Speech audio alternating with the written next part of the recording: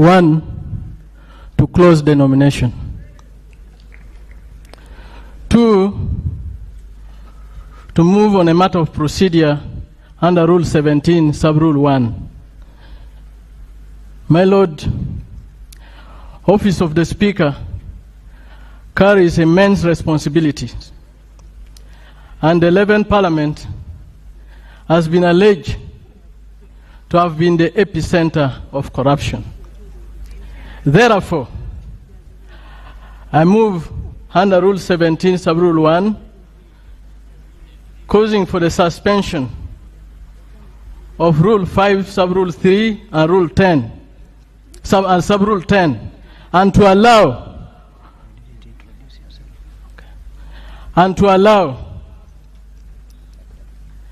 the nominated members to present their credentials such that we are able to assess whether they meet the requisite governance qualities that can restore public trust in the institution of Parliament and to protect the gains so far achieved. My Lord, it is of imperative necessity that you allow this proposal and you suspend Rule 5, Sub-Rule 3, and Sub-Rule 10, and grant the nominated candidates 15 minutes to address the House such that we are able to make informed decision. My Lord, the right to be heard before a decision is made is constitutional. Even in the Bible, when Adam and Eve sinned in the Garden of Eden, God first called them to defend themselves before he passed judgment onto them. So today, we are going to make decision to elect Speaker of Parliament. It would be good for us to hear from them and we make an informed decision.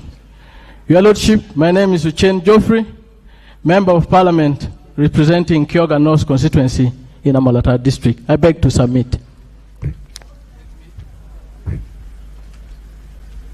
Let me first of all begin by overruling you. Sub-Rule 3 you talk about actually prohibits campaigning by the members nominated. Secondly, Rule 10 only talks about consent. So can we then proceed? In view of the fact that more than one members have been nominated, I now announce the ballot will now be taken. My Lord, I mentioned Rule 5, Sub-Rule 3, and Rule 5, Sub-Rule 10. I've already made the ruling. I will not go back to it. No more procedure. Can we please close the nominations and proceed to take the ballot?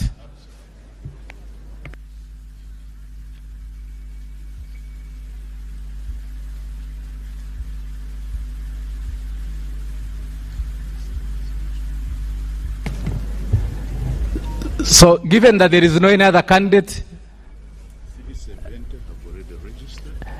I have 370 members present who are eligible to participate in the election. And in view of the fact that there is no more candidate, I close the nomination and I proceed to announce a ballot be taken in accordance with Rule 5, Sub-Rule 13. This election will be conducted beyond reproach. Therefore, for the sake of clarity and transparency, I wish to point out the following. Number one, everything will be done in the open, strictly in accordance with the rules. Two, the clerk will ascertain the number of honorable members present, and he has already done so. He tells me we have 370 members present. Each nominated candidate for the position of Speaker will designate an agent to come forward and witness the process of opening the ballot box to verify that the ballot box is empty. Ballot papers equivalent to the members present will be counted in the presence of the agent and put aside. When you, as the honorable member, arrives, you will be given one ballot paper in the presence of the designated agent. You will then go to the designated place to vote for your candidate. Suffice to mention is that the ballot papers are blank because nominations are conducted from here. However, I'm confident that each one of you knows how to read and write. You write the name of the honorable member you are voting for speaker in the blank space provided on the ballot paper. Therefore, thereafter followed the marked ballot paper and inserted into the ballot box in full view of everyone. Voting will be by secret ballot and there is no voting by proxy. So can I have the agents forward?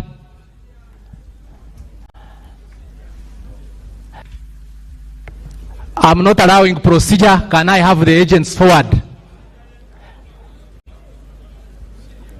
I'm not allowing procedure. Can we have the agents forward?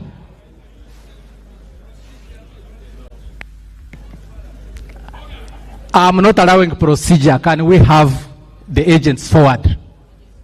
Agents of the candidates.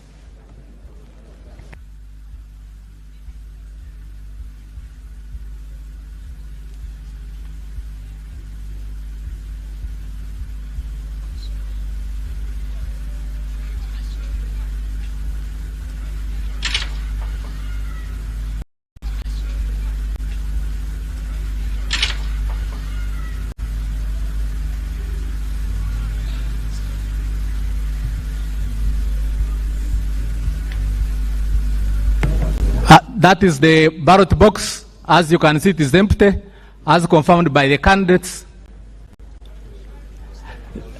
Let me call upon the clerk to Parliament to start calling the names for voting.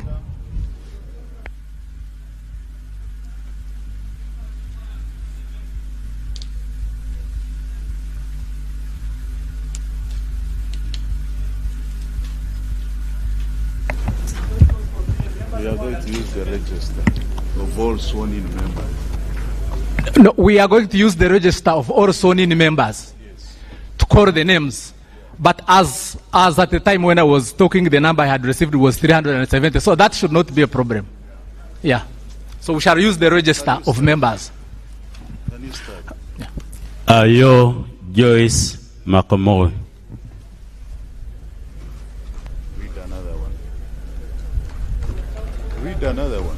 They have to come in succession. Where are the ballot papers? So what do you want? I suggest that save time you read them in tens so that they line up, so that we don't spend time moving. Ababiku Jessica, Abeja Susan Jolie, Abe Lilian,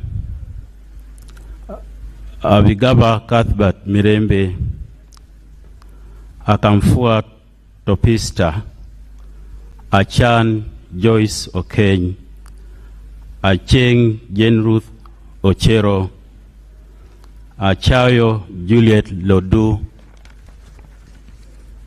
Acheng Sandra.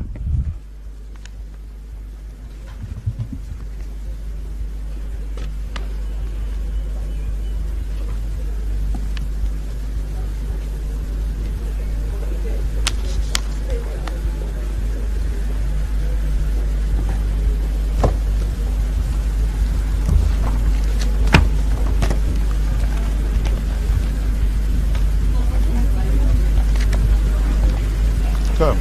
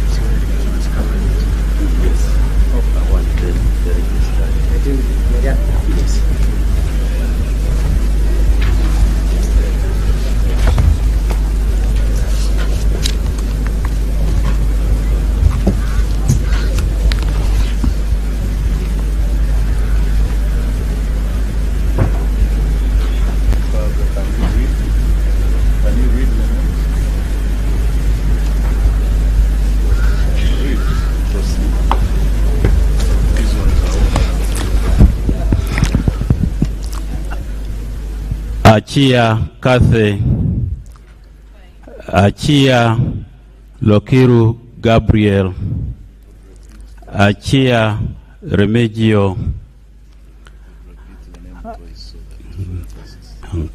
Achola Catherine, Achola Catherine, Achom Alobo Joan, Achom Alobo Joan, Achom Esther, Achom Esther, Achon Julius Boa, Achon Julius Boa,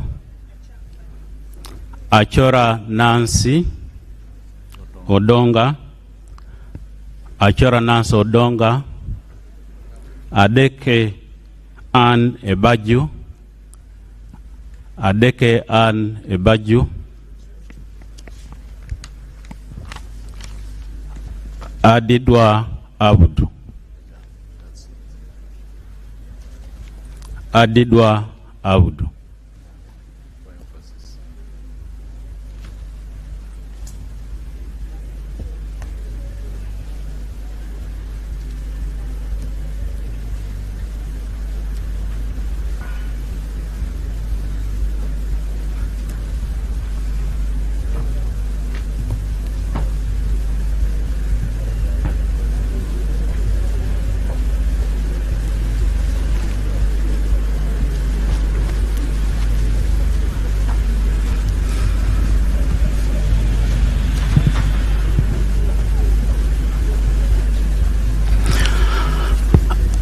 Adome Francis Lorica, Adome Francis Lorica, Ayeku Patrick, Ayeku Patrick, Agaba Gilbert,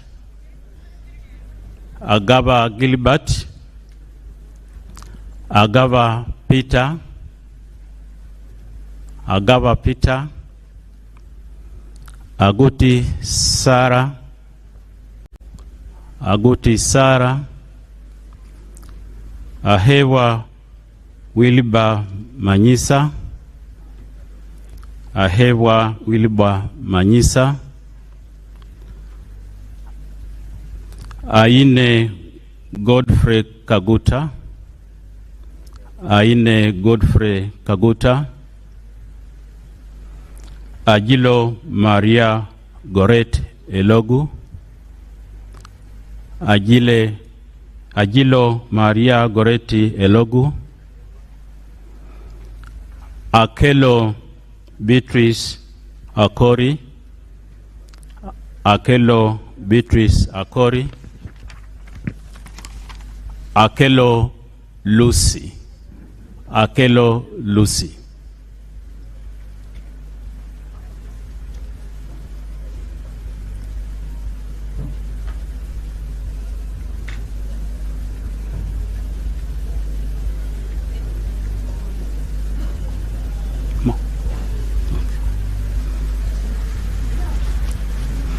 Akelo Rose Lily, Akelo Rose Lily, Achifeza Grace Ngavirano, Achifeza Grace Ngavirano, Akol Anthony, Akol Anthony, Akorkin Francis, Akorkin Francis, Akoth Angela Zonkire, Akoth Angela, Akuguziwe Ronald, Akuguziwe Ronald, Akuguziwe Lawrence,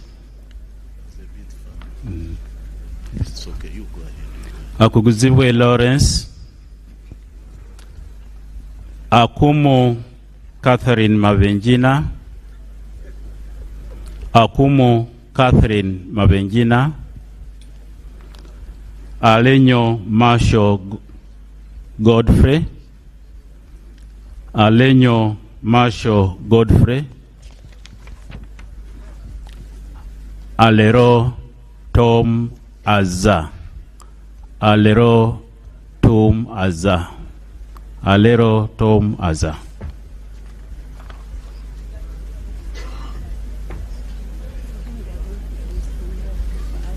Yes.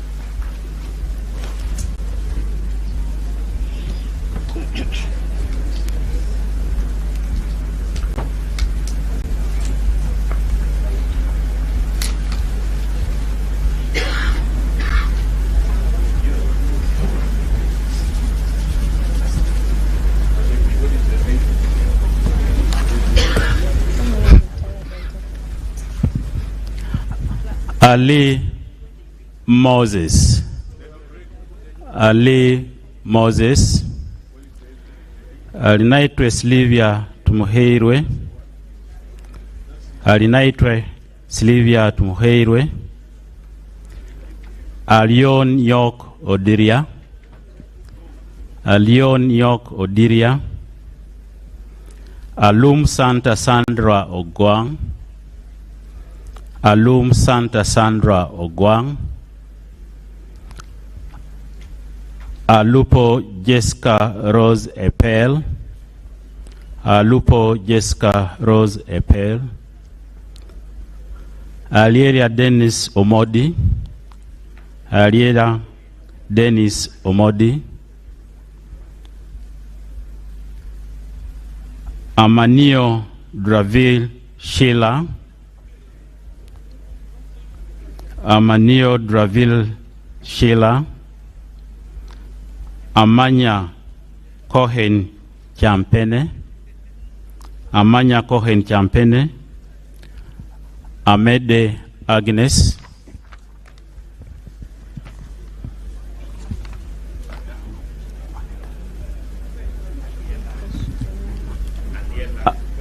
among Anita Annette, among in Jane Francis Okili, among in Jane Francis Okili,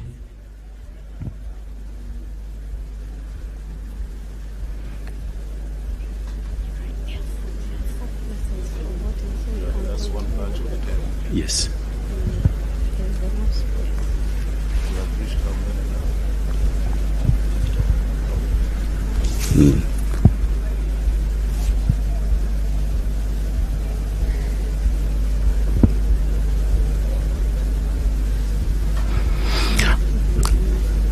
Angura Frederick, Angura Frederick, Angwech Colin, Angwech Colin, Anifa Vangirana, Anifa Vangirana, Anyakun Esther Davinia, Anyakun Esther Davinia, Anyang Janet Hope, Anyang Janet Hope, Anywa Eric Richard, Anywa Eric Richard, Augon Silas, Augon Silas, Awo Betty Ochan, Awo Betty Ochan, Apolot Christine, Apolot Christine.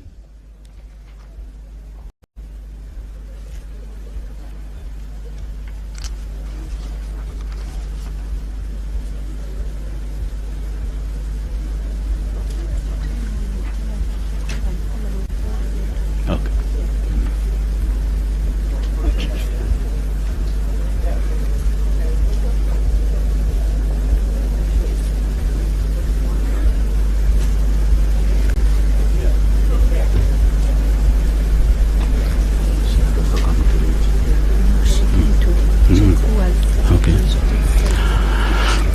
Ariko Herbert Edmund Okworo, Ariko Herbert Edmund Okworo, Arinaitwe Rwakajara Katambuka.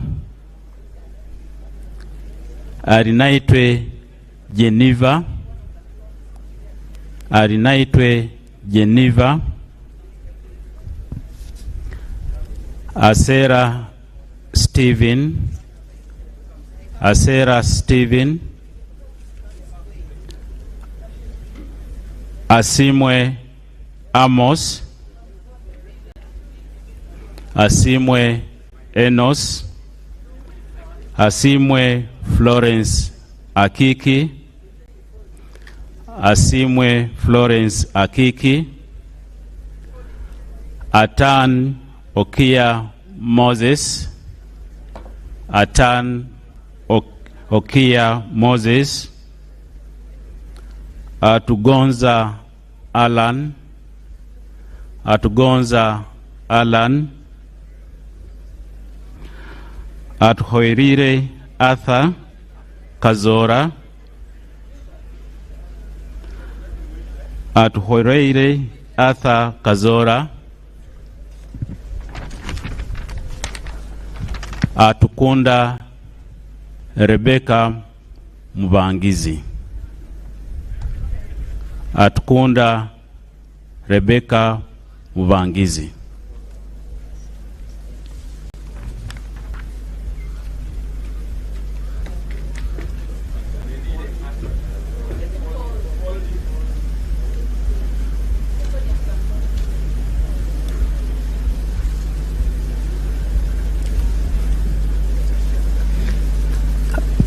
Atuto Jacinta. Atuto Jacinta. Atwijukire Boaz. Atwijukire Boaz. Atwijukire Dan Kimosho. Atwijukire Dan Kimosho. Atiang Stella. Atiang Stella. Auma Janet. Auma Janet. Auma Kenny. Auma Kenny. Auma Linda Agnes. Auma Linda Agnes. Avako Melissa Naima Gure. Avako Melissa Naima Gure. Avur Janet Pachuto. Avur Jane Pachuto. Awor Betty Engola. Awor Betty Engola.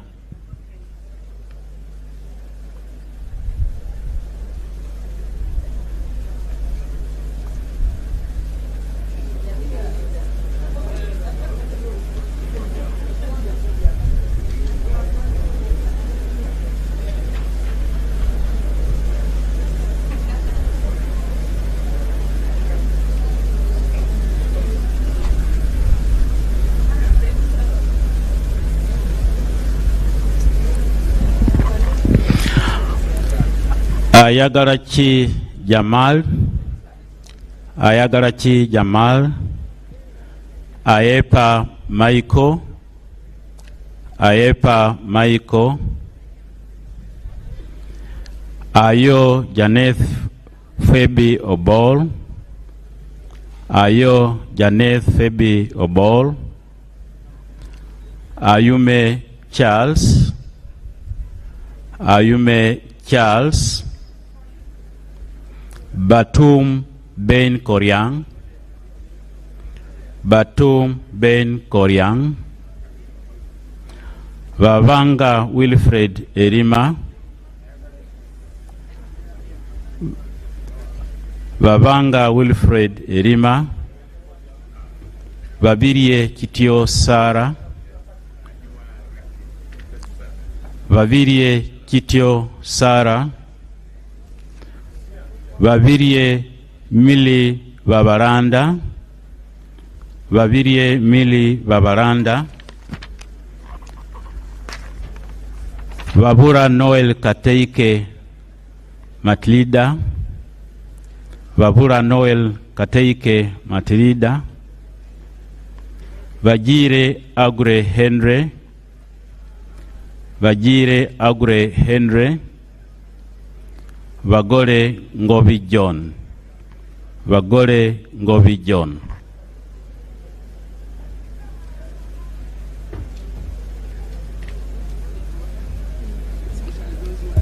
Thank you.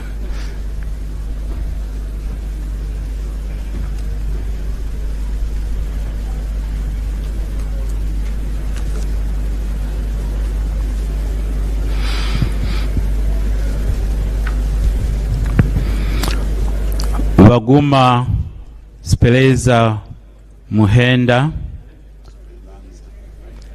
Baguma Spelanza Muhenda,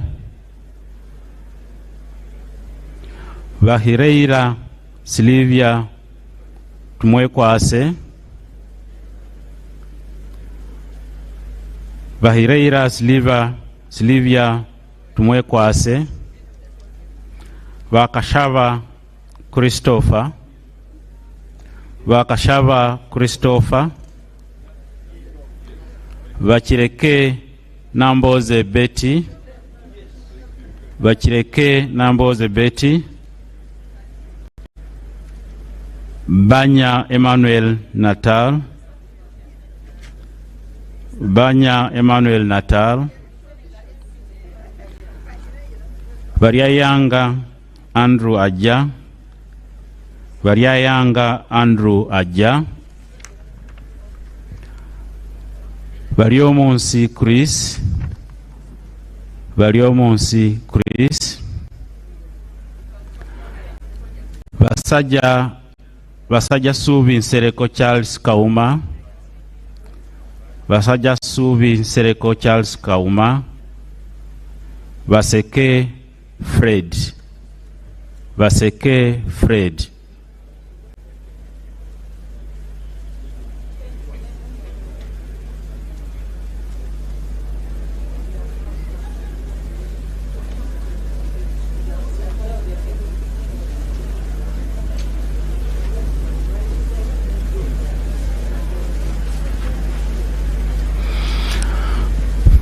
Basaja Idi, Basaja Idi, Batua Timothy Lusara, Batua Timothy Lusara, Bazanya Matayo, Bazanya Matayo, Bebona Josephine Babunji, Bebona Josephine Babunji, Vejira Samuel, Vejira Samuel, Begumisa Protazio, Begumisa Protazio, Vaira Emmanuel Wepuru, Vaira Emmanuel Wepuru, Vijirwa Nora Nyendoha, Vijirwa Nora Nyendoha, Vinji Patrick Nyanzi, Vinji Patrick Nyanzi, Virunji Anet, Virunji Anet.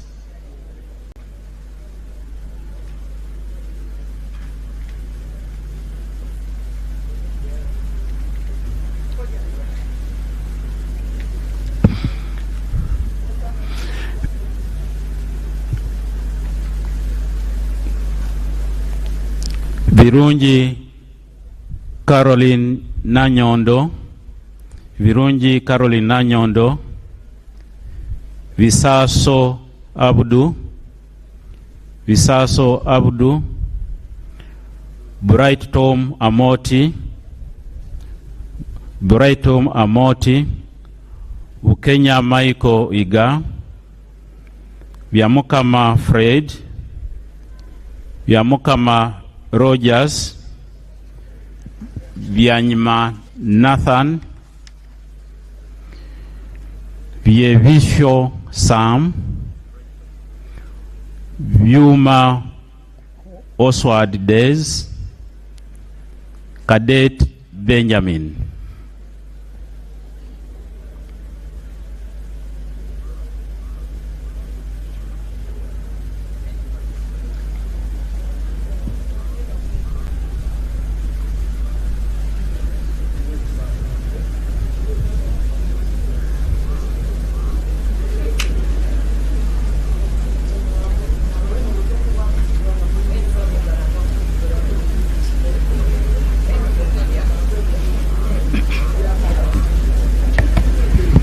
Chala Elma Capel, Chanda Bernadette Kodili, Chemonges William, Chemutai Phyllis, Cheotich Rufina,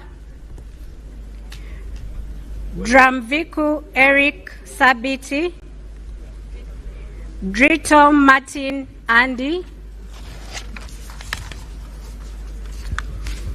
Driwaru Jennifer, Echodu David Calvin, Edakas Alfred Elalu Olale, Ediao Samuel, Edopu Peter Edeku, Ekoro Alex Irukan, Elem Leo, Emajud Peter Paul, Engola Sam, Aaron Tony,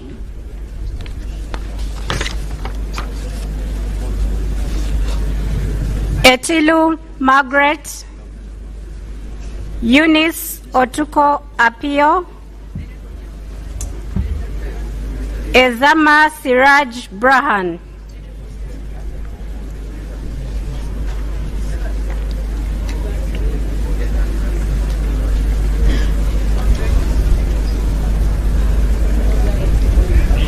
They've kind of piled those, huh?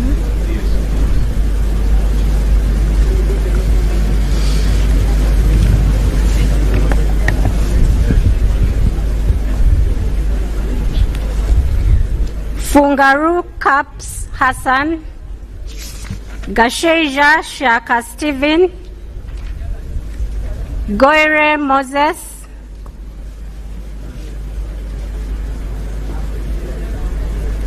Gonyi David Robert,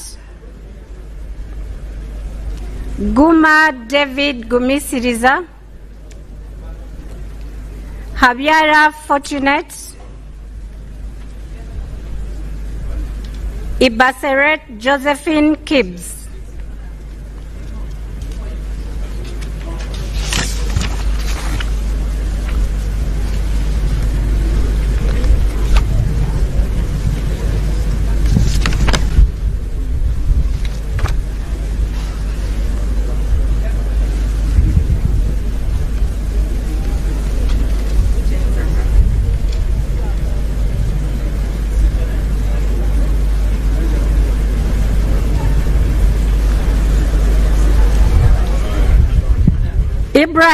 Ibrahim Aisu, Ikiriza Knight,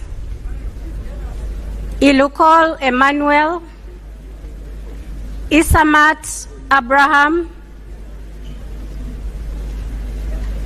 Isingoma Patrick Mwesigwa,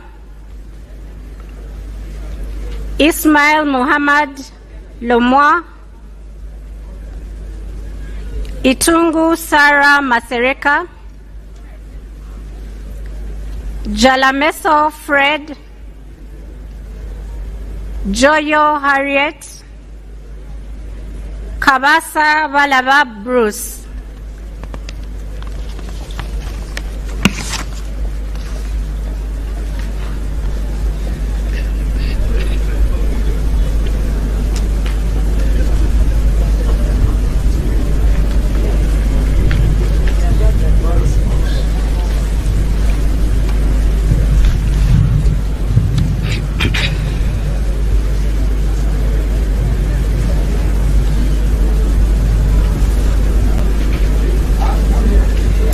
Kabanda David, Kabanda Misa Nabengo,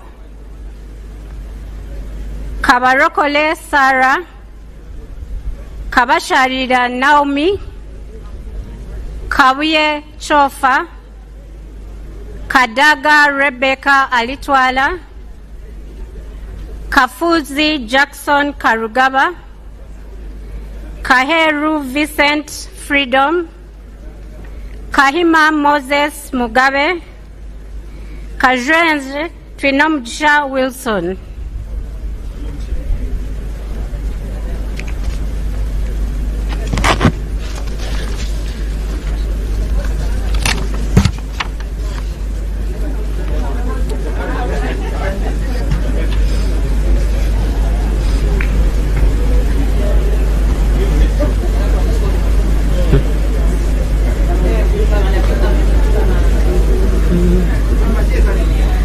Kaka Lubega Ismail Uthman, Kakoza James, Kakoza Joseph, Kalenzi Victor, Kalisa Jovrin Chomkama, Kambale Ferigo, Kampanya Abdul Swaib, Kamuntu Ephraim, Kanabi Jimmy, Kangwaje Stephen Rakanuma,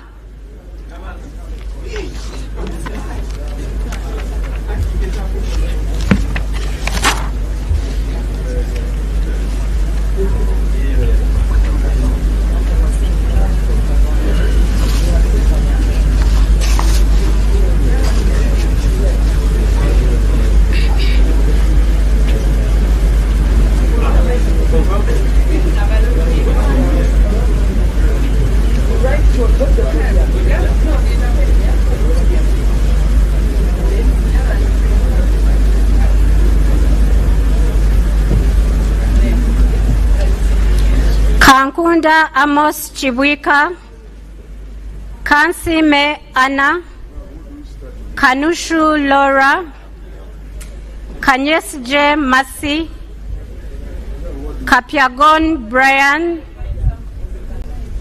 Karisa John Bosco Loy, Karisa John Bosco Koi, Karim Musa, Karubanga Jacob Atenyi, Karuhanga Gerald Kafureka, Karuhanga Gerald Kafureka, Kaseija Matia.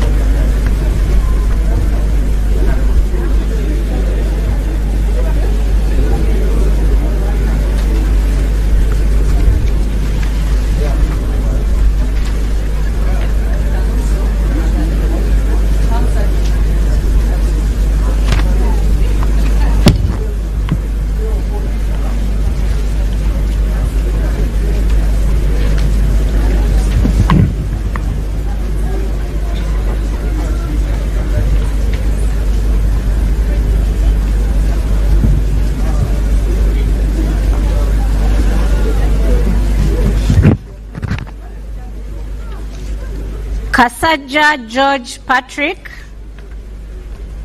Kasigwa Gerald Vihemeiso, Kasidyanganda Ali,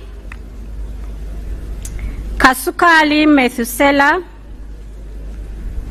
Kasule Ismail, Kateshumbwa Dixons, Katoko Sylvia Damba, Katushabe Doreen Birunji, Katushabe Ruth, Katusime Adrien.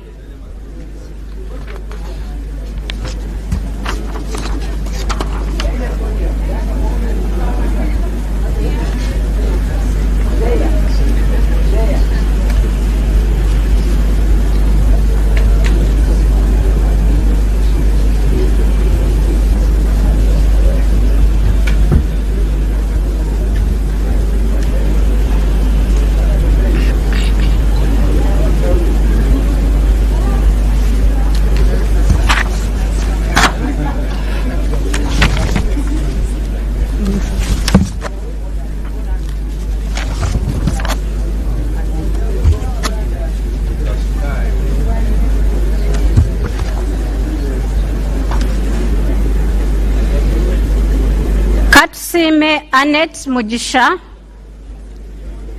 Katusime Jovia, Kavuma Samuel, Kawalia Abubeka, Kayogera Yona, Kenan Opio, Kenza Agnes Shuma, Kalai Peace, Chibaju Charity Kamhanda, Chichoncho Katabazi Patrick.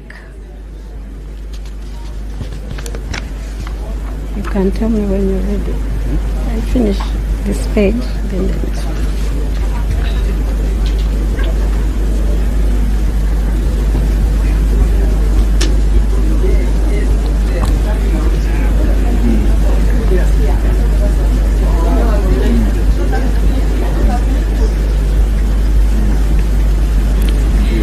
Kiria Grace Padi Wanzala, Kiza Andrew Namitego Kaluya, Kiza Kenneth Nyendwoha, Chikabi Edward, Chinalwa James, Chinobere Habat Tom, Chinshaba Patience Nkunda, Chiruluta Yusuf Junior Nkeretani, Chirumira Hassan, Chirunji Annette Pamela.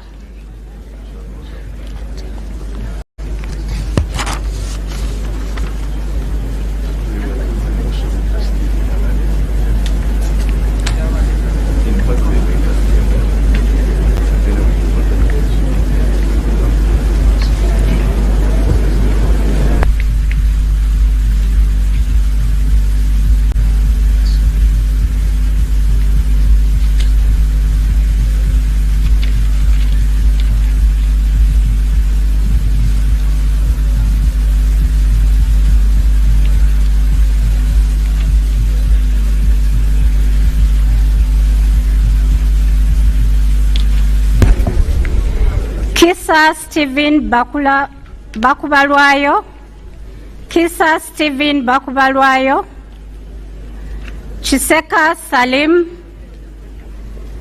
Chitanywa Sowed, Kitty Peter, Kitiyo Patrick, Chiwanuka Abdallah,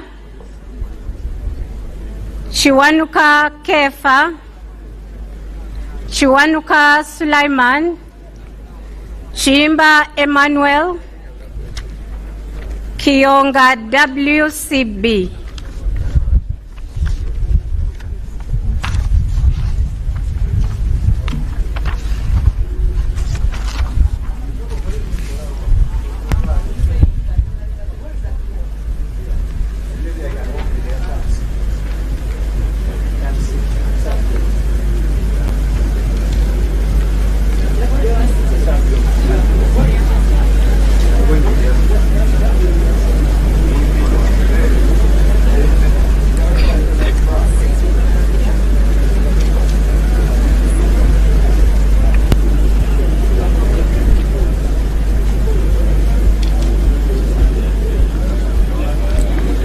Chiza Hakim Saula, Komakech Christopher,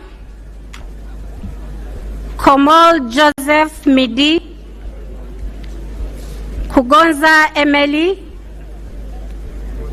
Kungu Samuel Bamuteze, Kutesa Mary Kamuli, Kutesa Patrick, Kuichwin Grace Freedom, Kwizera Eddie Wagahungu, Chambade Amelia Ann.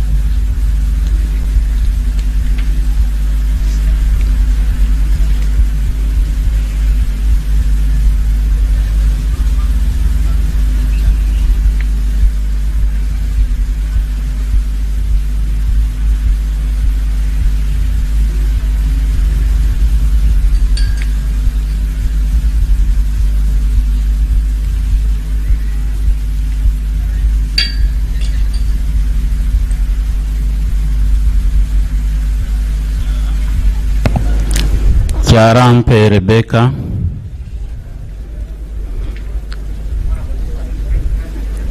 Kyarikunda Twina Mujuni, Kyeyune Haruna Kasoro, Kyeyune Ivan,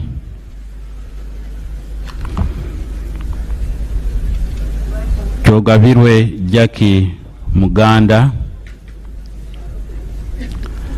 Lakisa Mase Faith, Lwamwaka Catherine, Lanyero Christine Awany,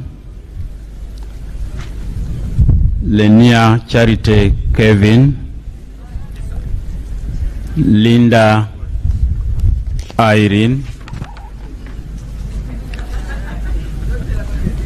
Lokap Peter Ken, Logose Sarah Annette, Loki John Baptist.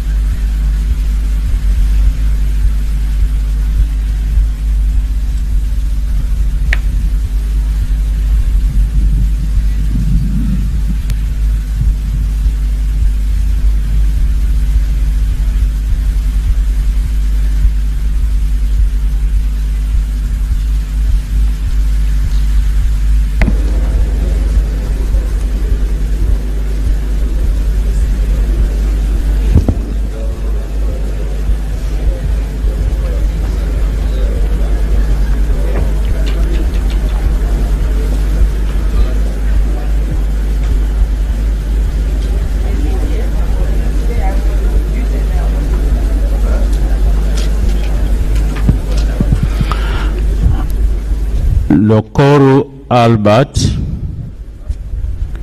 Lokoru Stevenson Yoyo, Lokba Emma, Lokwang Hilary, Lolem Mika Akasile, Loluku Fedil Logwe, Longoli Simon Peter,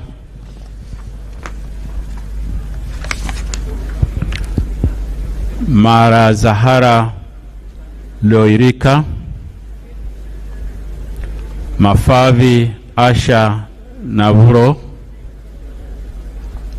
Maganda Julius Wandera.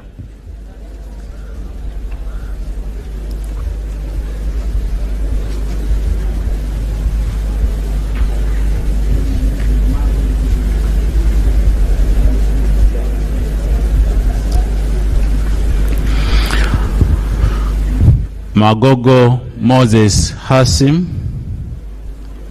Makumbi Henry Kamia, Marende Shamim, Maringa Isaac Maikut, Mamawi James, Mao Nobat, Mariam Seifa, Masava Karim, Masava Mohamud Mutenyo, Maseruka Robert. There are those who have come.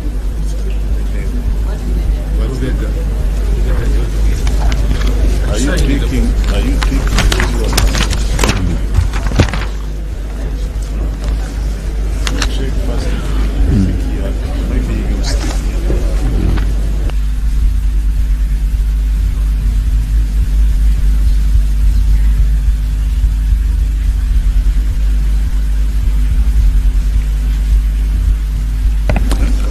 Vega George Willie, Lubega George Willie. No, we called him.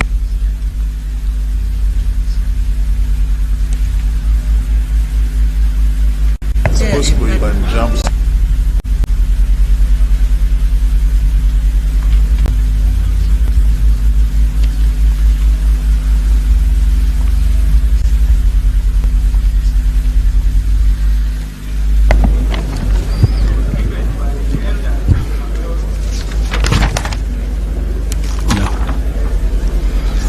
Lowila CD Oketayot. Lowila CD Oketayot. Lubowa Sebina Javira. Lugorovi Amos. Lugorovi Willie. Lugwar Benson. Luchamuzi David Karwanga. Lure Eria Eric. Luimbazi Narukora Elias. Rwansasura Sara.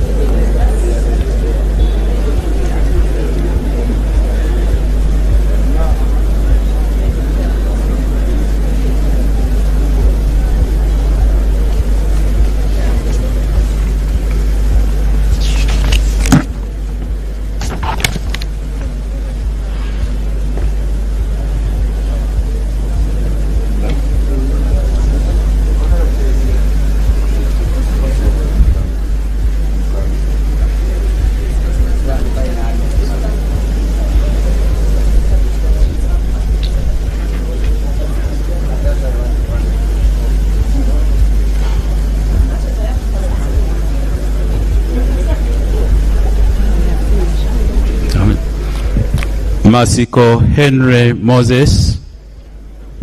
Masiko Henry Moses. Matembu Chris Wataka. Matovu Emmanuel Magora. Mawanda Michael Maranga. Mayanja Moses. Mbabazi Jacqueline. Balimbura Christopher Kibazanga Taban. Balimbura Christopher Kibazanga Taban. Meme Slivia. Migade Robert Dugwa. Mirembe Lydia Dafain.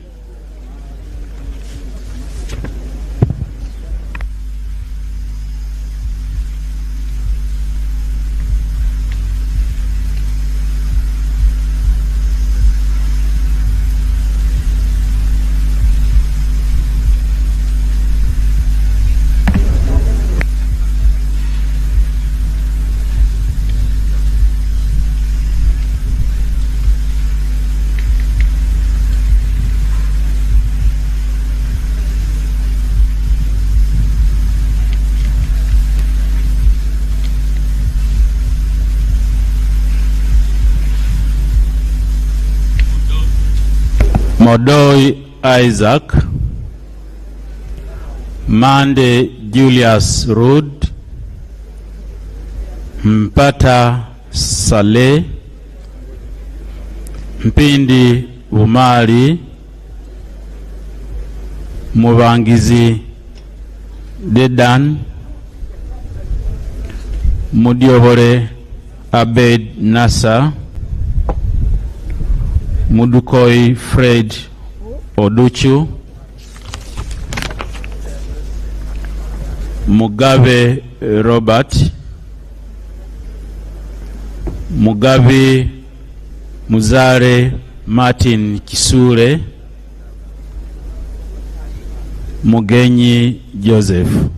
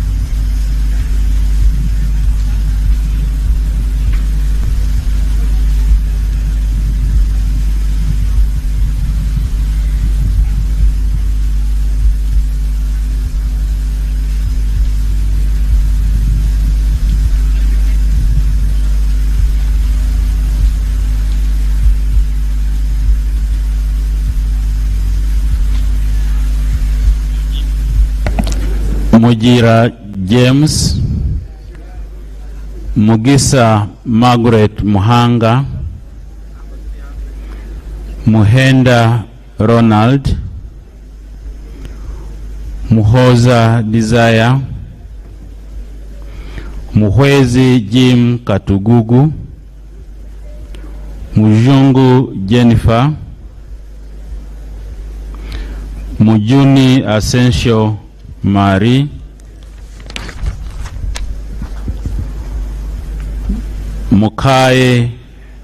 Mukaye Miriam, Muchibi Eliasa Serenjoji, Mukisa Robina Hope.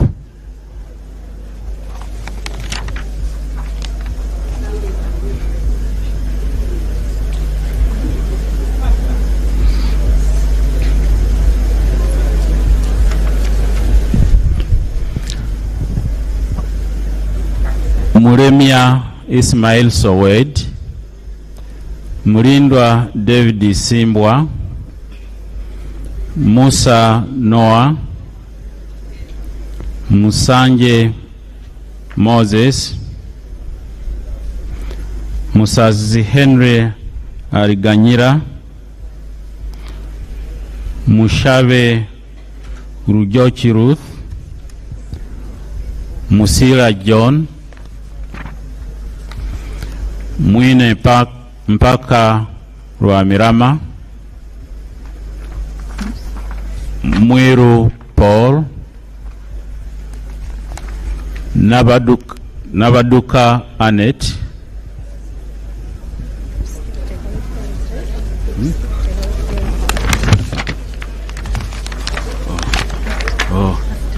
okay. Musinguzi Patrick,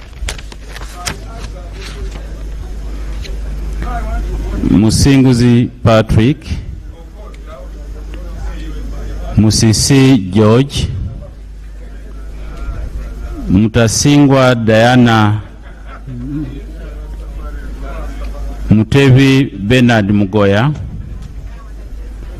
Mutego Ronald Hanguja, Mutekanga Zadok, Mutonyi Rose Masava,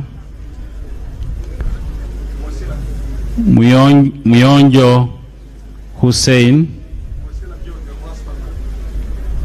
Muzaidi Kamis, Mwesigwa Mathias.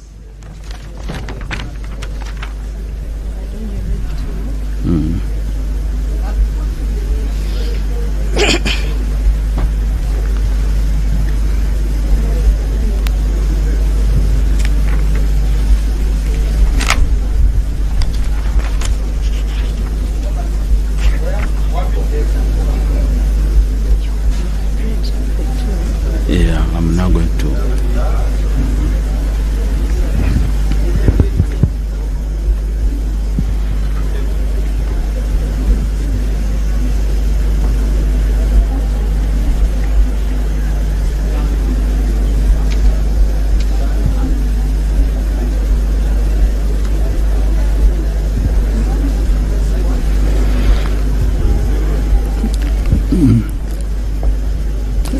Mwiru Paul, Nabaduka Annette, Nabakova Judith Nalure,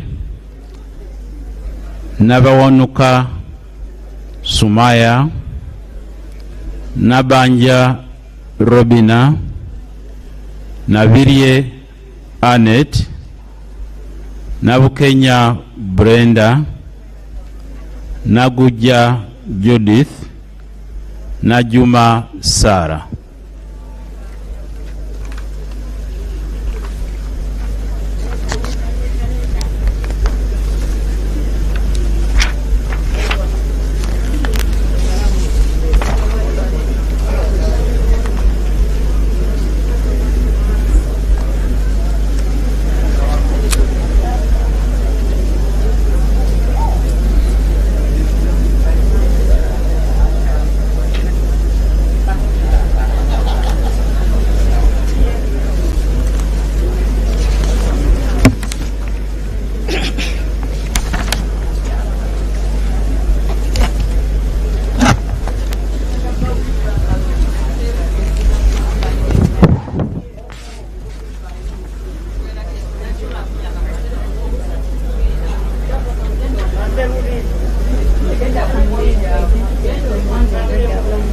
Okay. Nakadama Rukia Isanga, Nakauchi Susan Nsambu, Nakazibwe Hope Grania, Nakasita Betty Mpongo, Nakai Julius Muntu, Naku Fiona, Naku Faith Loru, Nakwede Harriet, Naluima Betty Ethel, Namanya Viola.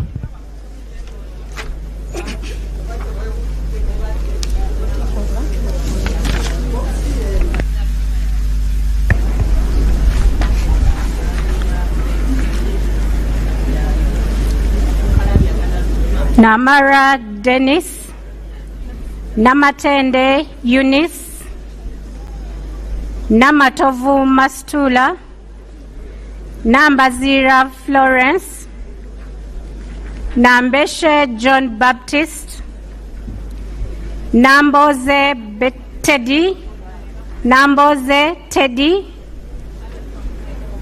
Namere Justin,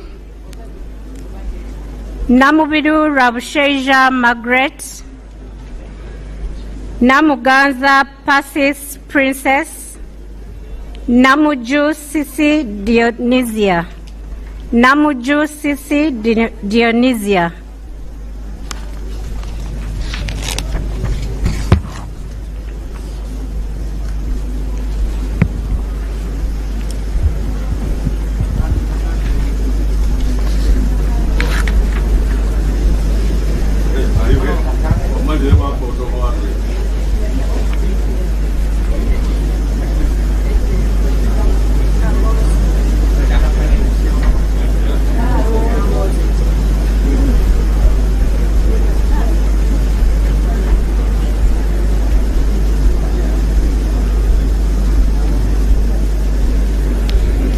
Namukuta Brenda, Namlondo Sarah, Namtawe Joanne,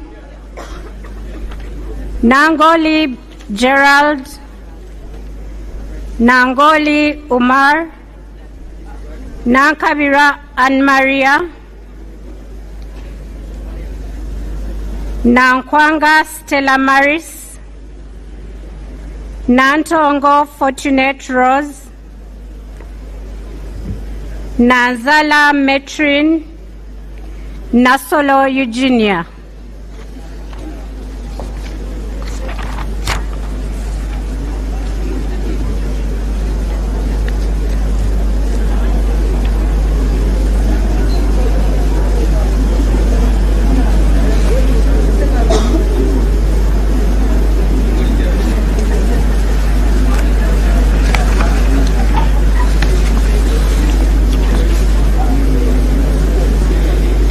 Natumanya Flora, Natulinda Eliab,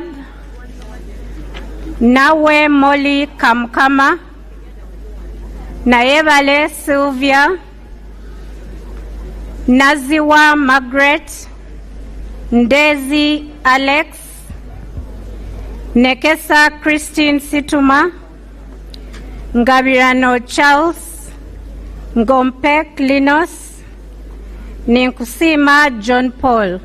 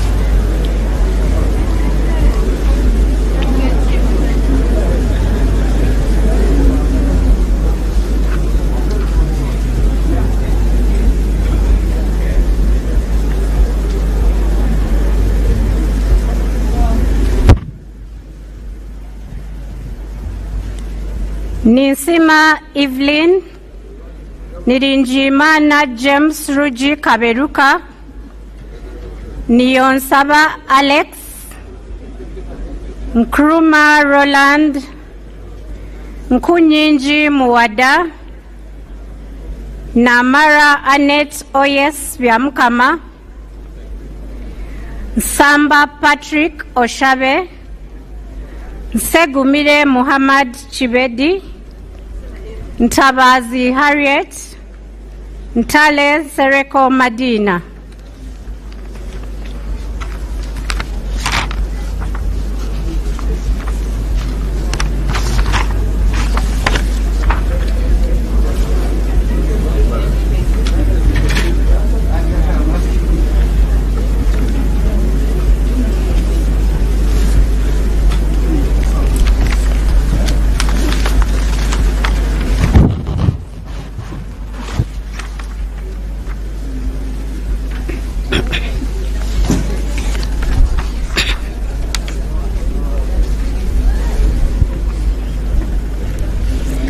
Nuria Hafsa Teko, Nyakato Asinance, Nyakato Dorothy, Nyamtoro Fiona, Nyeko Johnson Kezekia, Obiga Rose, Obong Peter Achuda, Obong Vincent Shedrick, Oboth Maxons Jacob, Ochan Patrick.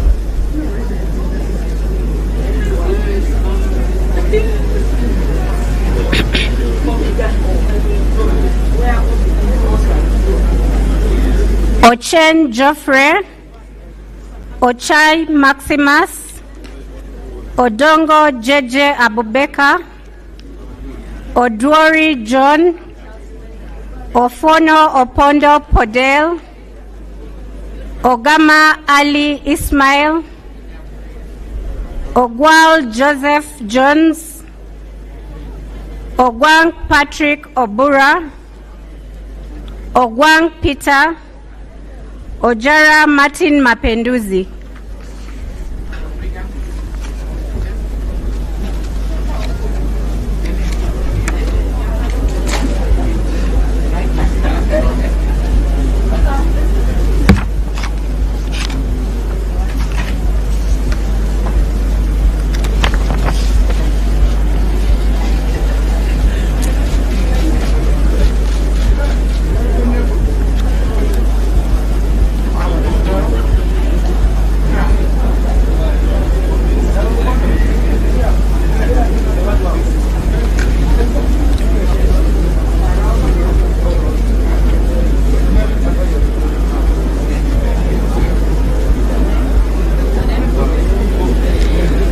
Ojit Peter, Ojok Andrew Olanya, Okasai Sidronius Opolot, Okelo Geoffrey Charles, Okelo Patrick Onguti, Okecho George, Okecho John Francis, Okeyo Peter, Okia Joan Aniku, Okiding Sam.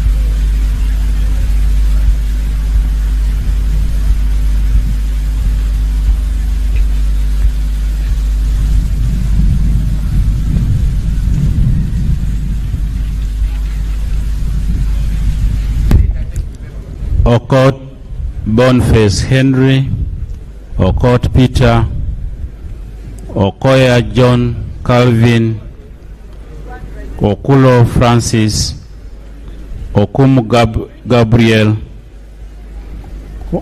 Okwere David Becham, Okwi Constantine, Olanya Gilbert, Oleru Huda Abason, Omara Paul, Omoding Emmanuel, Onek Hilary Obalakoer, Onek Alit Amere Dennis, Ongaro Obote Clement Kenneth.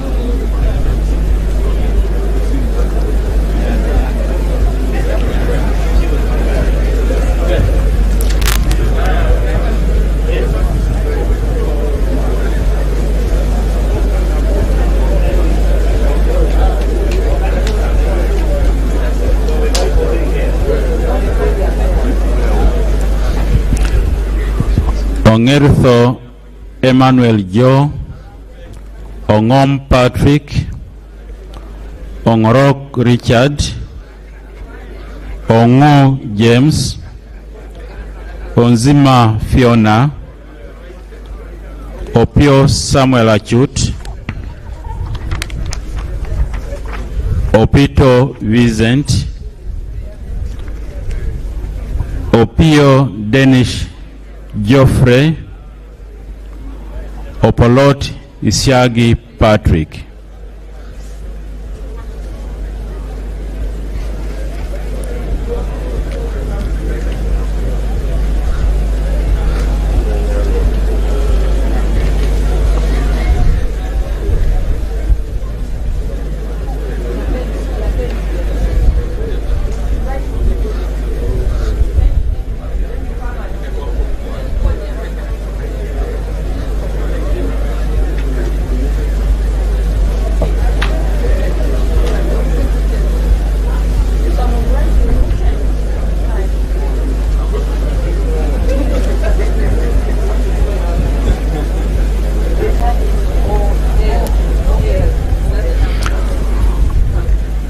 Opolot Okolinga Simon Peter, Orgumiriza Enid Athaire, Orone Derek, Oriema Simon Peter Adom, Osoru Morin, Osia Solomon Alemu, Otafire Kahinda,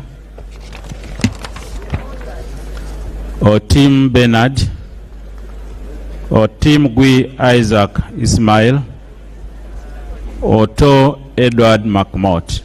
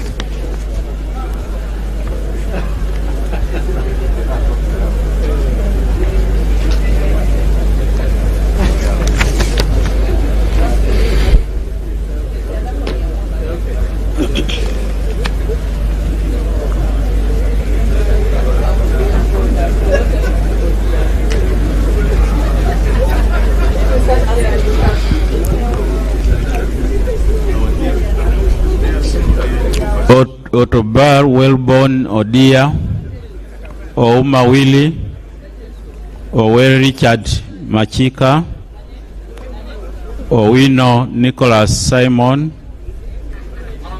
Paka Peter Pex, Paparu Lilian Obial, Pedun Josephine,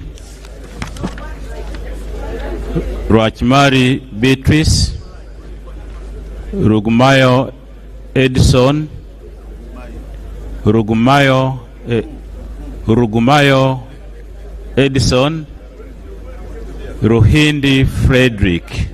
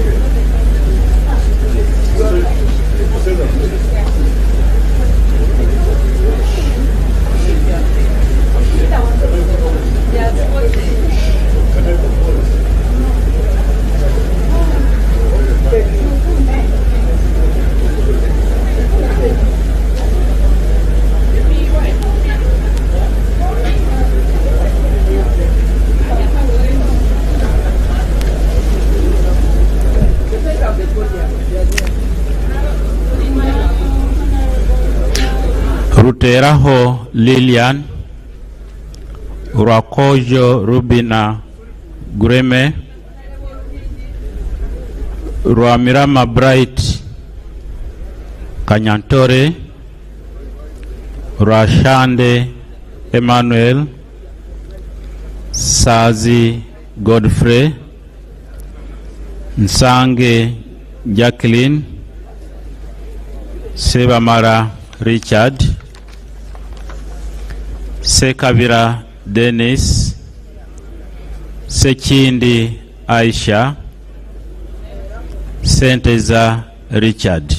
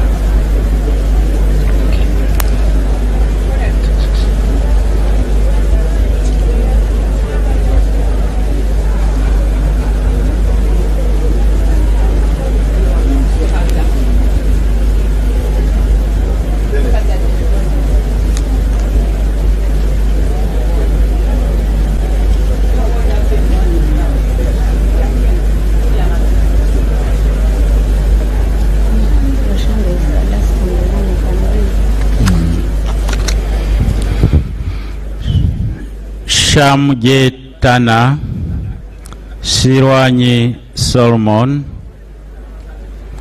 Sebuga Kimeze Bernardo, Sekitoreko Robert, Semwanga Javira, Semwanga Joseph, Sentai Muhammad.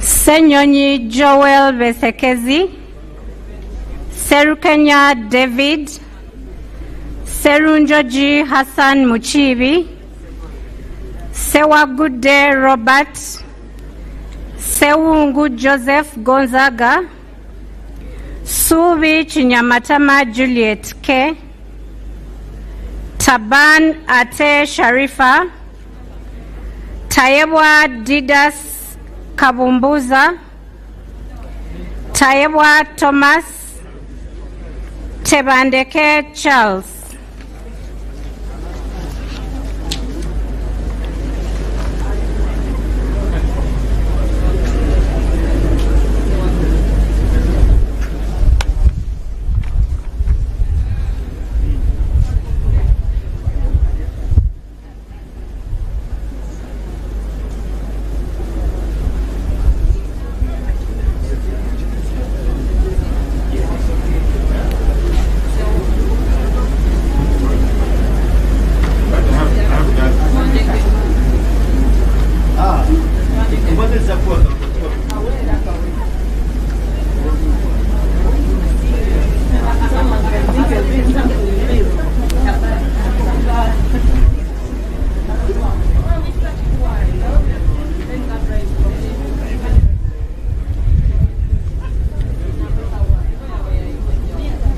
Teira John, Tete Chelangat Evelyn, Tibiaze Peace, Tio William Taylor Oda, Tom Aliti Chandia, Tukahira James Vienjuru Hunter, Tumukunde Henry Kakurugu, Tumuramya Genensio, Tumusime John Bosco, Tumwebaze Frank Kajiji.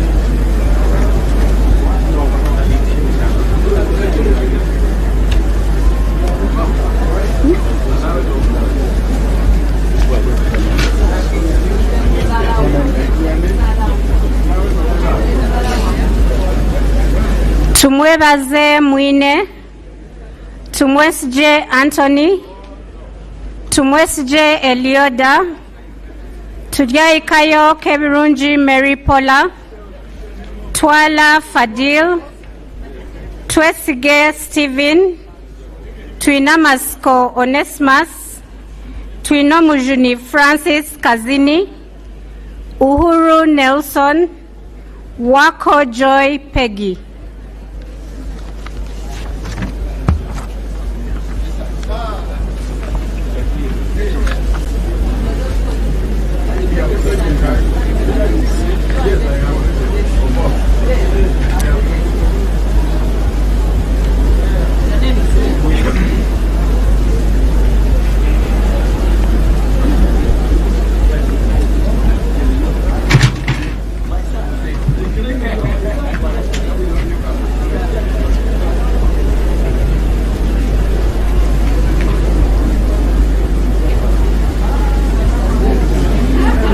Wabusani Stephen Makwa, Waiswa Joel Azalwa, Wakabi Pius, Wakida Patrick Godfrey, Wakoli Godfrey Matembu, Waluswaka James, Waliomu Moses Muwanika, Wamakuyu Ignatius Mudimi, Wandera John Paul, Wandera Sadala.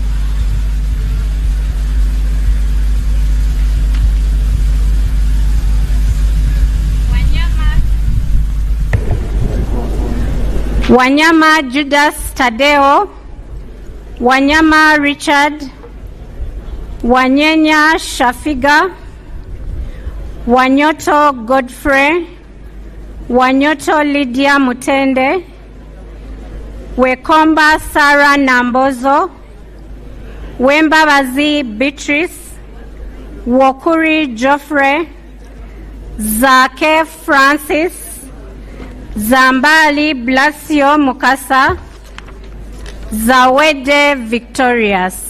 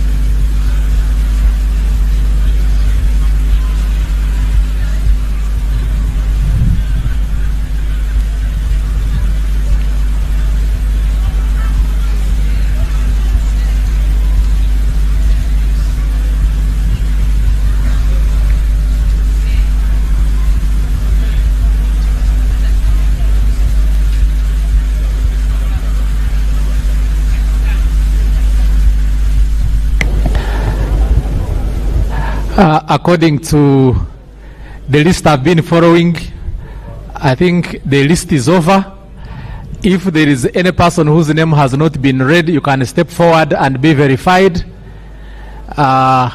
Otherwise, I'm going to close the voting.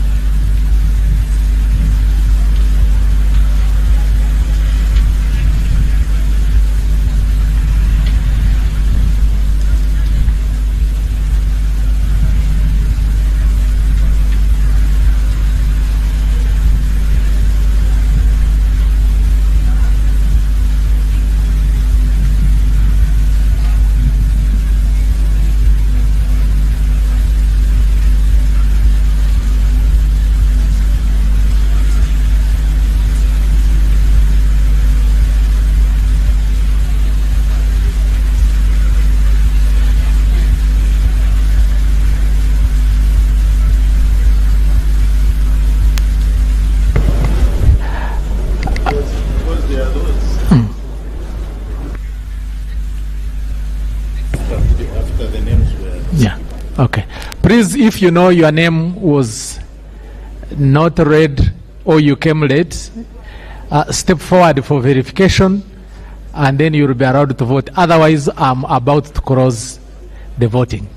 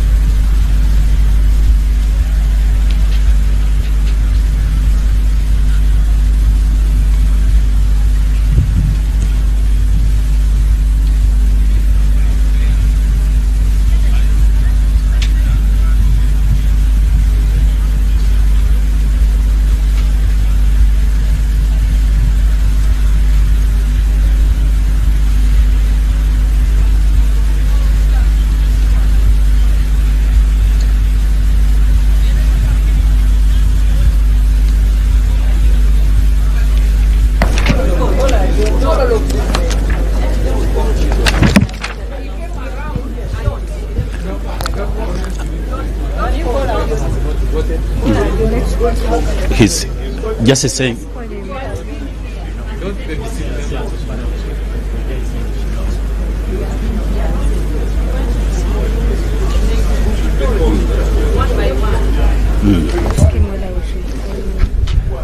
Just saying we should, yes. Just saying we should not.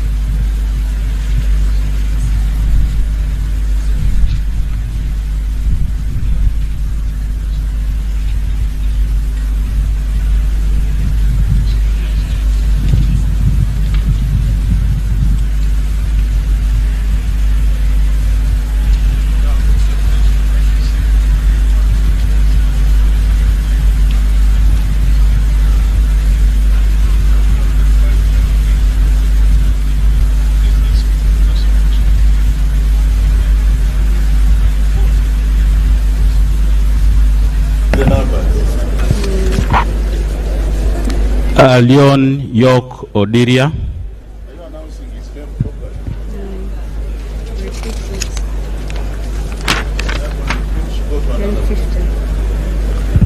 Among Anita Annette.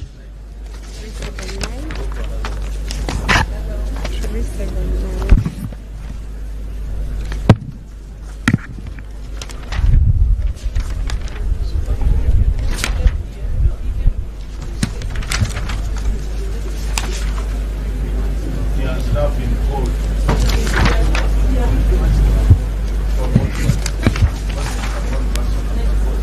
Another one, please. Niringimana James Rugi Kaveruka.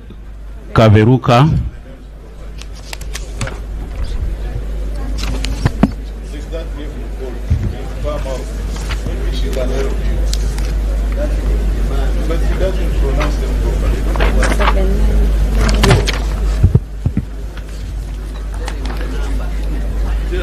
Okia Joan Aniku.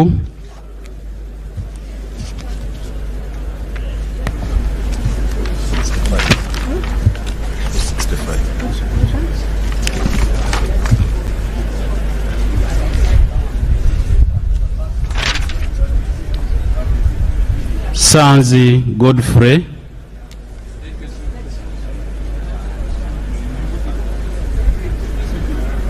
Sebamara Richard.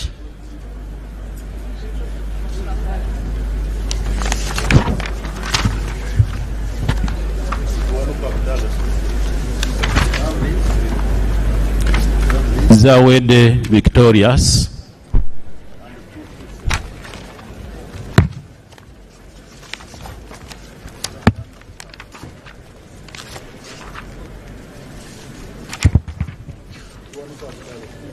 Chiwanuka Abdallah.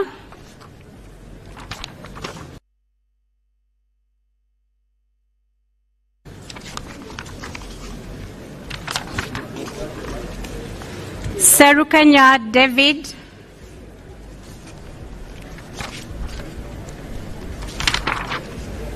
Richard. Sazi Godfrey.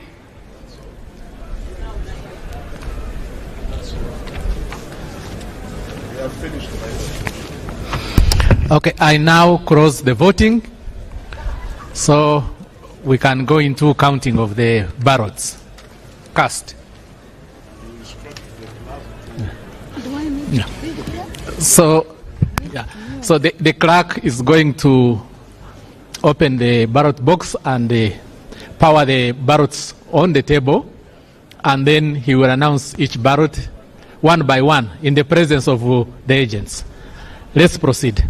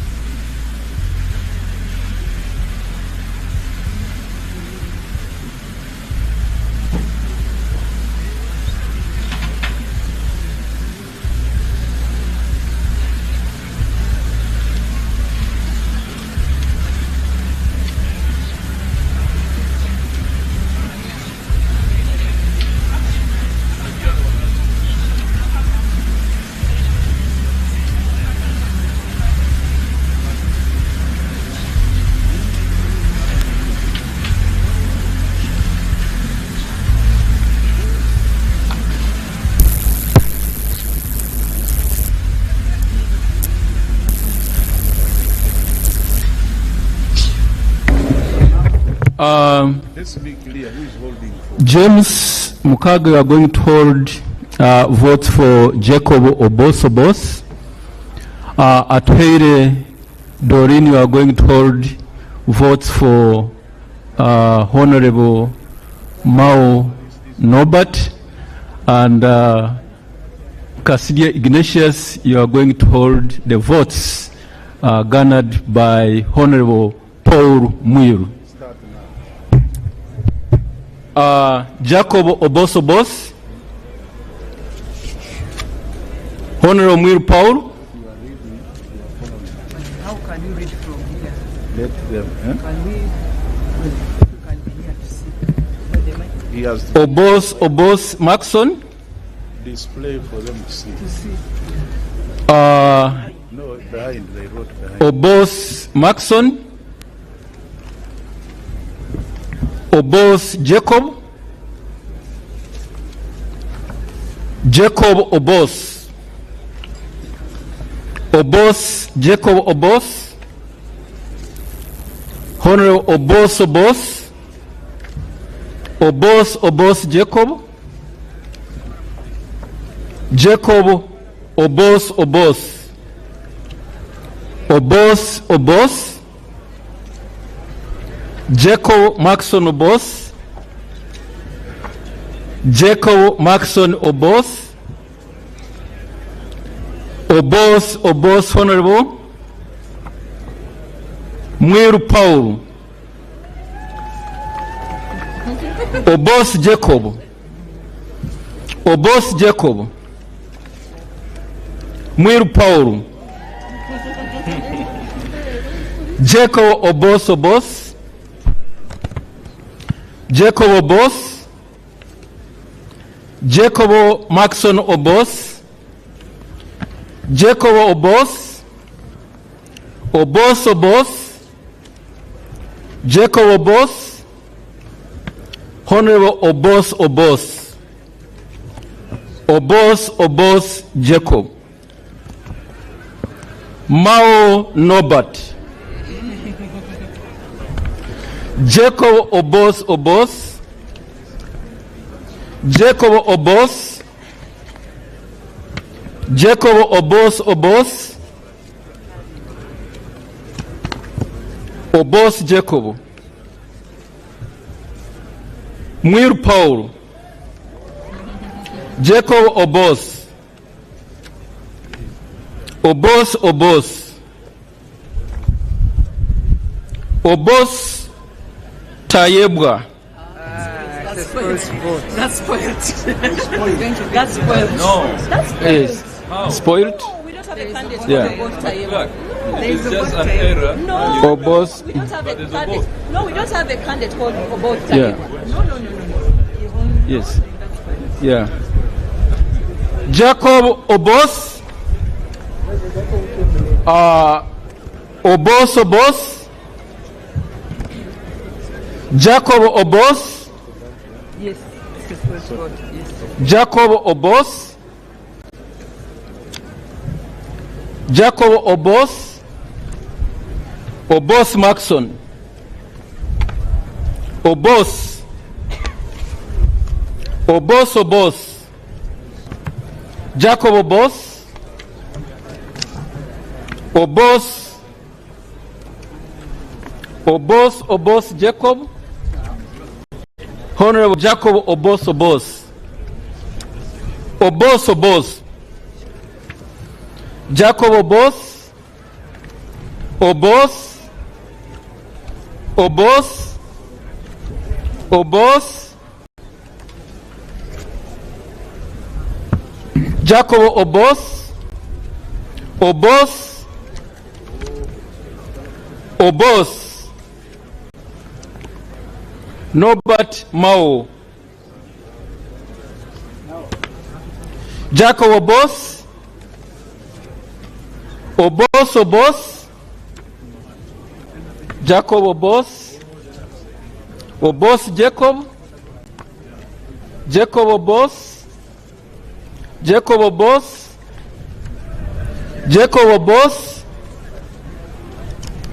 Obos Jacob.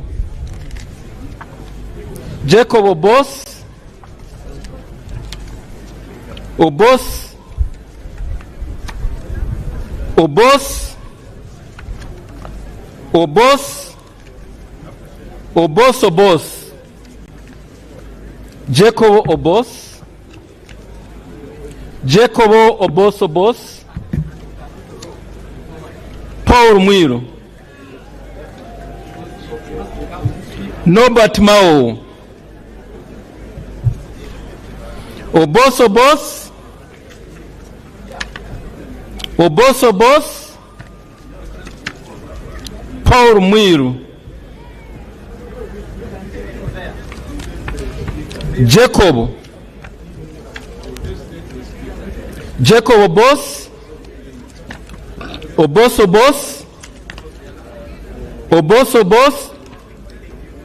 Jacob Obos. Obos Jacob. Obos Obos. Jacob Obos. Jacob Obos. Jacob Obos. Obos Jacob. Obos Jacob. Obos Obos. Obos Jacob. Obos Obos. Obos Obos. Obos Obos. Paul Mwiru. Jacob Obos. Jacob Obos. Obos Obos. Jacob Obos. Jacob Obos. Jacob Obos. Paul Mwiru. Obos Jacob. Jacob Obos. Obos Jacob. Obos Jacob. Obos Jacob. Jacob Obos. Jacob Obos. Obos Obos. Obos Jacob. Obos Jacob. Obos. Obos Jacob. Obos Jacob. Obos Jacob. Obos. Jacob Obos.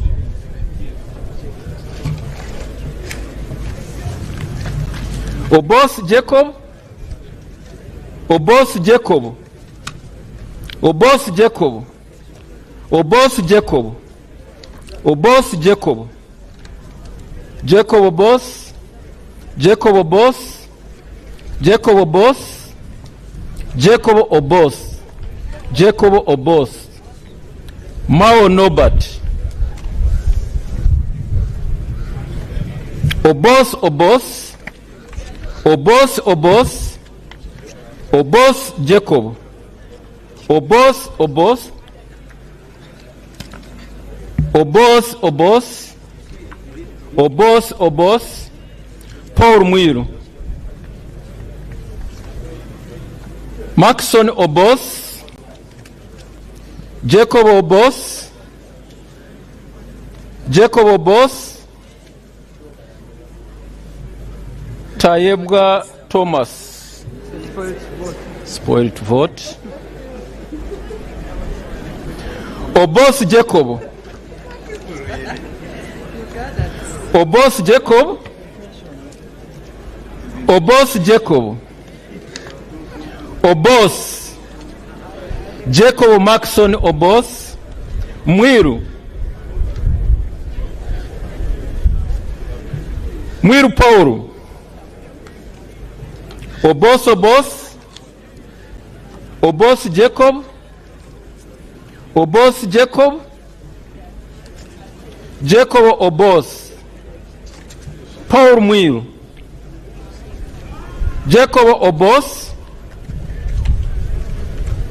Obos Jacob.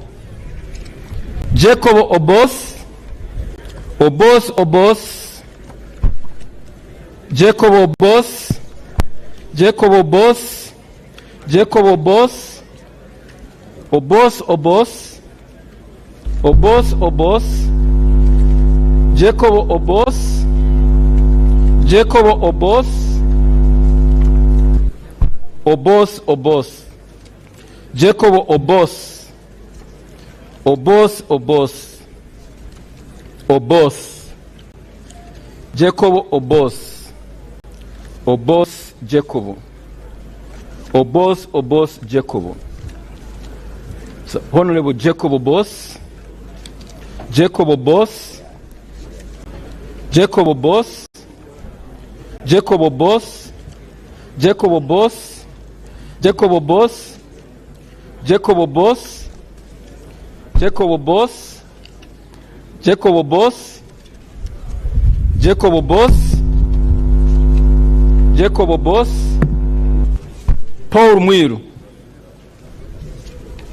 Jacob Obos, Jacob Obos, Mao Norbert, Paul Mwiru,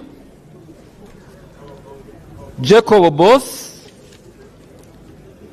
Jacob Obos, Jacob Obos, Obos Maxson, Jacob Obos, Jacob Obos, Obos Jacob, Paul Mwiru, Jacob Obos, Obos, Obos, Obos, Paul Mwiru, Obos, Obos, Obos, Obos, Paul Mwiru, Paul Mwiru,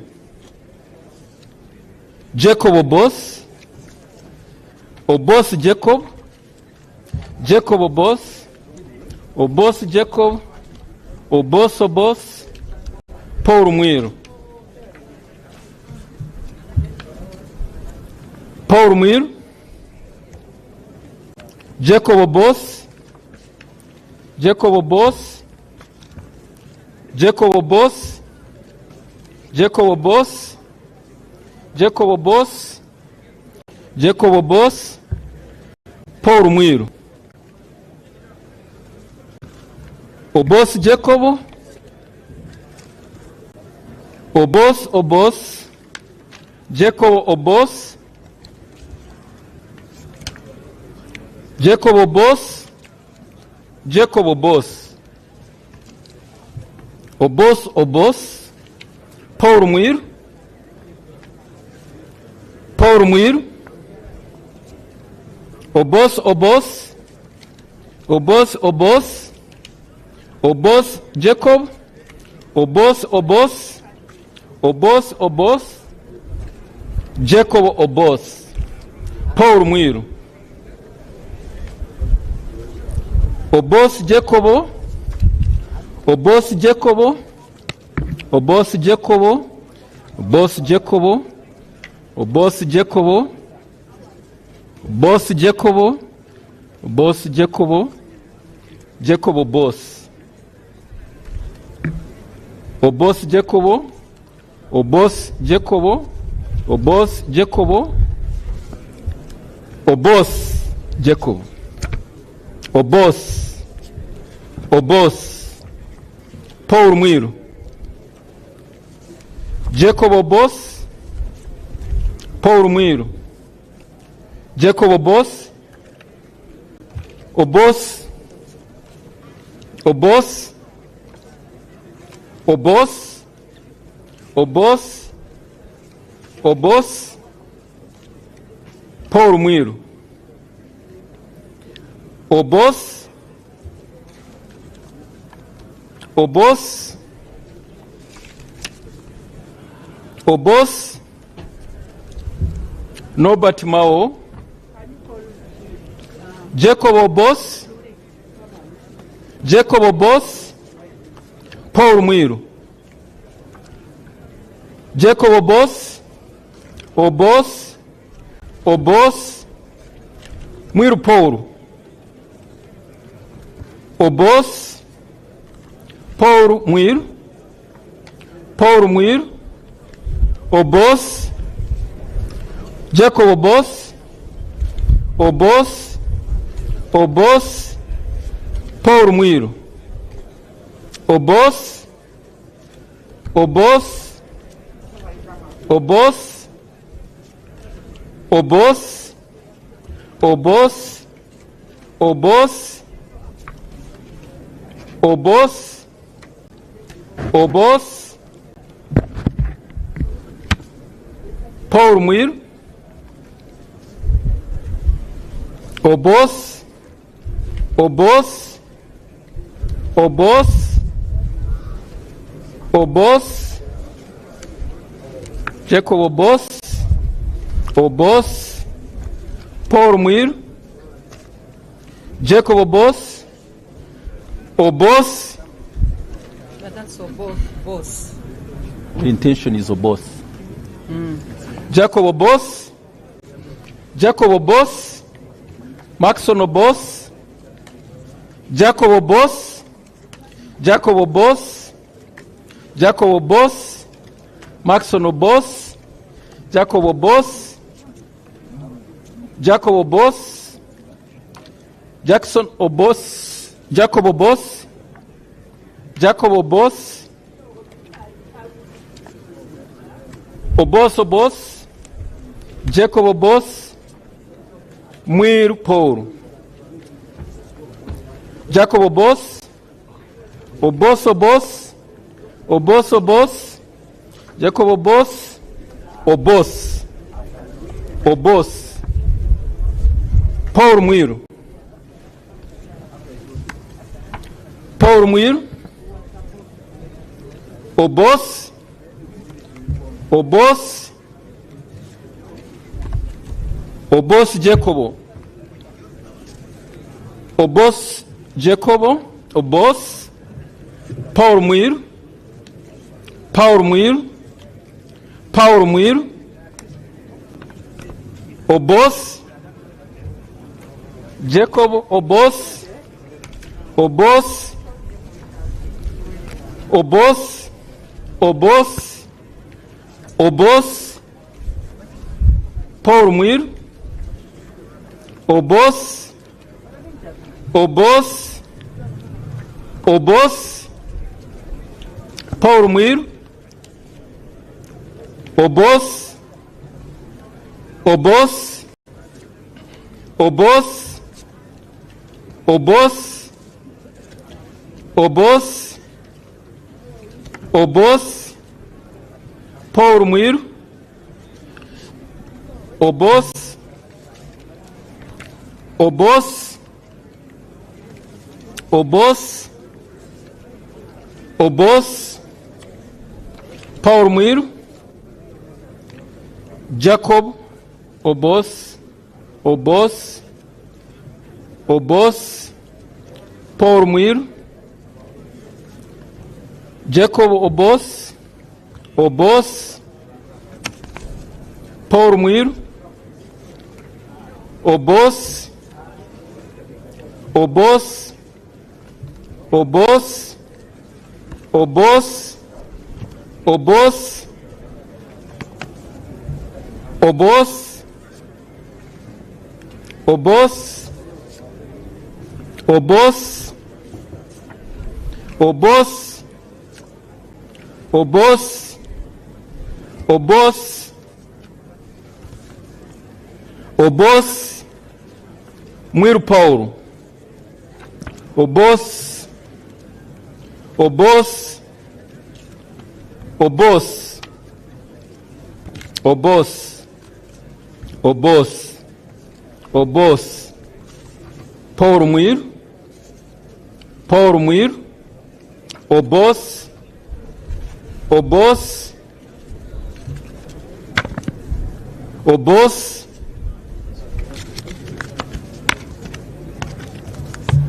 Mao Nobat, Obos, Nobat Mao, Mwiru Paul, Jacob Obos, Obos, Obos, Jacob Obos, Obos, Obos, Nobat Mao, Obos, Obos, Obos, Obos, Obos, Obos, Paul Mwiru.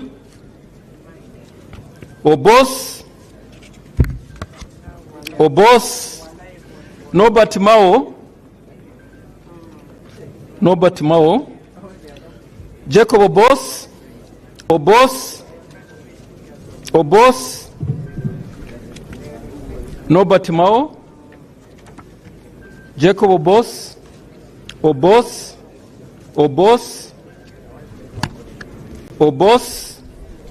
Obos. Obos. Obos. Obos. Mwiru Paul. Obos. Obos. Obos. Obos. Obos. Obos. Obos. Obos. Norbert Mao. Obos. Obos. Obos. Obos. Paul Mwiru. Paul Mwiru. Obos. Obos. Obos. Obos. Paul Mwiru. Norbert Mao. Obos. Obos.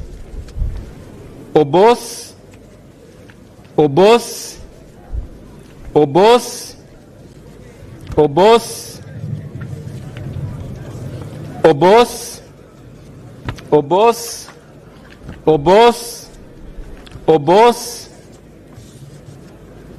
Obos. Obos. Tayebwa Thomas, Deputy Speaker. Spoiled vote. Obos. Obos. Jacob Obos. Jacob Obos. Mwiru Paul. Obos. Obos. Obos. Obos. Obos. Obos. Norbert Mao.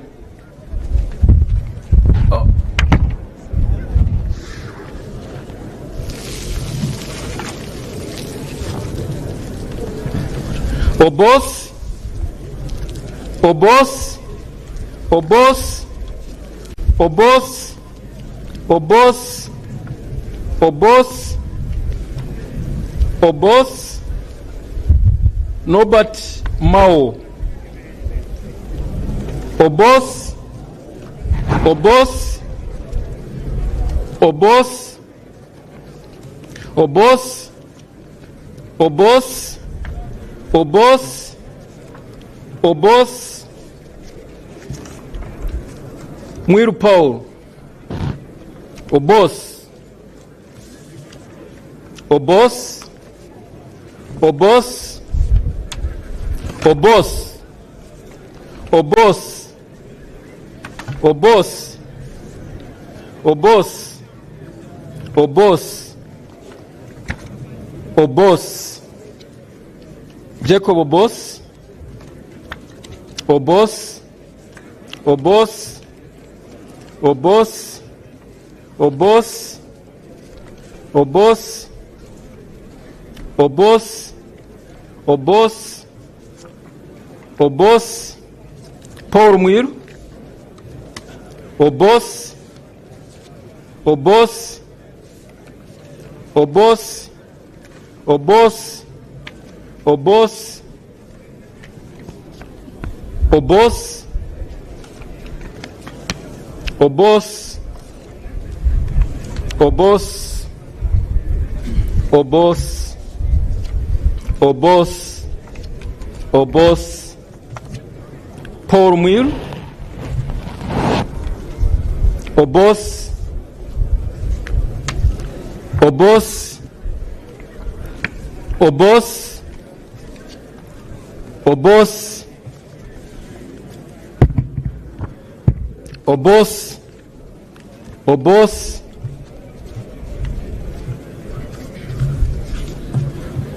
Obos, Paul Mwiru. Obos, Obos, Obos, Obos, Obos, Jacob Obos, and finally Jacob Obos.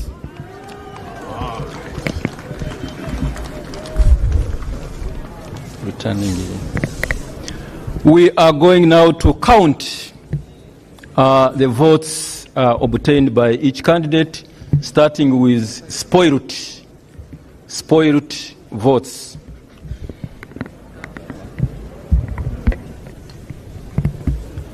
Should I just mention? 1, 2, and 3. 3 spoiled votes.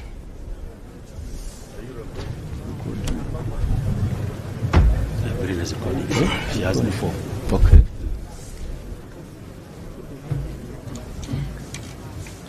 I shall invite the clerk with Honorable Norbert Mau's votes to count one by one. 1, 2, 3, 4, 5, 6, 7, 8, 9, 10, 11, 12, 13, 14, 15.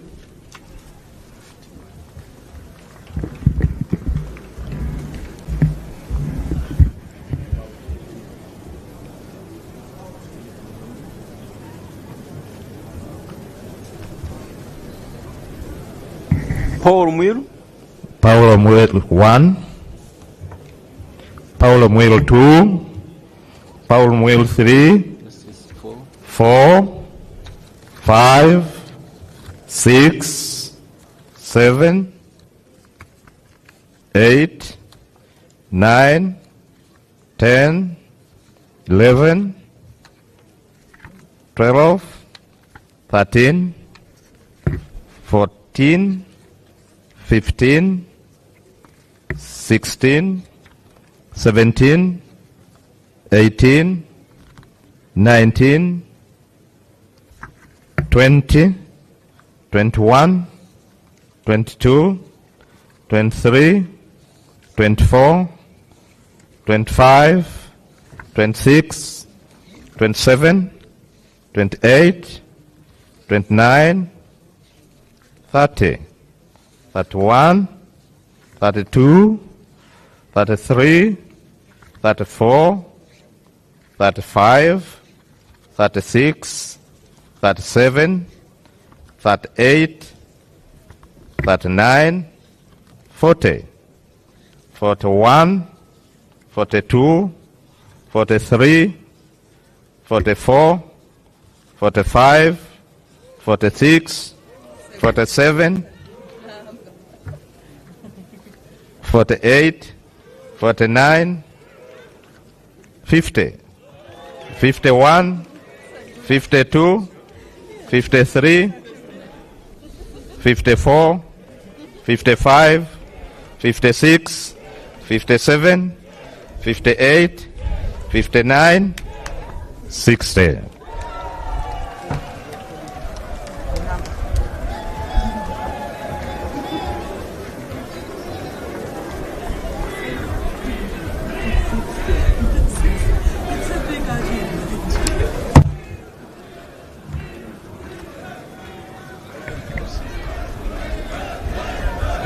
Order in the House. Order in the House. We shall count the votes for Honorable Jacob Obos. 1, 2, 3, 4, 5, 6, 7, 8, 9, 10, 11, 12, 13, 14, 15, 16, 17, 18, 19, 20, 21, 22, 23, 24, 25, 26, 27, 28, 29, 30, 31, 32, 33, 34, 35, 36, 37, 38, 39, 40, 41, 42, 43, 44, 45, 46, 47, 48, 49, 50, 51, 52, 53, 54, 55, 56, 57, 58, 59, 60, 61, 62, 64, 63, 64, 65, 67, 66, 67, 68, 69, 70, 71, 72, 73, 74, 75, 76, 77, 78, 79, 80, 81, 82, 83, 84, 85, 86, 87, 88, 89, 90, 91, 92, 93, 94, 95, 96, 97, 98, 99, 100. 101, 102, 103, 104, 105, 106, 107, 108, 109, 110,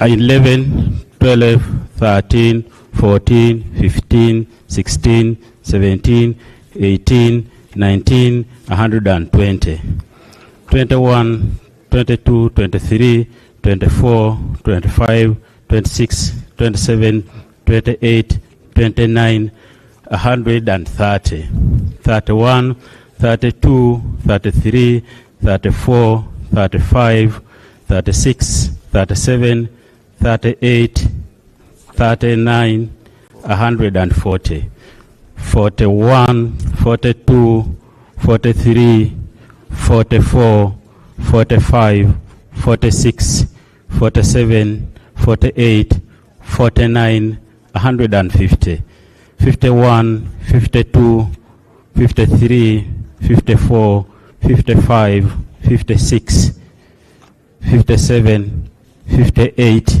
59, 160, 61, 62, 63, 64, 65, 66, 67, 68, 69, 170, 71, 72, 73, 74, 75, 76, 77, 78, 79, 180, 81, 82, 83, 84, 85, 86, 87, 88, 89, 190, 91, 92, 93, 94, 95, 96, 97, 98, 99, 200. 201 and 2 and 3 and 4 and 5 and 6 and 7 and 8 and 9, 210. 11, 12, 13, 14, 15, 16, 17, 18, 19, 220.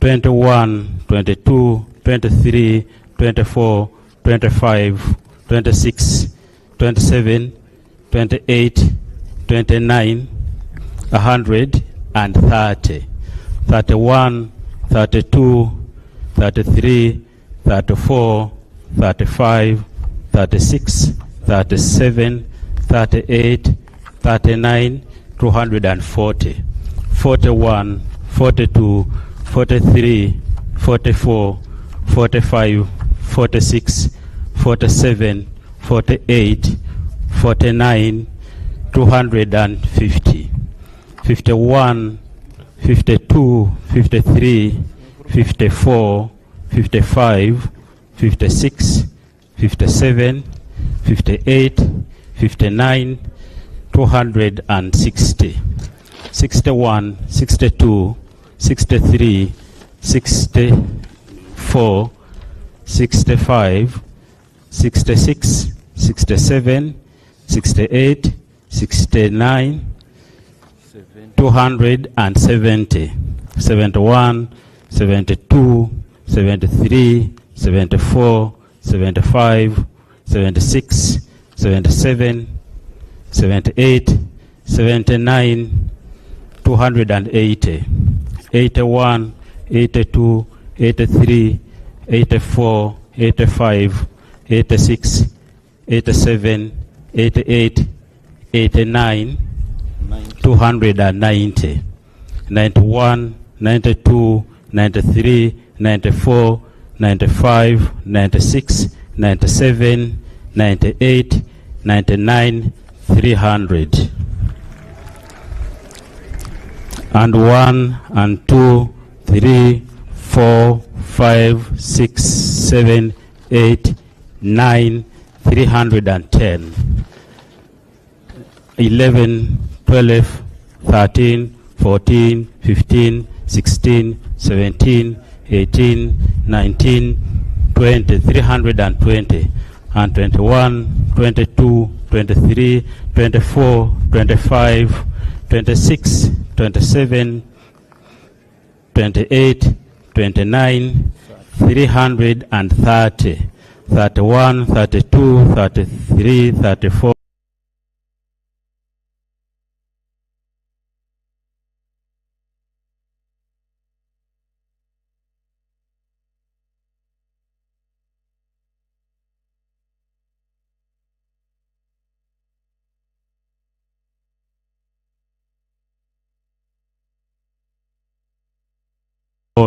36, 37, 39, 340, 52, 53, 54, 55, 56, 57, 58, 59, 360, 61, 62, 63, 64, 65, 66, 67, 68, 69, 370, 71, 72, 73, 74, 75, 76, 77, 78, 79, 380, 81, 82, 83, 84, 85, 86, 87, 88, 89, 390, 91, 92, 93, 94, 95, 96, 97, 98, 99, 400. 401 and 2 and 3 and 4 and 5 and 6 and 7 and 8 and 9, 410. 11, 12, 13, 14, 15, 16, 17, 18, 19, 420. And 21, 2, 3, 4, 5, 6, 7, 8, 9, 430. And 31, 32, 33, 34, 35, 36, 37, 38, 39, 40, 441.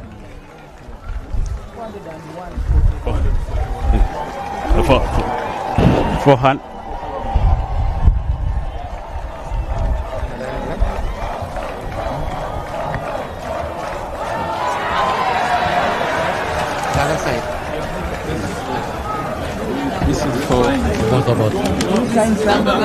Hey, all the votes are here.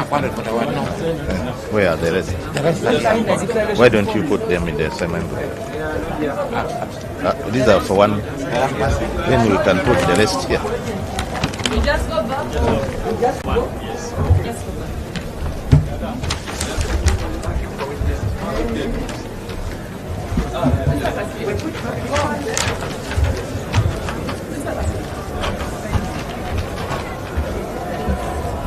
These are all our friends. We can go to them.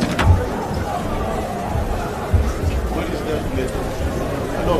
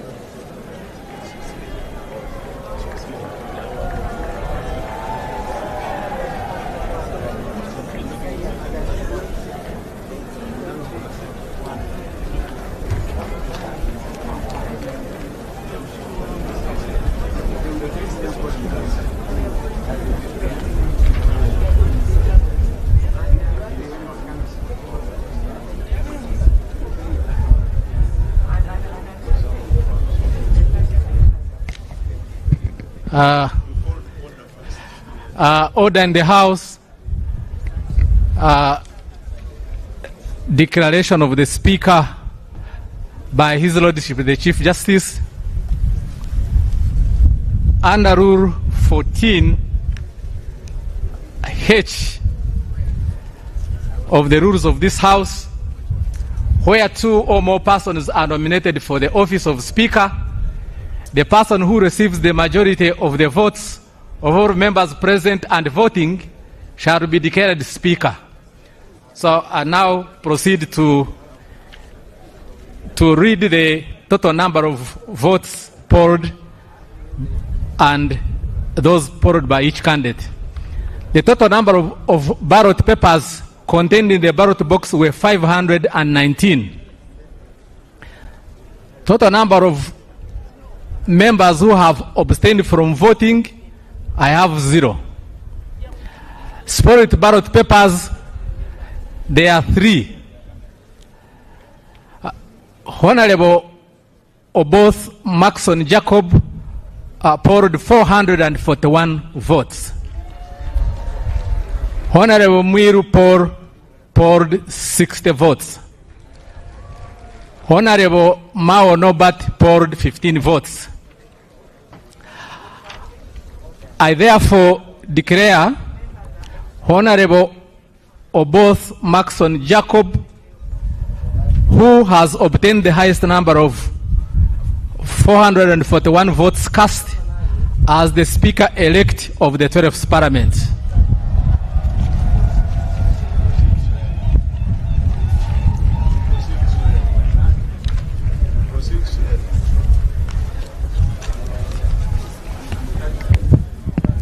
Administration of oath to the Speaker-elect.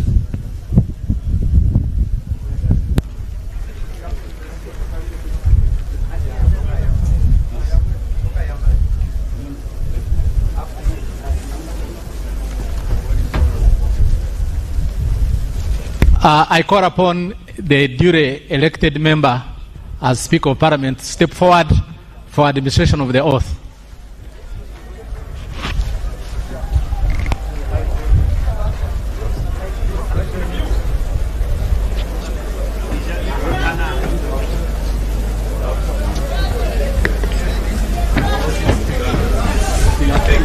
Distinguished guests, and all those who are following the events of today, what is happening now is the traditional dragging of the Speaker to take the oath. Those who have been following have noted that the Honorable Jacob Oboth has polled 441, which was the majority number of votes cast, and he is now being presented to His Excellency the President for the administration of the oath. According to the Constitution, Article 82:10, the oath of the Speaker will be administered by His Excellency the President. That is in accordance with Article 82:10 of the Constitution and the second schedule of the Oaths Act, Chapter 19 of the laws of Uganda.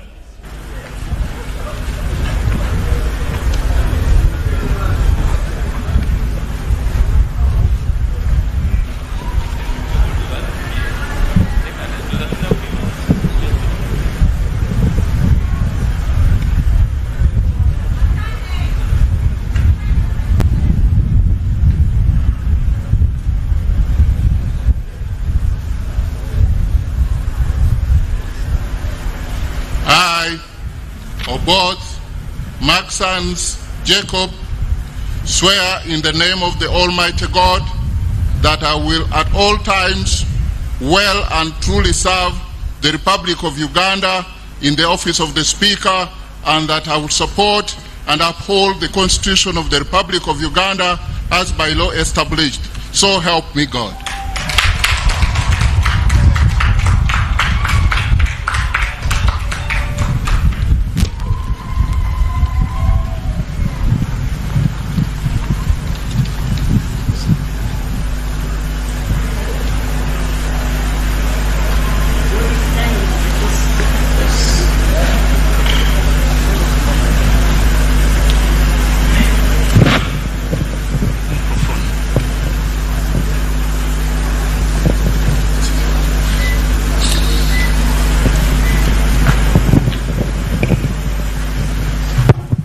So now that Honorable Jacob Maxon Oboth has taken the oath of the Speaker of Parliament, he is going to receive the instruments of power from His Excellency the President, starting with the mace. The mace is the traditional symbol of the authority of Parliament, the authority of the Speaker of Parliament, and this will be handed over by His Excellency the President to the new Speaker of the 12th Parliament of the Republic of Uganda.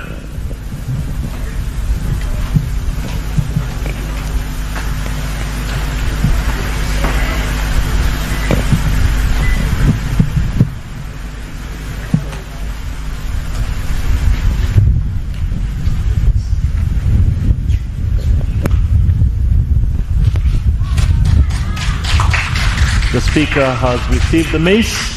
He has received the authority over Parliament. Next, he will be given the Uganda flag. Parliament is a custodian of the Uganda flag, and His Excellency the President shall hand over the Uganda flag to the new Speaker of Parliament.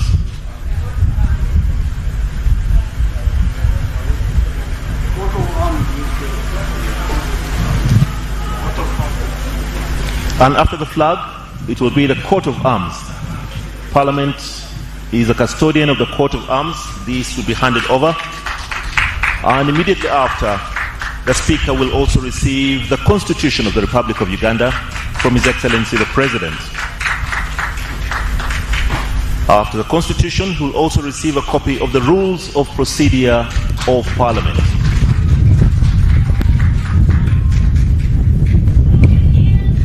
And the final instrument of power that the Speaker receives will be the Speaker's robes. And once he has received the robes, once he has been robed, then he is fully in the stead of the Right Honourable Speaker of the 12th Parliament of the Republic of Uganda.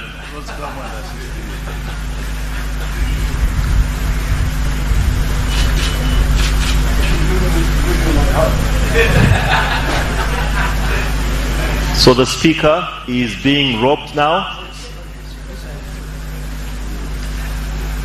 These are the ceremonial robes of the Right Honourable Speaker of the Parliament of Uganda. So at this moment, we can proudly say that the 12th Parliament of the Republic of Uganda has a new Speaker.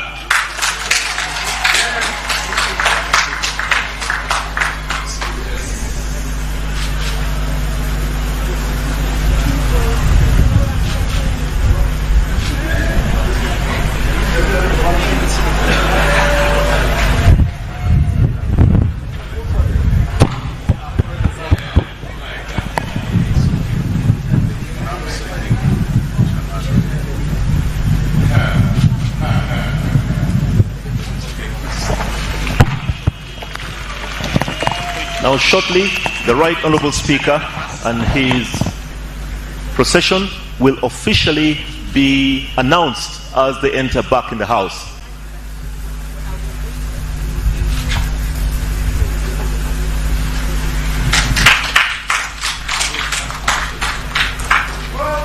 So, ladies and gentlemen, that is the procession of the Right Honourable Speaker of the 12th Parliament of Uganda, the Right Honourable Jacob Maxons Oboth.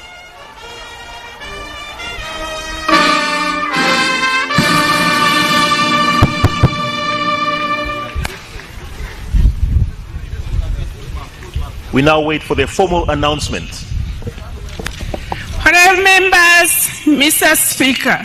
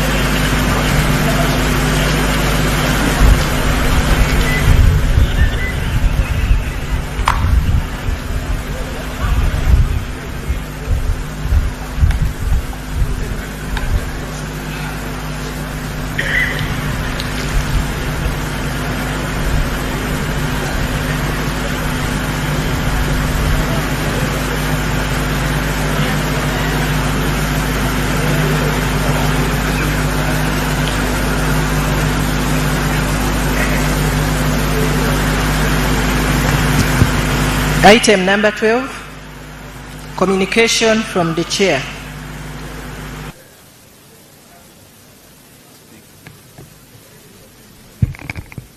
Your Excellency, the President of the Republic of Uganda,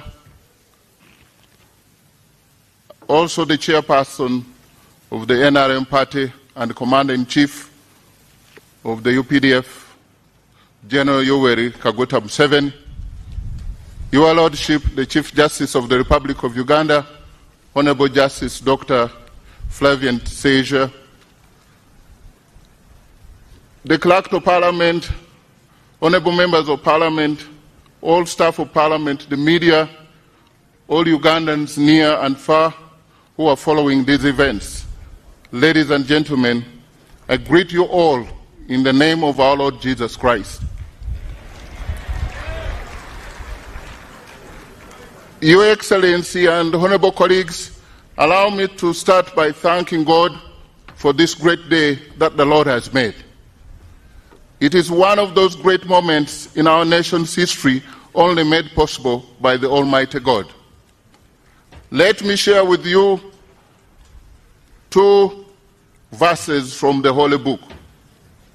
The first one is in Isaiah, drawn from Isaiah 60:22, which says, "When the time is right, I, the Lord, will make it happen."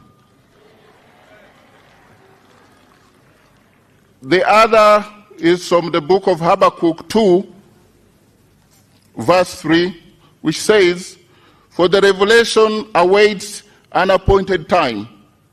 It speaks of the end and will not prove false. Though it linger, wait for it. It will certainly come and will not delay." I can testify before you all gathered here today that faithful and strategic patience has brought us this far, and we cannot thank God enough. I am therefore not standing before you today in this official speaker's regalia accidentally, but because God has made it all possible. For a boy who grew up in a rural village called Mwiru in Tororo district, who hustled to attain better education, and today, right now, stands before you as the Speaker of the 12th Parliament, it could only be by divine grace. And to God be the glory. I wish to thank my NRM party chairman, His Excellency Yoweri Kaguta Museveni, for the confidence and trust he showed in my abilities since 2011. Honorable members, I thank you most sincerely for entrusting me today with the highest office of being your speaker, which responsibility I receive with utmost humility and modesty. God has spoken to Uganda through you all, through the national chairperson of NRM, through the NRM SEC, through the NRM Parliamentary Caucus, and through this Parliament. To those who may not have voted for me, I will be your speaker too. I thank the voters, my voters of West Kudama Central County in Tororo District, for sending me to the nation. I also want to thank the leadership and members of the Patriotic League of Uganda, a pressure group aligned to the NRM, for their support through this journey. Honorable members, the Speaker's chair is not a throne. It is a servant's post. My role now is to come before you to ensure that working together, the voices of the over 48 million Ugandans who send us here are heard, protected, and respected. Honorable colleagues, we are aware of what has been going through. I pledge a corruption-free parliament. Under my leadership, we will cultivate a culture of absolute integrity and zero tolerance to corruption, anchored in President Museveni's clarion call for corruption-free parliament in the next 5 years. Accountability begins with us. In the next 5 years, we will hold the executive and other government bodies accountable, but we must start with ourselves. As they say, charity begins at home. We cannot hide from accountability of government resources, yet we expect it from other agencies and departments. That will not work. 3, evidence and research-based debates. Under my leadership, the floor of Parliament will not be a theatre for hearsay or grandstanding. Our debates must be grounded in hard facts, data, and sound research. We We must be fair and objective to others as we play our oversight function. 4, a people-centered parliament. Under our leadership, every bill, every motion, every decision must directly answer to the needs of the ordinary citizen. 5, result-based appropriation. Under my leadership, budgeting will no longer be an exercise in financial engineering and distortion. It will be a service-oriented, results-driven endeavor to deliver services to our people.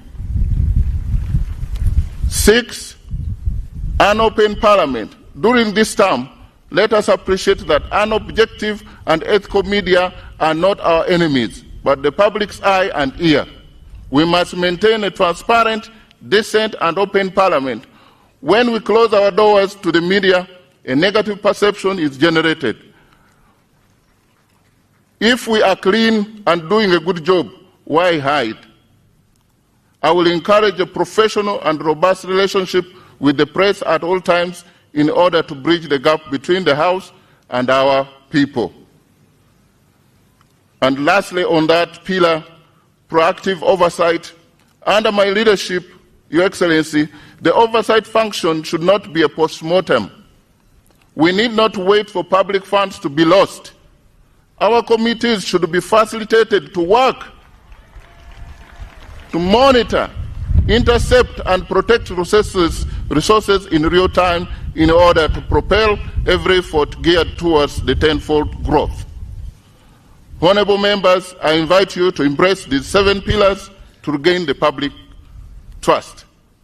As I conclude, I appeal to our technical team led by my senior brother and fellow land friend, Honorable Adolf Mwesige Kasaja, the Clerk to Parliament, for their support.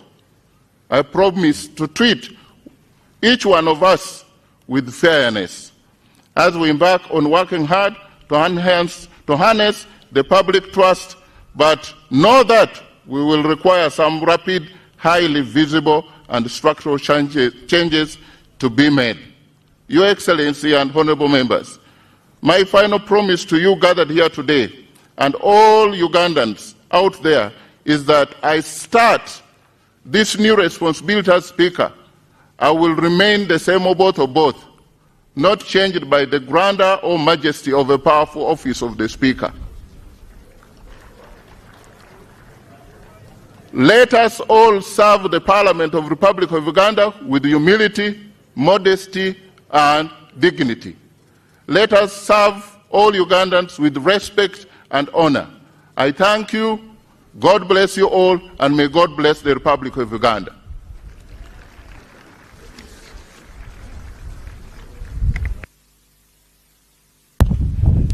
Election of Deputy Speaker.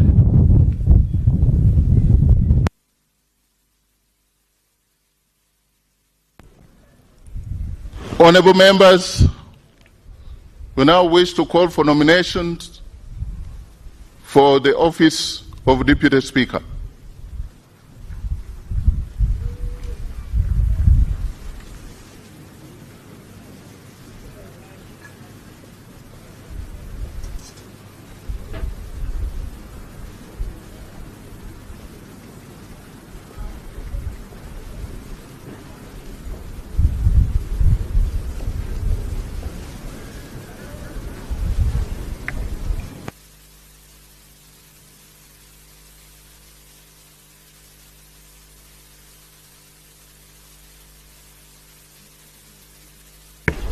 Your Excellency, the President of the Republic of Uganda, my Lord the Chief Justice, the Right Honorable Speaker, honorable members, my name is Dr. Eunice Otoko Apio, the Member of Parliament representing the great people of Oyam County North in Oyam District. Honorable Speaker, women do matter in the affairs of this country and at all levels of leadership. I therefore rise in accordance with Rule 6 of the Rules of Procedure of the Parliament of Uganda to move that the capable Honorable Sarah Guti, woman member of parliament for Dokolo district, do take the chair of this parliament as Deputy Speaker of the 12th Parliament of Uganda. Mr. Speaker, the Honorable Sarah Guti is a committed legislator who has consistently demonstrated dedication to public service and parliamentary work. She holds a degree in social works and social administration, in addition to a number of postgraduate certificates reflecting her continued commitment to leadership and professional development. She possesses the integrity, the temperament, and ability required to serve this House diligently and fairly. Mr. Speaker, allow me emphatically note that as we have today elected the male Speaker, you, Right Honourable Speaker, it is important that this House now holds the principle of gender parity in its leadership. Electing Honourable Sarah Guti as Deputy Speaker would reinforce our commitment to inclusive representation and ensure that the leadership of Parliament reflects both men and women at the highest level. Mr. Speaker, Honourable Sarah affiliates with the Uganda People's Congress Party. Her candidature therefore speaks to the spirit of multi-party democracy and the importance of accommodating diverse political views and voices in the leadership of the House. Honourable Speaker, I therefore urge members, you honourable members, to support this motion and elect the Honourable Sarah Aguti as Deputy Speaker of the 12th Parliament. I also now congratulate you, Right Honourable Speaker, upon your election to lead us in the House. I beg to move. Thank you. Can we have the seconder? 2 minutes.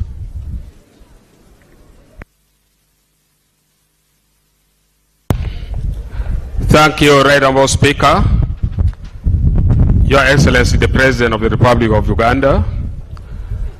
My name is Dr. Gilbert Olanya, the Member of Parliament representing Kilak South in Amuru District. Right Honourable Speaker, allow me to congratulate you upon being elected the Speaker of the 12th Parliament. I congratulate you. Right Honourable Speaker, allow me to second the nomination of Honourable Sarah Aguti for the position of the Deputy Speaker. Right Honourable Speaker, given the background of Honourable Sarah Aguti, aware that she represents the people of Dokolo District. Dokolo is fond of voting for very objective women. You recall the late Honourable Cecilia Ogwal. She was representing Dokolo District. She was replaced by Honourable Sarah Aguti. I am confident, given the fact that members of Parliament gave their mandate to the Speaker, who is a man. Since Ugandans, we believe in gender equality, I pray that the next Deputy Speaker shall be a lady, in the name of Honourable Sarah Aguti.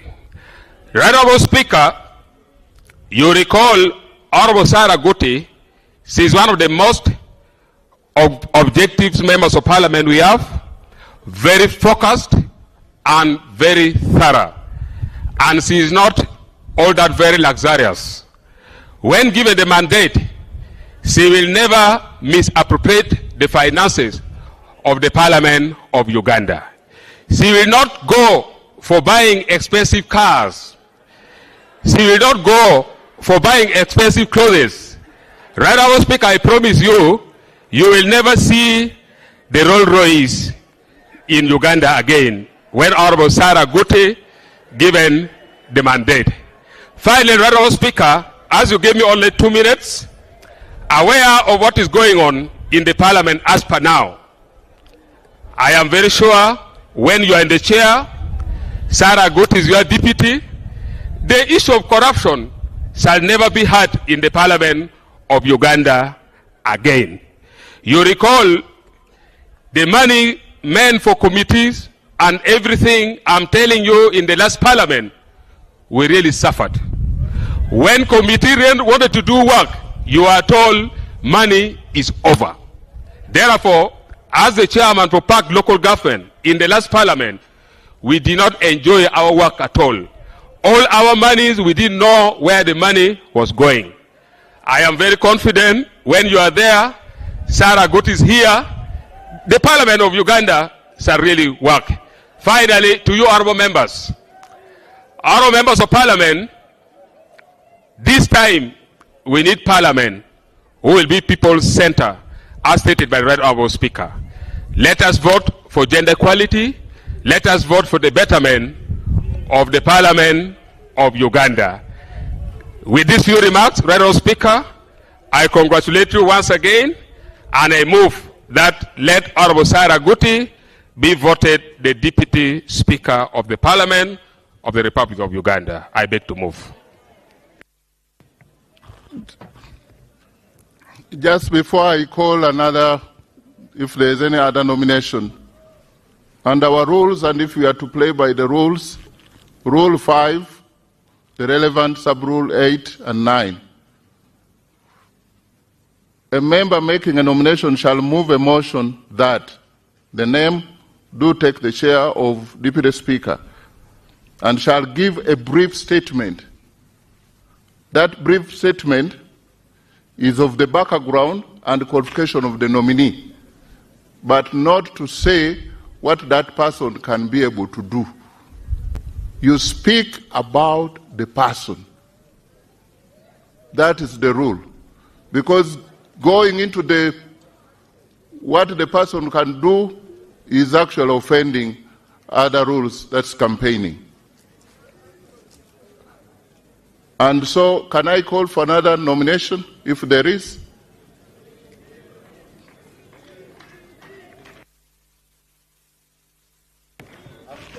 Oh, as another one comes, let's have the person nominated to consent. You never know if the other people conspired against her and she's not willing to consent to the nomination. Is Honorable Sarah there?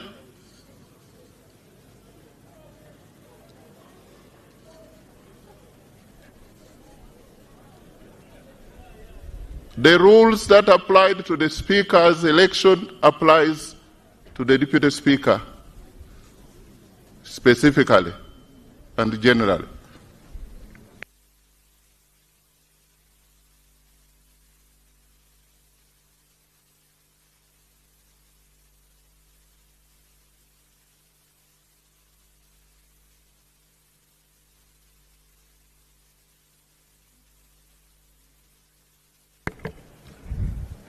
Your Excellency, the President of the Republic of Uganda, my Lord, the Chief Justice, Right Honorable Speaker, honorable members,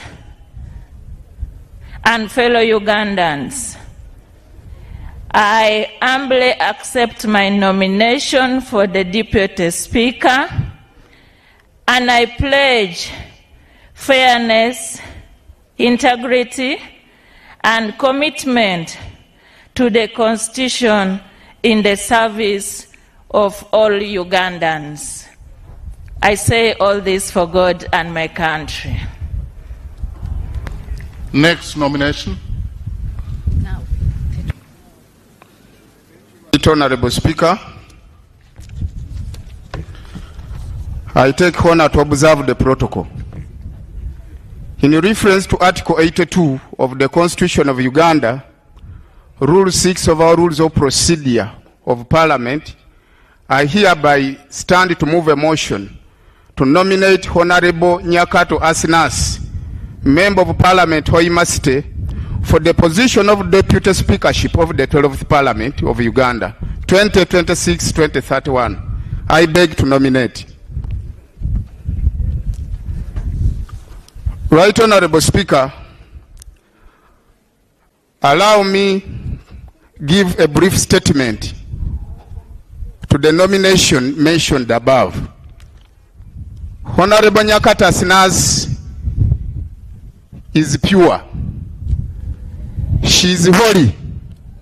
She is absolutely white. It is from this equity background that I rise with profound honor and a deep sense of duty to second the nomination of a colleague, a patriotic, a nationalist, and a proven servant to this House. Right Honorable Speaker and colleagues, Honorable Nyakata Sinas, a woman member of Parliament, Hoima City, is a person fit to the office of high dignity in this country as Deputy Speaker of the Republic of Uganda. Honorable members, election defines institutions, but leadership defines legacy. Today this House has a chance to choose not just a unique presiding officer, but a custodian of its dignity, a defender of its independence, and a driver of its purpose. That personality is practically observed in the right honorable in the member of Parliament I'm nominating for Deputy Speakership. Members, allow me present to you a case of Honorable Nyakato Sinas, whose record speaks louder than any other factor as mentioned. Competence. Honorable Nyakata Sinas is a competence forged in experience. He is not a stranger to this House. This is a second time of her service in Parliament, with resilience as exhibited from the people of Hoima who have elected her to the second term of service to this House. She has a distinguished character. She is eloquent, resourceful, and of sound mind. Before she was elected as a member of Parliament, to hold this badge, she served as a policy analyst to this very House. She has served as a shadow minister for energy and mineral development, and also as a shadow minister for agriculture. The good Honorable Nyakata Sinas stands the atomy of Parliament, its rules, its commitment with the committees and its bottlenecks, not from theory, not even from service, but all considerations. Honorable Nyakata Sinas is a product of Kitara Secondary School and Mandela Secondary School, where he attained her certificate of education and higher and advanced certificate of education as she's a distinguished alumni of the Uganda Management Institute, where he earned a bachelor's degree in social administration and a postgraduate diploma in public policy and management. Honorable members, the person I present before you, Honorable Nyakata Sinas, has equally earned a postgraduate diploma in project planning and management and a master's in project planning and management from Kampala International University. Honorable Nyakata Sinas obtained a master's degree in public policy and governance from Uganda Management Institute and is now a candidate of PhD degree in the University of Cape Town. She is therefore not only learned but also fit for purpose and committed to the discipline thought that this House would possess. Honorable members, as we focus for a vision of an independent Parliament, right honorable speakers and colleagues, the doctrine of separation of powers is not a suggestion but rather a constitutional demand. Under Honorable Nyakata Sinas' stewardship as a Deputy Speaker in this House, will jealously guard its independence from executive and judiciary dictatorship and interdictions or elsewhere. Honorable Nyakata Sinas will ensure that The different portfolio in Parliament are streamlined and work independently, free from overlap, interference, and any paralysis that would affect the performance of this House and any other business. Honorable Nyakata Asinas believes as much as is not only a member to this House, but a committed servant of God, and therefore fit for purpose to streamlining the dignity and the integrity of this House. Right Honorable Speaker and colleagues, Parliament works for the people. For so long, as a member of Parliament, and as colleagues you can observe, our constituents have asked us for so long, what does this Parliament do for us? Honorable Nyakata Asinas is the answer to this simple question. Parliament must be people-centered, and in the spirit of Article 1 of the Constitution of the Republic of Uganda, she is committed and a defending candidate fit for this purpose to service the interests of Ugandans. Right Honorable Speaker and colleague. Parliament that sits in dignity, debate, and the glory also glorifies the people, the electorates, and the taxpayers' money can be saved. Right Honorable Speaker, as I wind up, the Honorable Member of Parliament I'm presenting before you for this higher office shares no any blemish on her integrity, and her leadership leads by example. She's a member of 2 times in this House where the public trust in institution of Parliament is declining. Honorable Nyakata Asinas is the answer for this, to reclaim the glory of Parliament. In conclusion, Right Honorable Speakers and members, as I conclude, I have a clarion call to this House. Honorable members, today we are not electing the Vice Speaker, but we are electing the Deputy Speaker who will work interchangeably with the Speaker elected. We are not electing the whips for different parties, but we are rather electing the Speaker of the members of Parliament in line with the interests of the people of Uganda. To my colleagues in NRM, you seek a Deputy Speaker who will protect the dignity of government business while defending the integrity of this House. Nyakata Asinas is a bridge. My brothers and sisters from the opposition, you seek a presiding officer who will guarantee you right to speak, to dissent, and to be heard without fear or favor or any other interference. Honorable Nyakata Asinas is the answer to this. Honorable members, as I wind up, Honorable Nyakata Asinas is not the candidate of a region or a party. A minute, Right Honorable, and I wind up. You've used about 5 minutes out of 3. I therefore call upon each of you, members of the opposition, members of the NRM, members of the independent, and any representative members of special interest groups, to vote consciously while in consideration of the interests of the people you serve. And this is the answer as to why I front Honorable Nyakata Asinas. I second her nomination.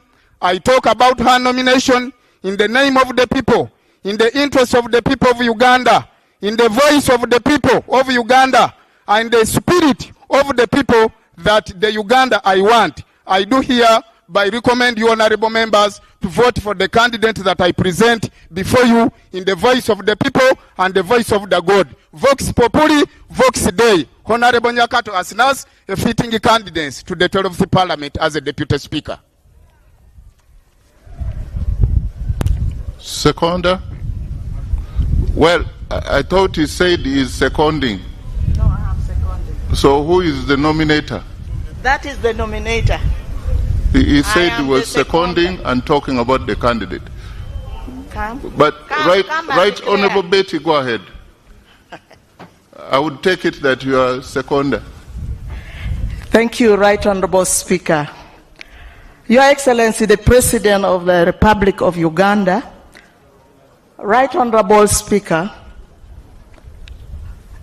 our Lordship, the Chief Justice of Uganda, colleagues, the members of Parliament, I'm here to second the candidature of Honorable Nyakato Asinas for the deputyship of the 12th Parliament of Uganda. I have been in Parliament for long. I started from the 8th Parliament. This is my 5th term in Parliament. And I want to say that Honorable Asinas was one time also a policy analyst, and she worked very hard to analyze policy in education and in gender. Because I've taken long in Parliament, I also, before concentrating on our Parliament here, want to tell you that I went for benchmarking in Ghana. And the people of Ghana are not suffering the way our people are suffering here from corruption, because one of the deputies of Deputy Speaker is from opposition. And they all work for Uganda. And I want to also tell you that the candidature of Honorable Asinas is also to tell us that right from the 8th Parliament that I have been in, there is no time that we had both the Speaker and the Deputy Speaker male. One was always a woman. And here we talk very much about gender. I am an advocate of gender, also of women. So, a house without a woman or a home without a woman is not a home. 12th Parliament without a Deputy Speaker who is a woman, now that we have the Right Honorable Speaker who is a man, it's going to have a lot of problem. Women, we talk a lot about equal opportunities. Where is the equal opportunity if we only see men? We want the women also to be there, all inclusive. I am here to say that Honorable Asinas' second term, we need to nurture her. She should be the Deputy Speaker of the 12th Parliament. Who knows, maybe she will also be the Speaker of the 13th Parliament. So let us have Honorable Asinas. I want to say that Honorable Asinas is from Hoima City. She's a princess to Bunyoro Kitara Kingdom, born to Mr. and Mrs. Jovan Kamanda of Hoima City. People of humility and hard work.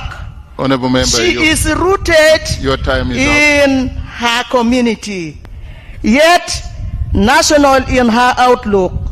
She carries Hoima City on her back, but she carries Uganda in her heart. I still have a lot to say about Honorable Nyakato Asinas, but because of time, I may stop here by appealing to all of us members of Parliament. If we consider equal opportunities as important to us, and women as very important, gender equality, gender parity, let us vote for Honorable Nyakato Asinas.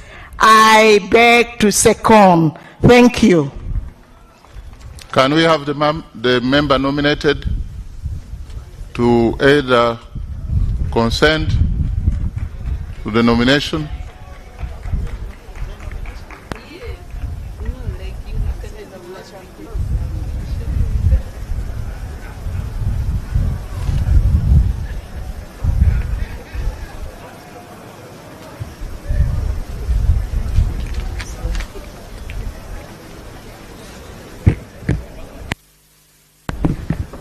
Thank you very much, Right Honorable Speaker.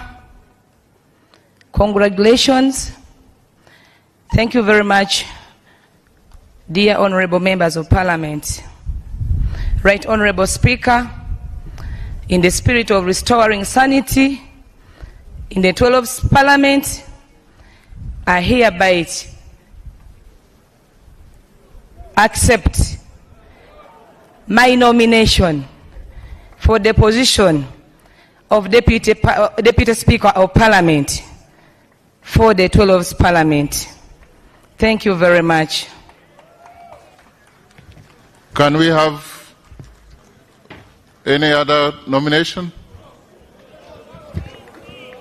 Mr. Speaker, Your Excellency, the President of the Republic of Uganda, and Your Lordship, the Chief Justice, my name is Fiona Nyamtoro, the District Representative for Nebi.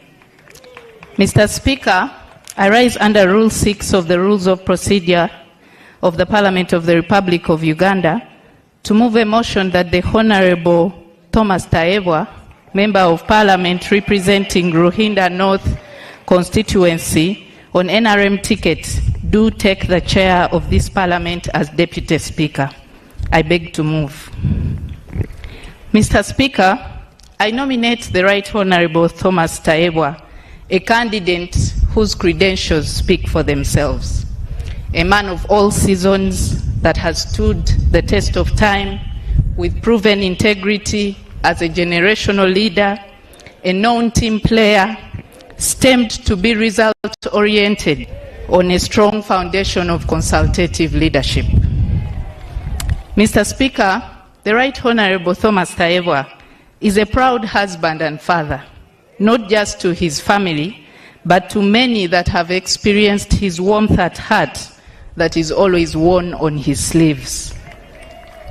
He holds a Master's in Business Administration from ISAMI, a Bachelor's of Law, and a Bachelor's of Arts in Social Sciences, both from Makerere University.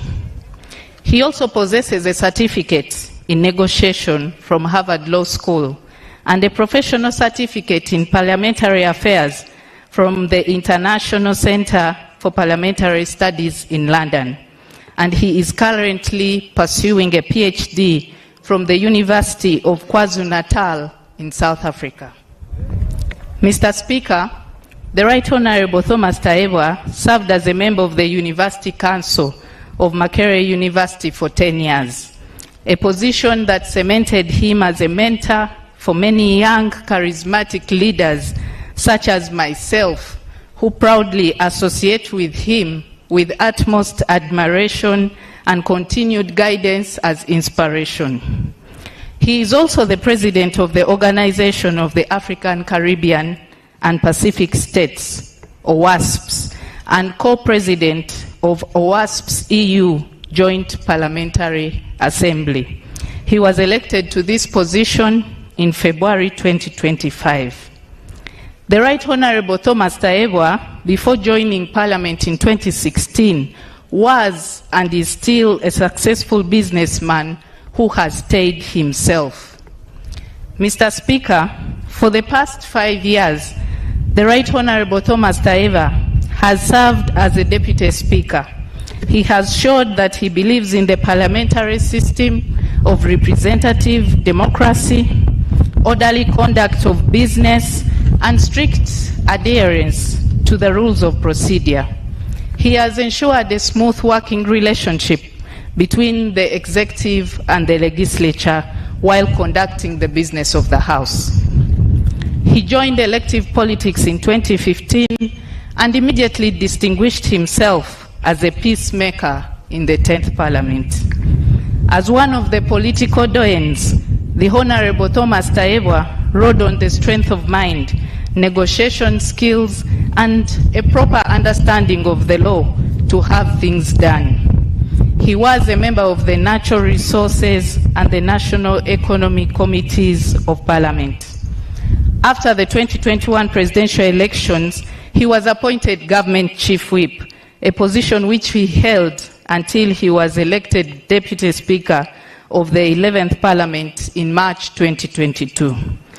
Mr. Speaker, the Right Honorable Thomas Taebwa is a Pan-Africanist who has used his position to champion the cause of Pan-Africanism on the global stage especially the permanent seat for the African continent on the UN Security Council.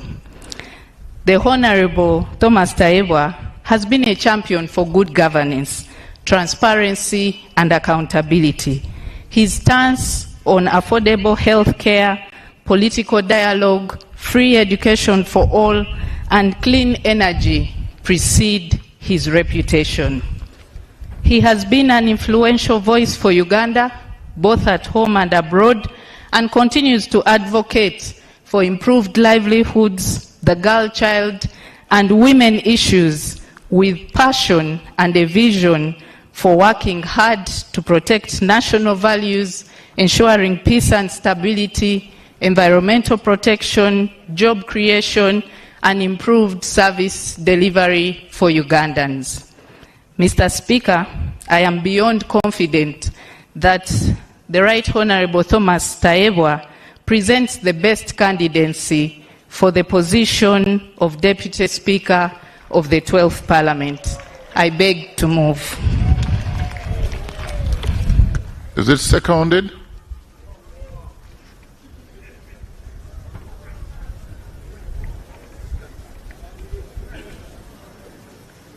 And the candidate should be moving forward in preparation to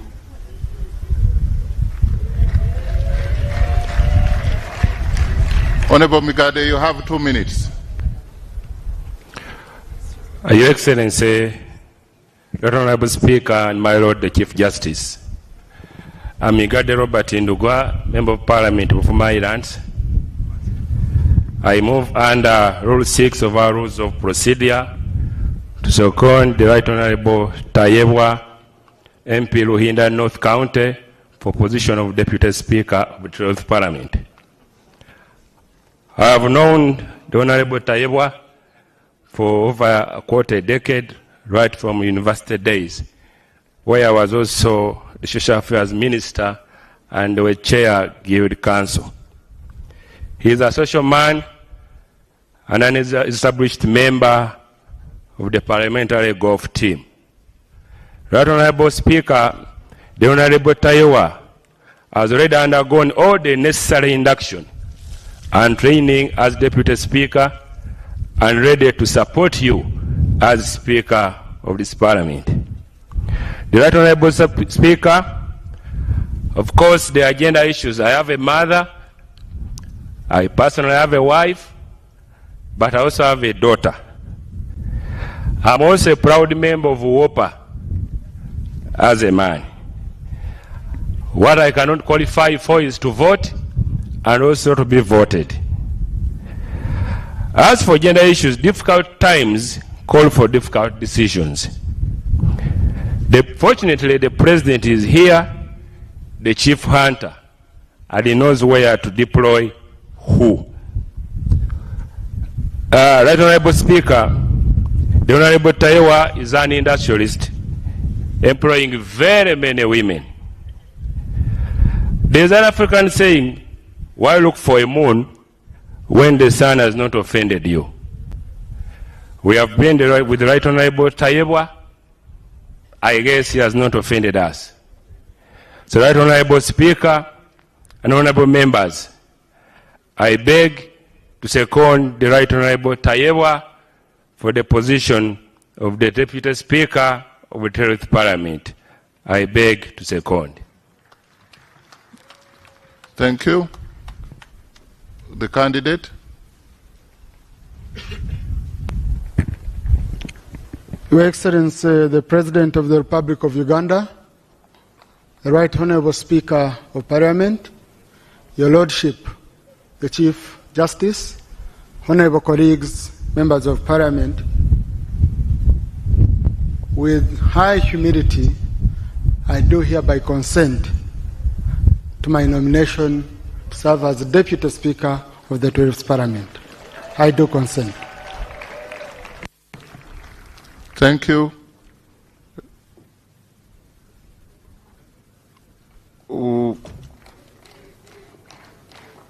Is that another nomination?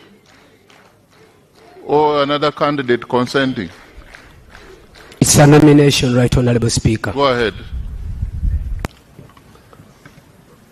Right Honorable Speaker, first and foremost, allow me to congratulate you upon being elected as the Speaker of the 12th Parliament.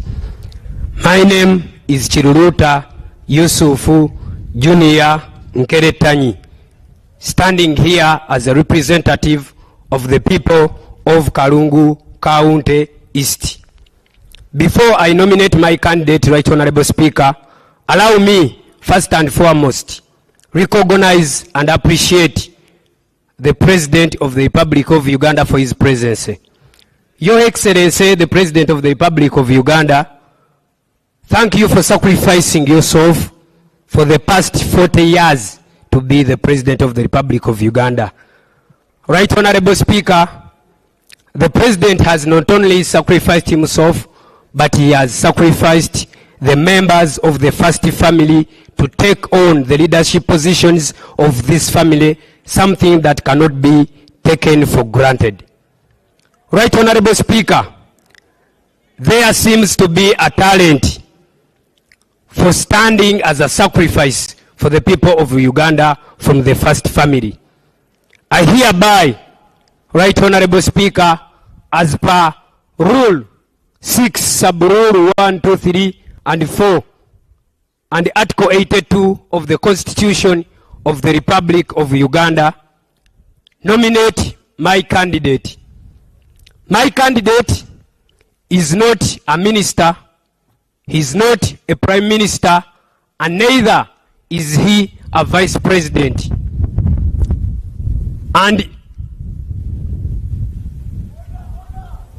I go on to nominate my candidate, Honorable Sodo Aine Kaguta, in a way of appreciating the first family for the tremendous work and sacrifice that they have given to this country.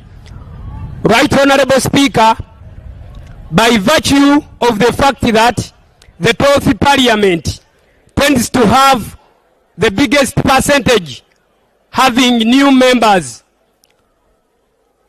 Aine Kaguta, being from the Kaguta family, stands out to lead us for the deputy speakership role by virtue of the fact that the new entrants of the 12th Parliament are many. And by virtue of the fact that the population of the Republic of Uganda, Right Honorable Speaker, with more than 80% below the age of 40 years, I think my candidate stands out at the age of 46 to represent the biggest population of the Republic of Uganda. I beg to nominate. Is the nomination seconded?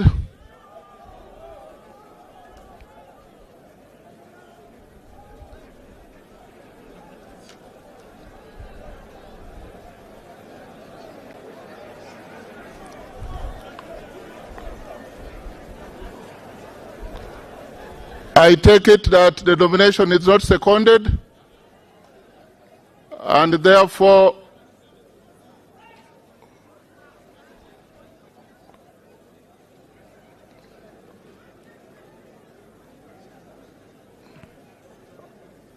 are you coming to second the nomination?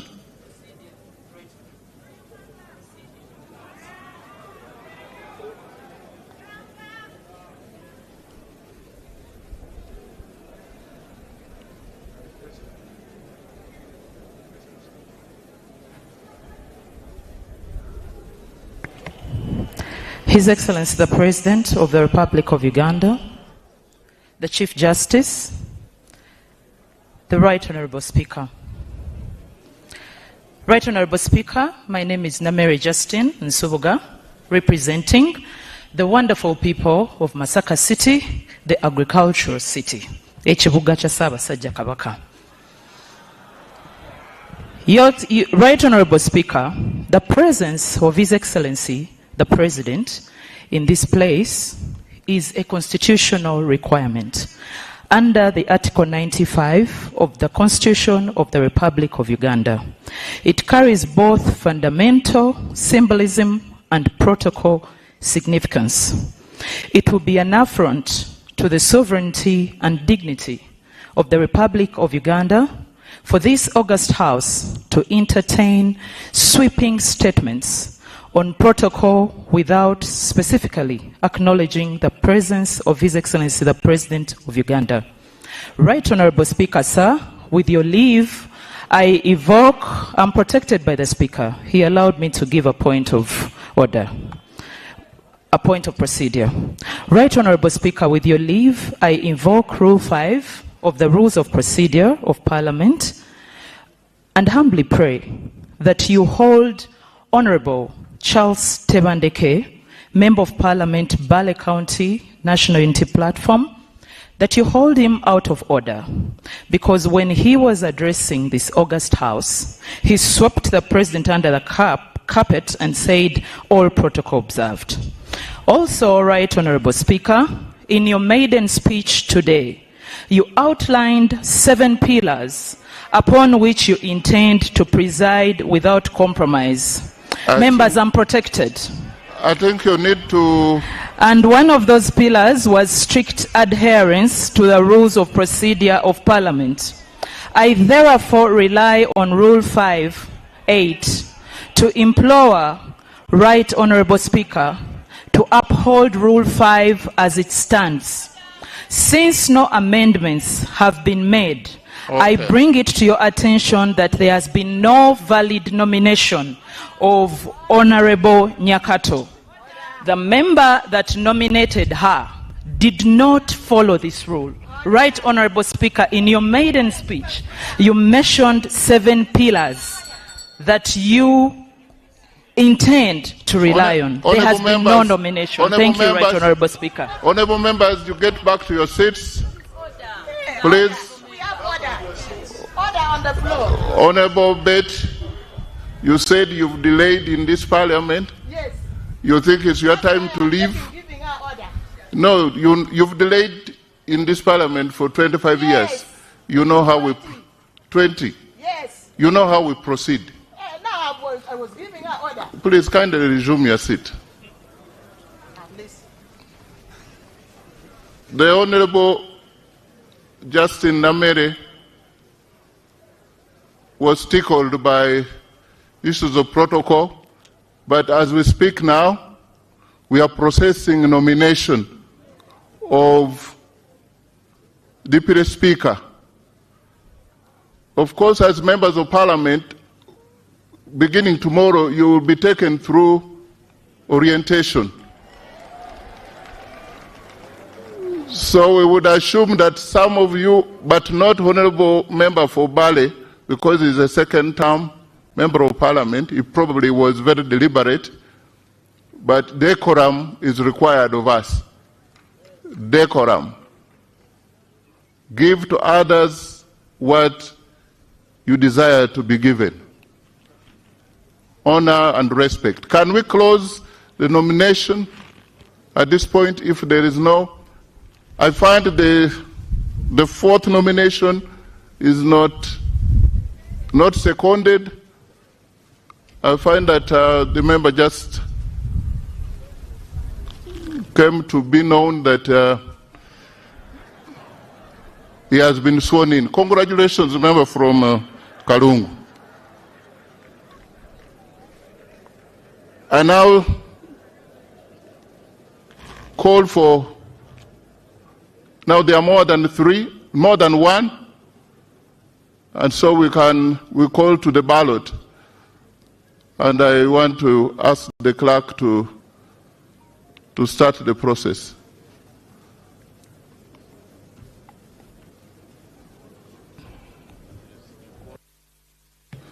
Can we have the agents of Honourable Aguti Sarah,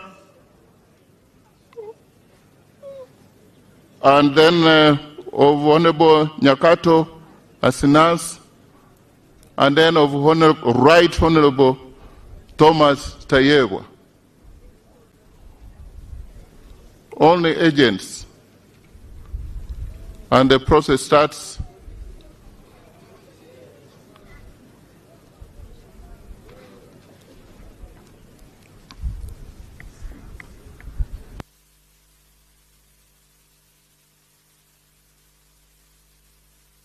I think for We can have one for each. I would like to know who is for Honorable Grace Sarah for Aguti, then one for Honorable Nyakato, then Honorable Tayebwa. You are two? Okay. Okay. Okay. Isaac, you, okay. You leave the woman to, okay. Thank you. We are sorted. Clerk? Ayo Joyce Makamo. Can we first determine the ballot paper, the ballot boxes that is empty? Confirmed by the 3 agents, and now the voting can commence. By calling out names. Ayo Joyce Makamo. Ababiku Jessica, Abeja Susan Jolly, Abe Lillian, Abigaba Cuthbert Mirembe, Achafua Topista, Achan Joyce Okeni, Acheng Jane Ruth Ochero, Achayo Juliet Lodu, Acheng Sandra.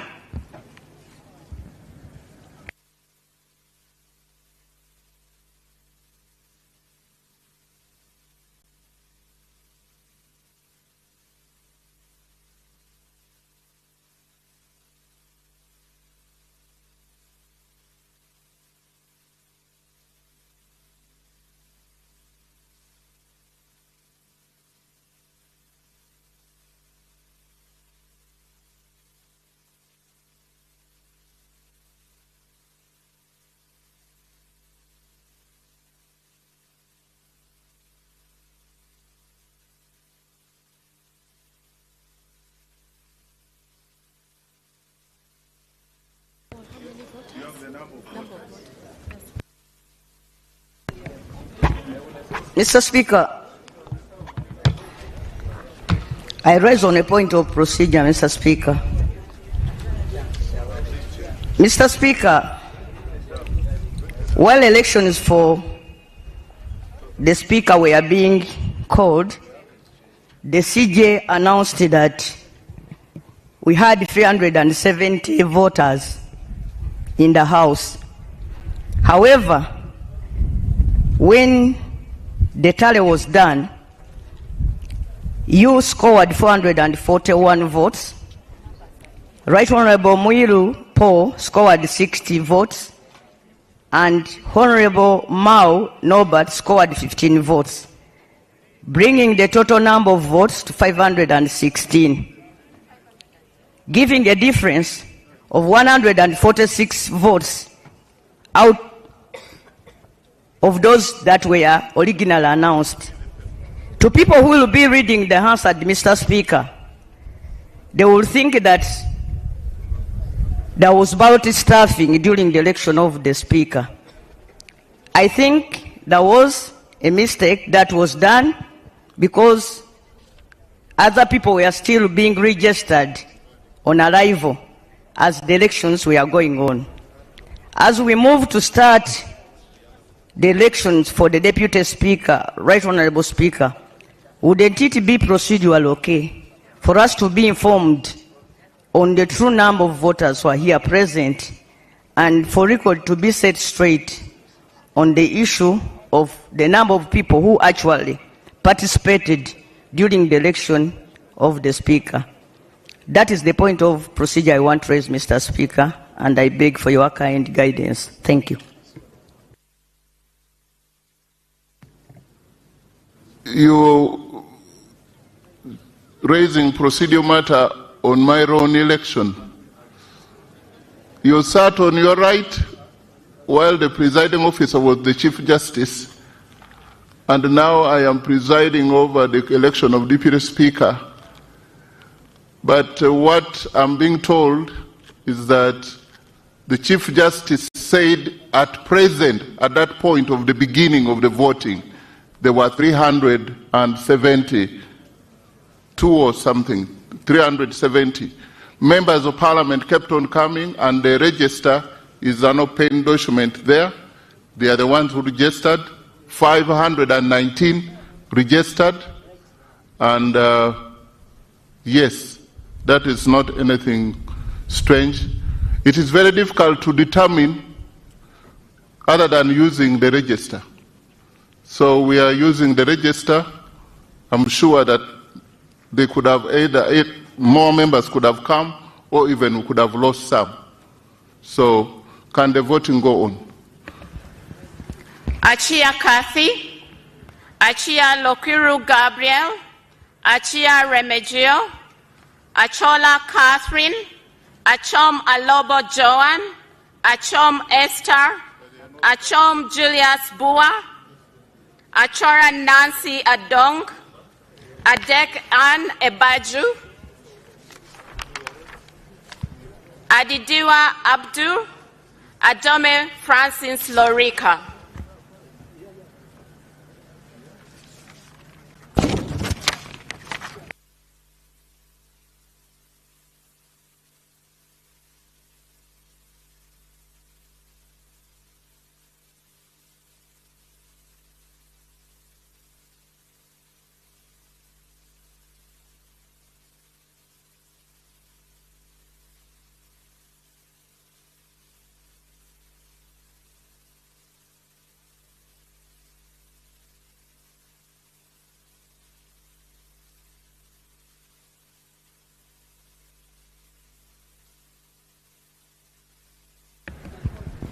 Ayeku Patrick, Agaba Gilbert, Agaba Peter, Aguti Sarah, Ahewa Wilba Manyisa, Aine Godfrey Kaguta, Ajilo Mariam, Goreti Elegu, Akelo Beatrice Akori.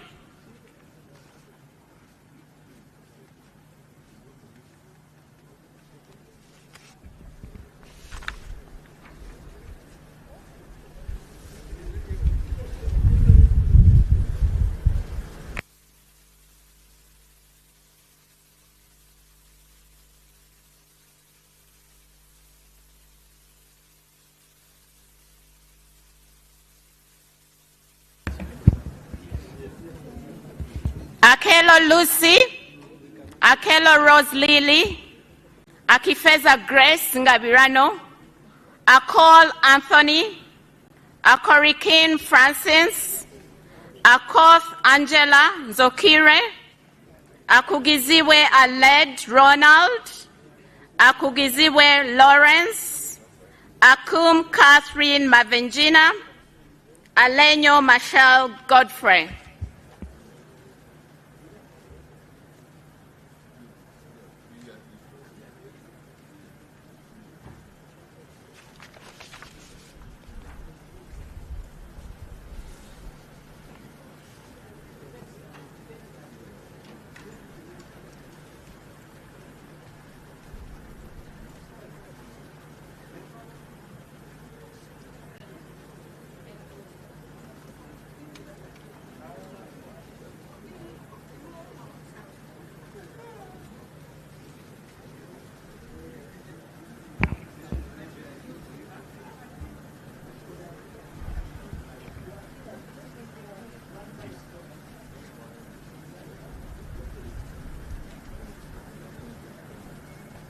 Alero Tom Azar, Ali Moses, Alinaitwe Sylvia Tumhire, Alion York Odria, Alum Santa Sandra Ogwang, Alupo Jessica Rose Epel, Ariela Dennis Omondi, Amanio Dravile Sheila, Amanya Cohen Champene, Amede Agnes.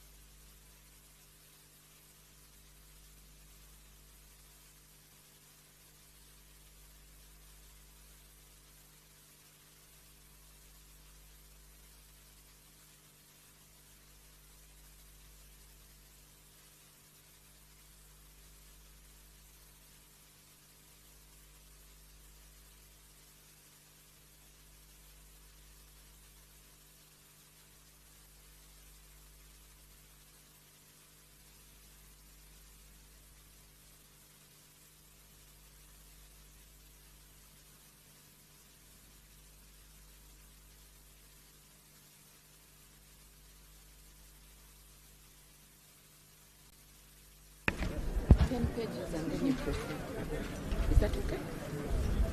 10-10, yeah. Among Anita Annette, Amongin Jane Francis Okili, Angura Frederick, Agwech Colin, Anifa Banjirana, Anyakun Esther Davinia, Anyango Janet Hope, Anwar Ricky Richard, Aogon Silas, Awol Betty Ochan.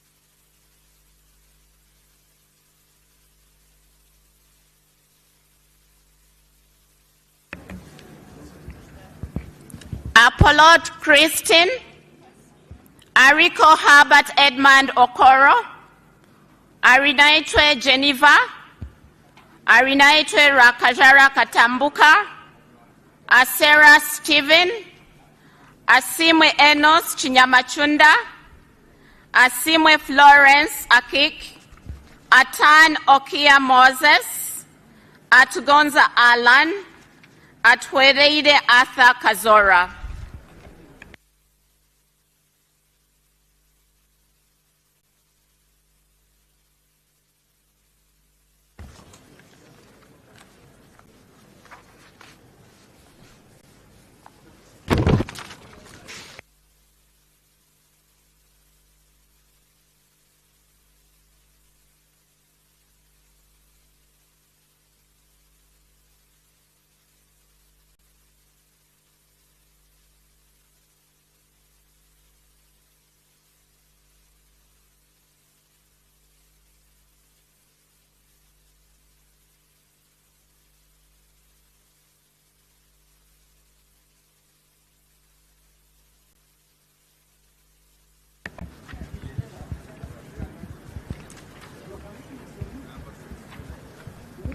Atkunda Rebecca Mubanjizi, Atuto Jacinta, Atuijuchire Boaz, Atuijuchire Dan Chimosho, Atiang Stella, Auma Janet, Auma Kenny, Auma Linda Agnes, Avako Melsa Naima Gule, Avrul Jen Pakuto.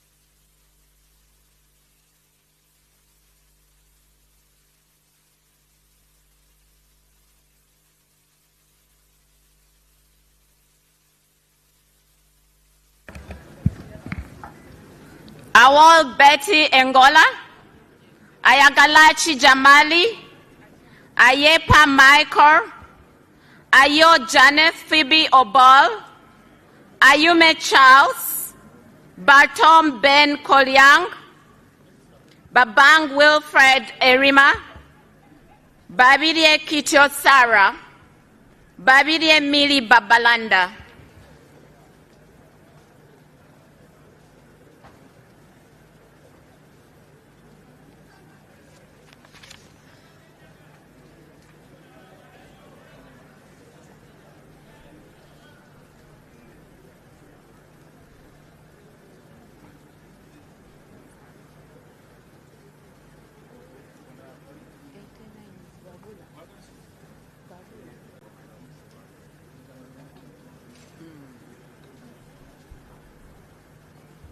I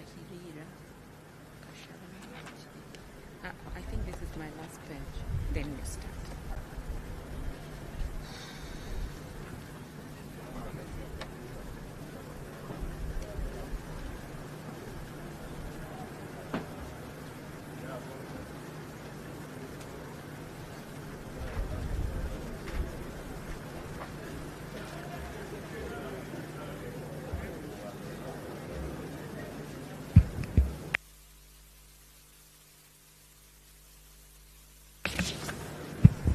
Babula Noel, Kataike Matilda, Bajire Agre Henry, Bagole Ngobi John, Baguma Spelanza Muhenda, Bahirira Sylvia Tumwekwase, Bakashaba Christopher, Bachireke Namboze Betty, Banya Emmanuel Natal, Bariayanga Andrew Aja.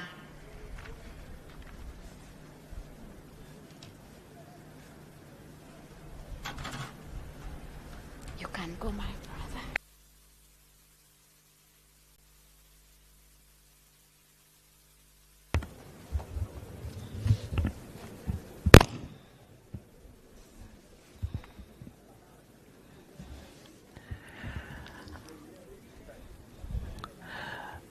Baliomonsi Chris Basajja Subi Nsereko Charles Kauma Baseke Fred Basajja Idi Batua Timothy Lusala Bazanya Matayo Bebona Josephine Babunji Bejira Samuel Begumisa Protasio Biara Emmanuel Wapukulu.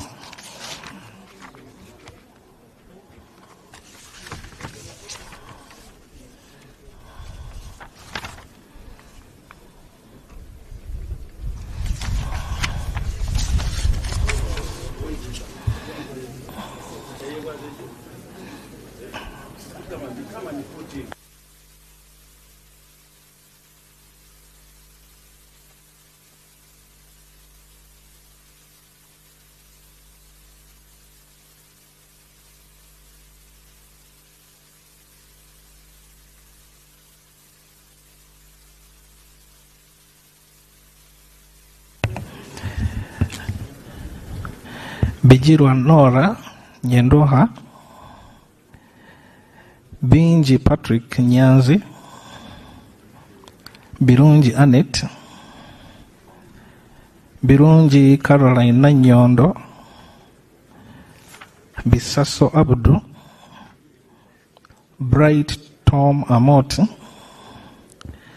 Wakenya Michael Iga Biamukama Fred Biamukama Rogers Bianyima Nathan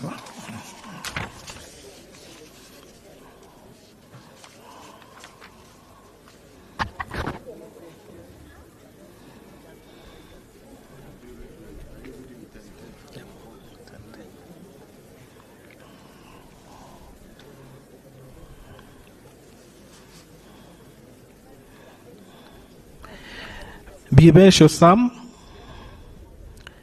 Biuma Oswald Dez Cadet Benjamin Chala Elma Capel Chandia Bernadette Kodiri Chemonges William Chamtai Phyllis Cherutich Rufina Dramviku Eric Sabit Drito Martin Andy.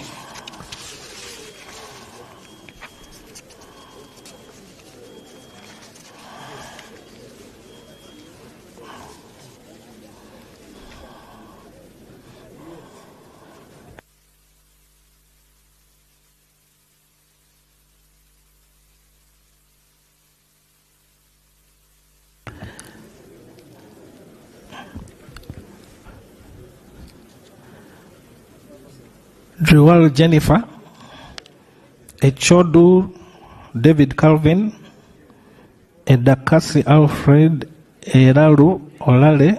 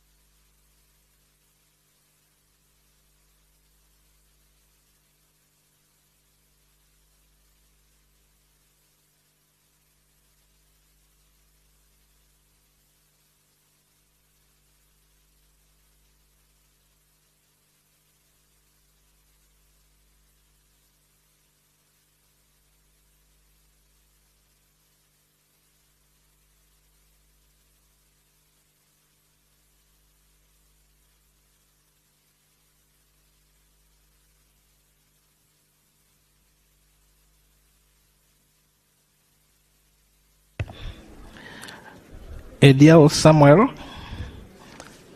Edopu Peter Edeku, Ekoro Alex Irukani, Erem Leo, Emaju Peter Paul, Engola Sam, Eroni Tony.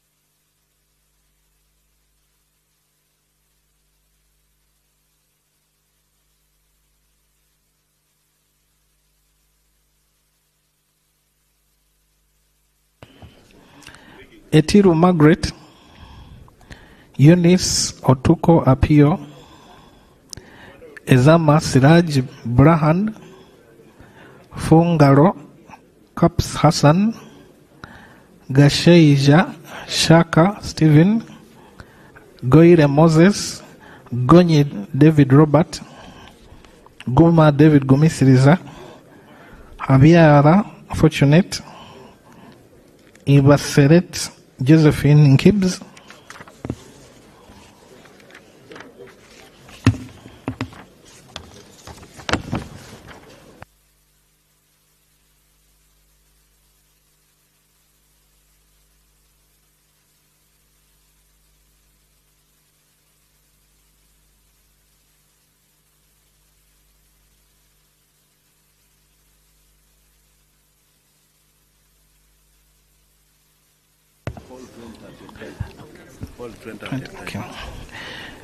Ibrahim Aisu, Ikiriza Knight, Ilkol Emmanuel, Isamat Abraham, Isingoma Patrick Mwesgwa, Ismail Muhammad Lomwa, Itung Sara Masereka, Jarameso Fred, Joyo Harriet, Kava Sabalaba Bruce,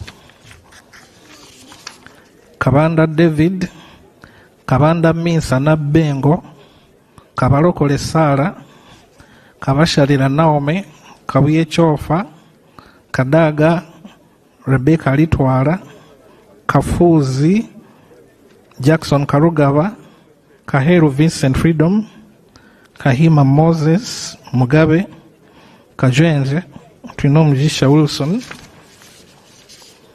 Kaka Lubega Ismail Uthman.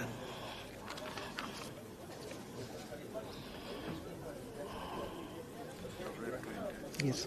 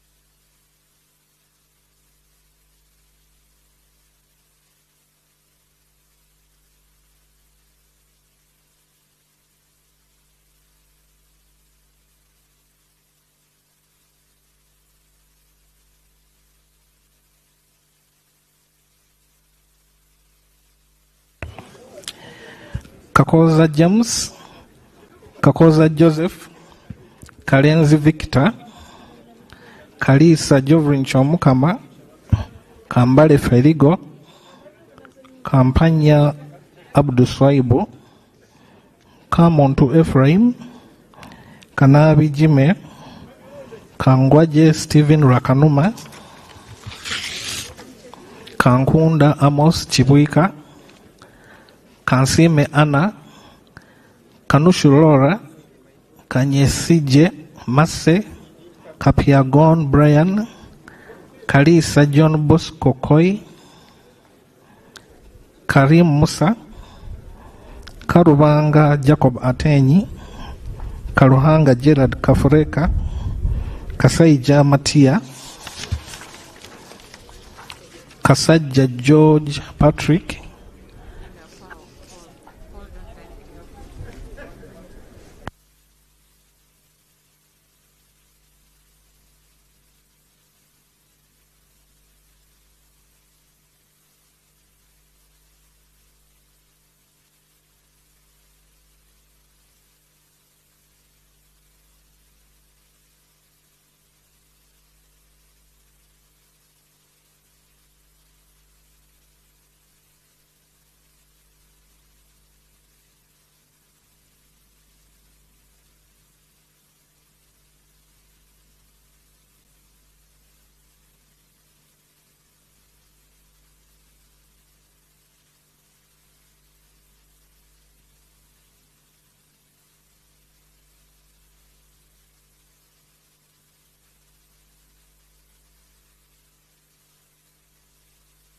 The reason for verification.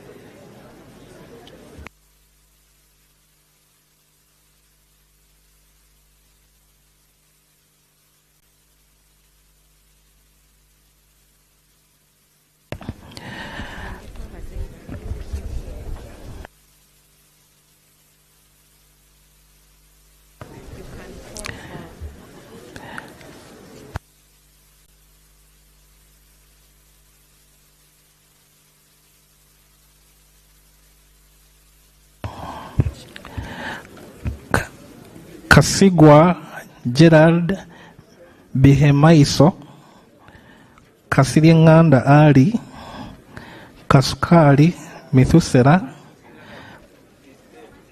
Kasule Ismail, Kateshumbwa Dixon, Katoko Sylvia Damba, Katushabe Doreen Birunji, Katushabe Ruth, Katusime Adrin, Katusime Anet Mujisha, Katusime Jovia, Kavuma Samuel, Kawalia Abubeka, Kayogera Yona, Kenan Opio, Kainza Agnes Shioma, Karai Peace, Chivaju Charity Kamuhanda, Chichoncho Patrick.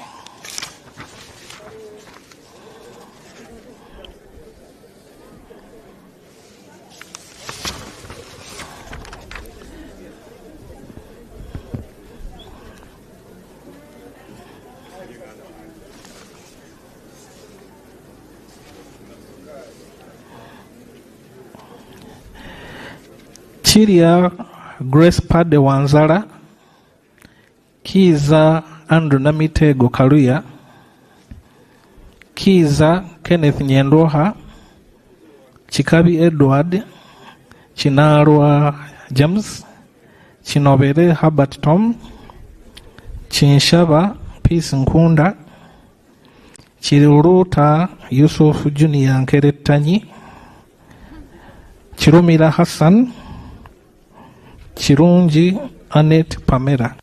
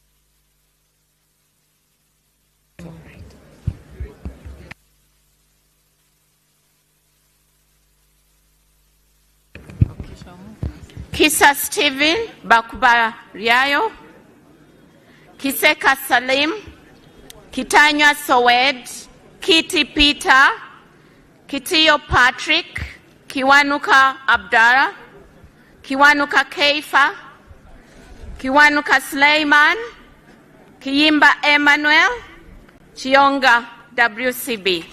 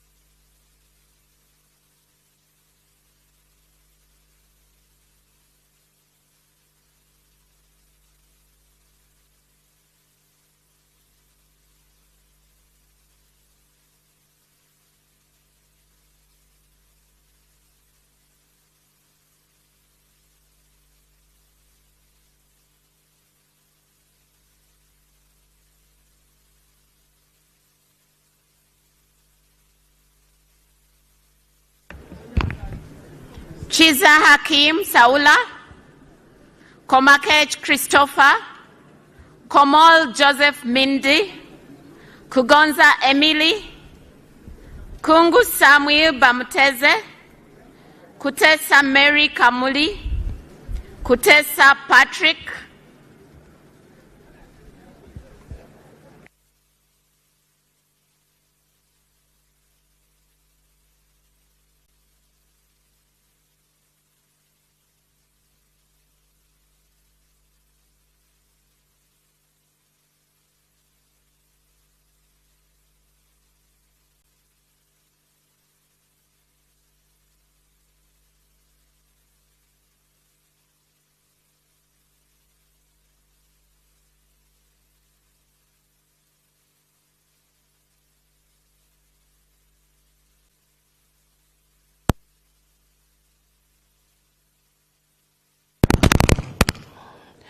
Kweyuchin Grace Freedom, Quiz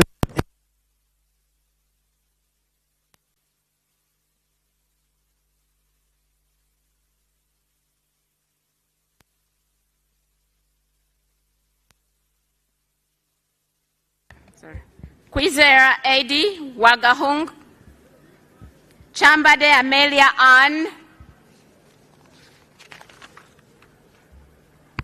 Charampe Rebecca, Charikunda Roida Twinomjuni, Cheyune Haruna Kasolo, Cheyune Ivan, Chogabi Rejaki Muganda, Lakisa Masi Faith, Lamwaka Catherine, Lanyero Christine Awani, Lenia Charity Kevin, Linda Irene.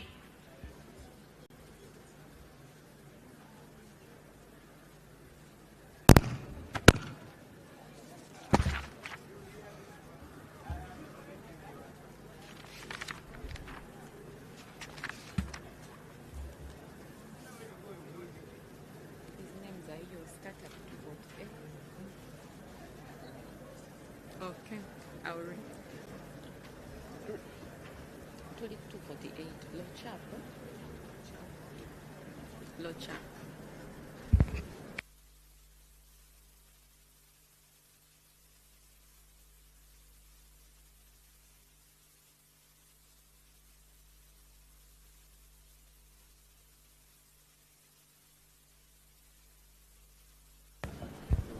Locha Peter Ken, Logose Sarah Annette, Loki John Baptist, Lokor Albert, Lokor Stephenson Yoyo, Lokbal Emma,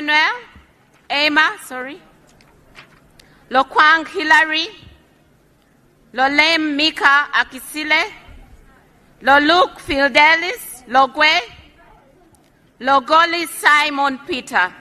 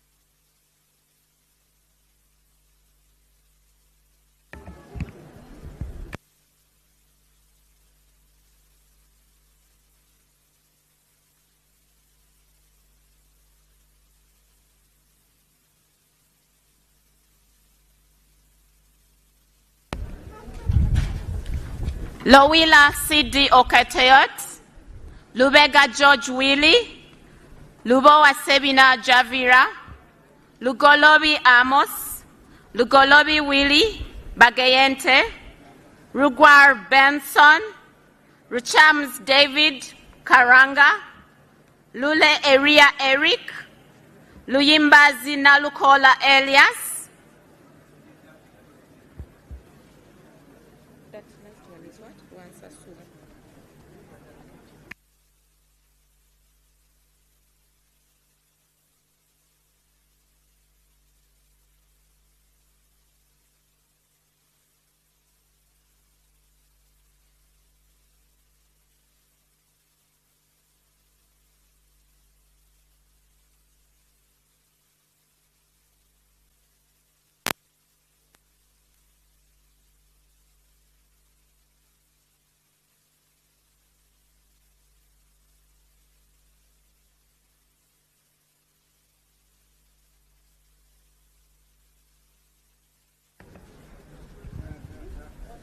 Ransa Sulasara,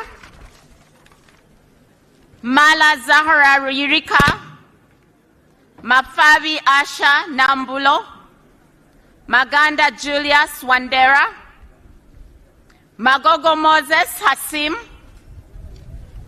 Makumbi Henry Kamya, Malende Shamim, Malinga Isaac Maikut, Mamawi James, Mao Nobat, Mariam Saif.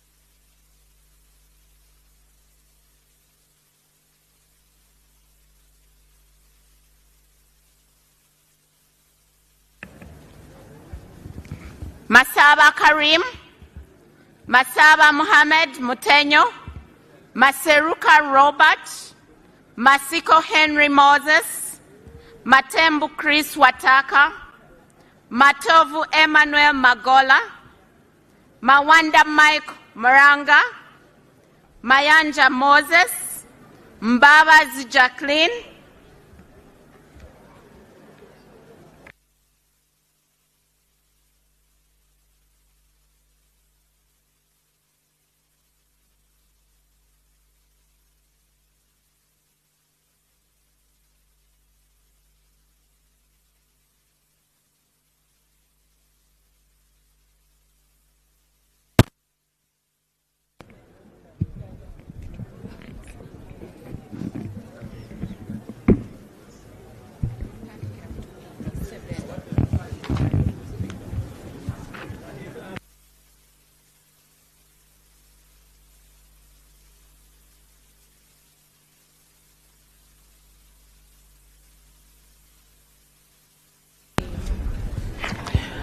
Mbalibula Christopher Chibanzanga Tabana.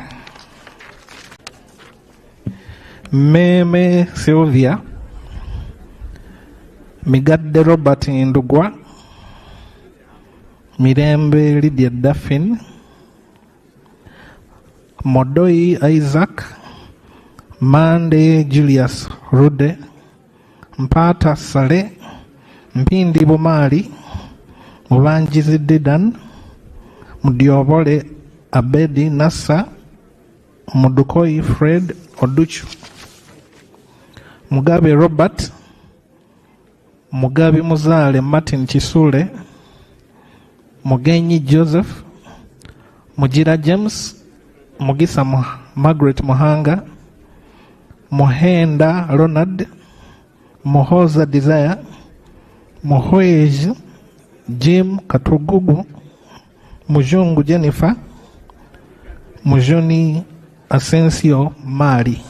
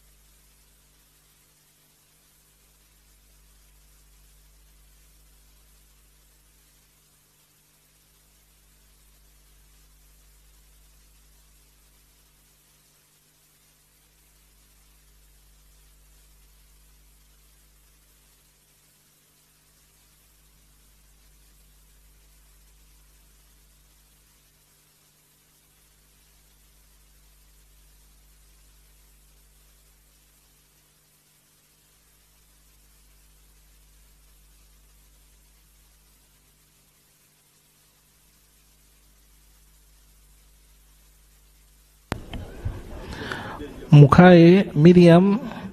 Muchiri Elias Serunjoji. Mukisa Robin Hope. Mulemia Ismail Sowedi. Mulindwa David Isimbwa. Musa Noah. Musanje Moses. Musasizi Henry Aliganyira. Mushabe Rujoki Ruth. Musira John. Musinguzi Patrick. Musisi George. Mtasingwa Diana Nankunda. Mutebi Bernard Mugoya. Mutego Ronald Hanguja. Mutekanga Zadok. Mutonyi Rose Masava. Muyonjo Hussein. Muzaidi Kemisi. Mwesigwa Matthias.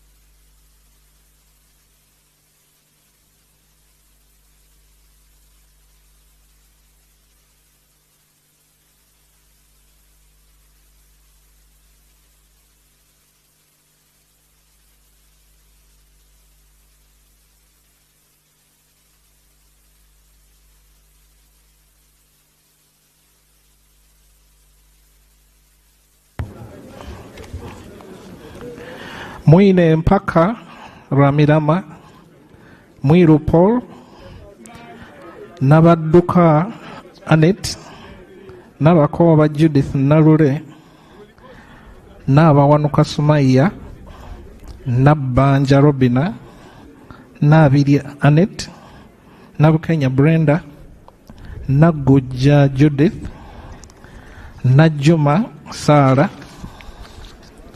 Nakadama Rukia Isanga, Nakawuchi Susan Sambu, Nakazibwe Hope Grania, Nachisita Betty Mpongo, Nachi Julius Muntu, Naku Fiona, Nakuti Faith Loru, Nakwede Harriet, Naruyima Betty Ethel, Namanya Viola.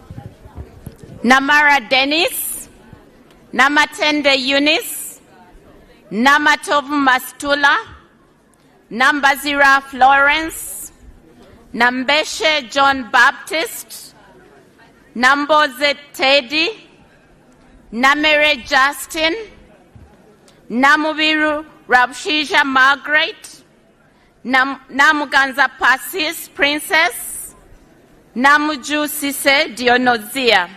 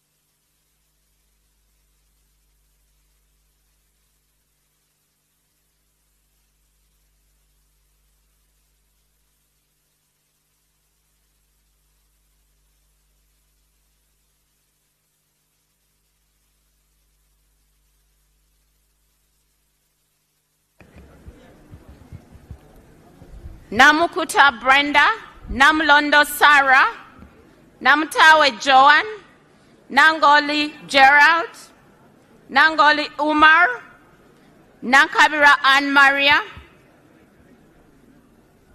Nankwanga Stella Maris, Nantongo Fortunate Rose, Nanzala Matrin, Nansolo Eugenia.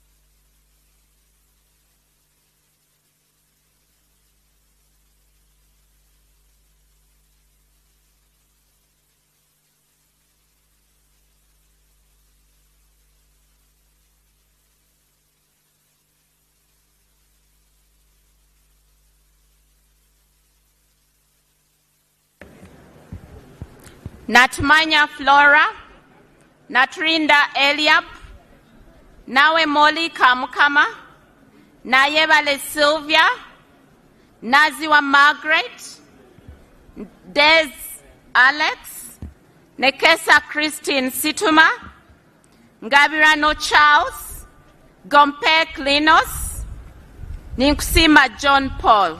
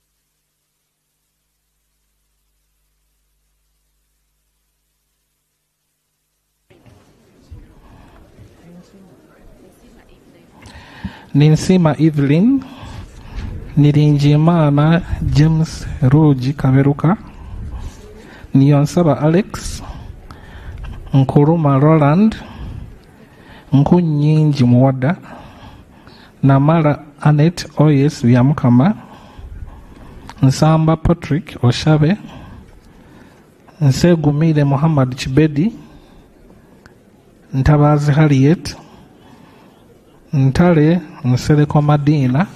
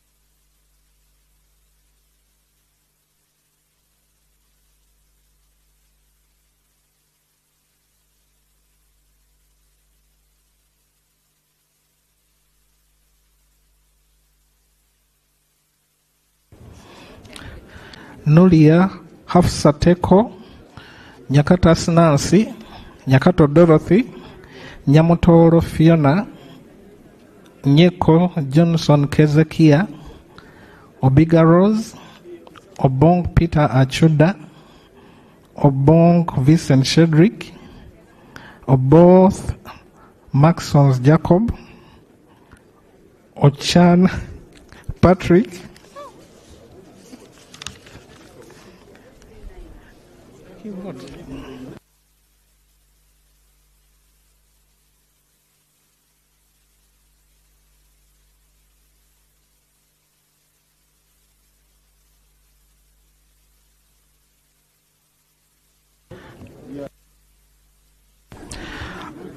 Ochen Geoffrey, Ochai Maximus, Odong JJ Abubakar, Odori John, Ofono Opondo Podere, Ogama Ali Ismail, Ogwal Joseph Jones, Ogwang Patrick Obura, Ogwang Peter, Ojala Mapenduzi Martin.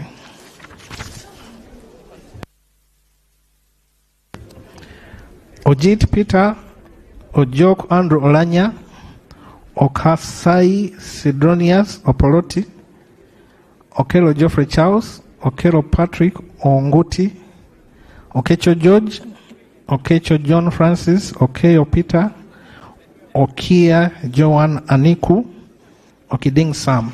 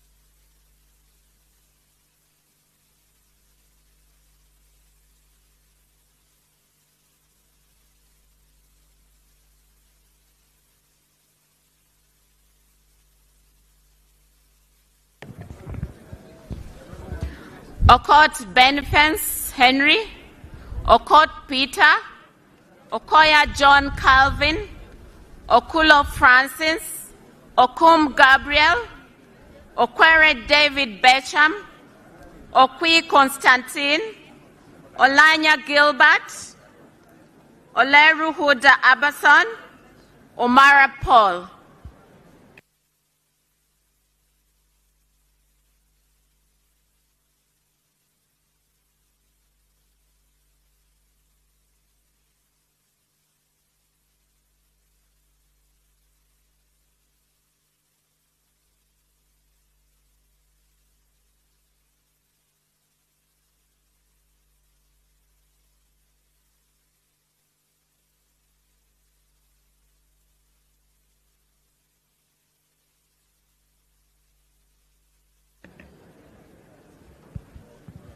Omoding Emmanuel, Onek Hilary Abalokel, Onek Alit Ameri Dennis,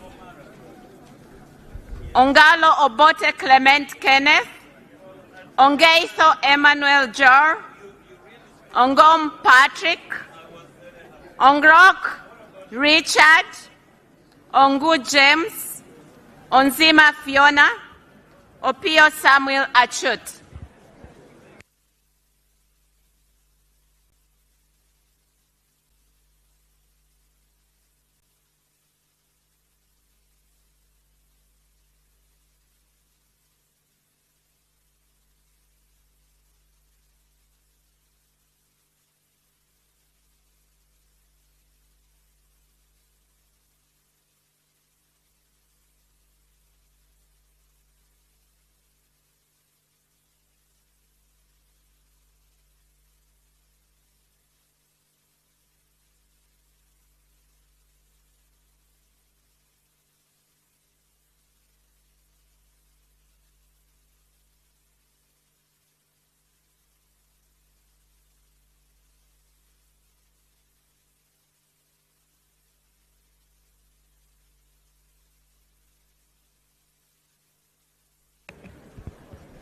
Opito Vincent, Opio Danish Godfrey, Opolot Isiagi Patrick, Opolot Okwalenga Simon Peter, Oligumisiriza Enid Atheide, Oron Derrick, Oriema Simon Peter Adum, Osuru Morin, Osia Solomon Alemu, Otafide Kahinda.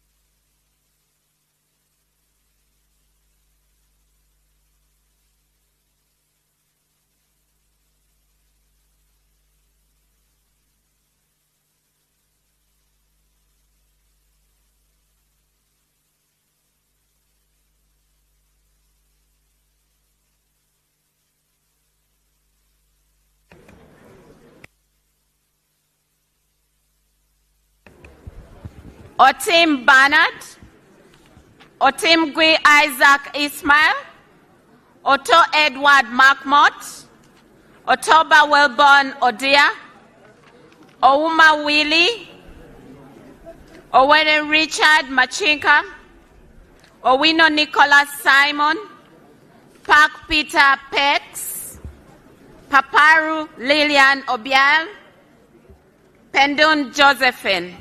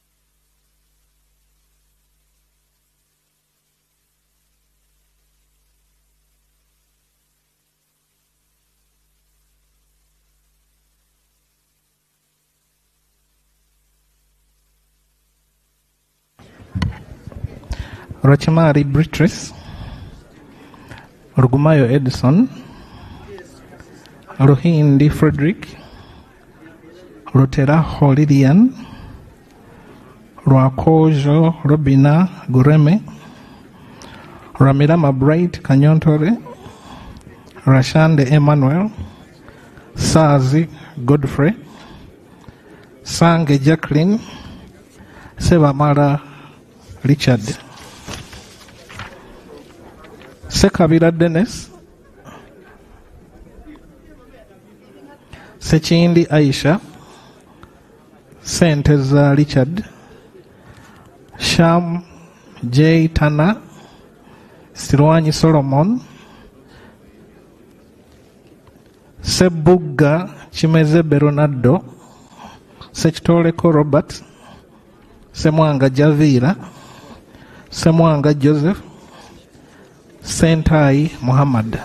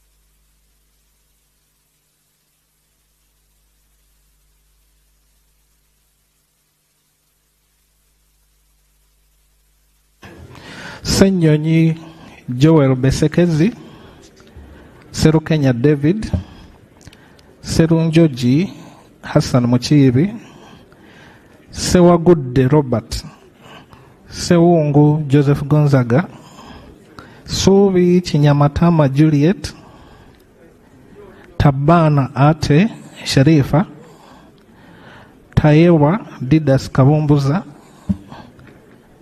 Tayewa Thomas, Tevandeke Charles.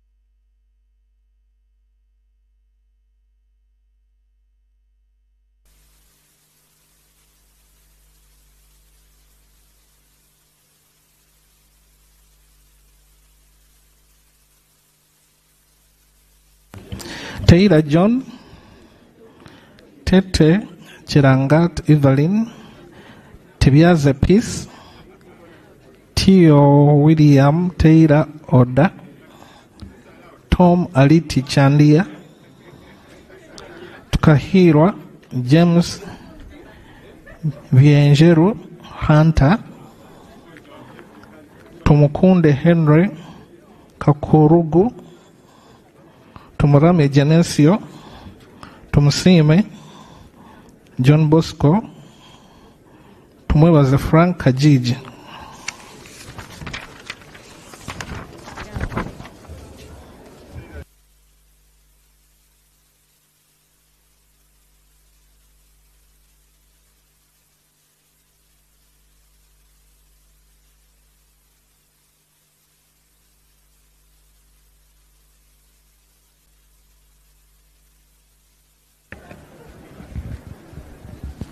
Tumwebaze Mwine, tumwesije Anthony, tumwesije Ejelyyo, tulyakayo Kebirungi Mary Paula, Twala Fadil, twesije Stephen, twinamasiko Onesimus, twinomjun Francis Kazin, Uhuru Nelson, wako Joy Peggy.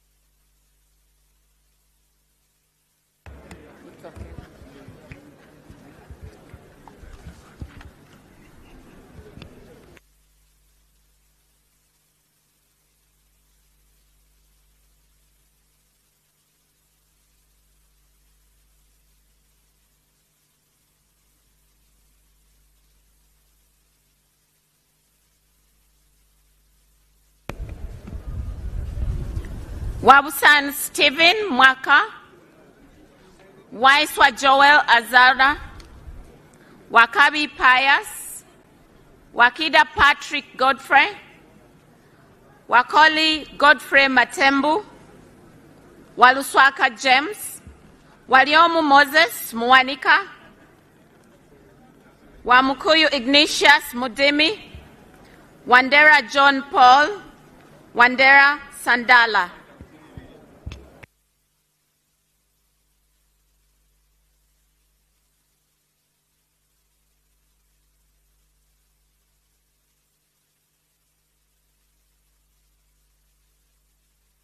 Okay. Oh yeah, malayo. Linda kuba no bajebe no malayo.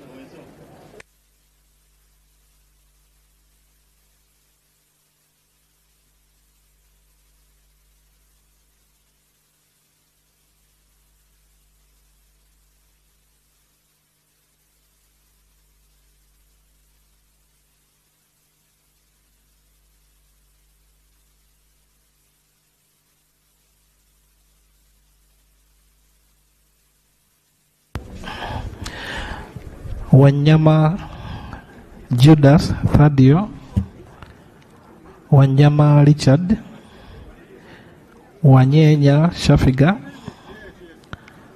Wanyoto Godfrey,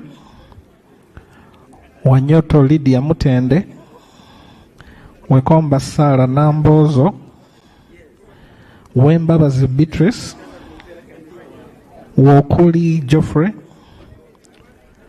Zake Francis, Zambali Blasio Mokasa,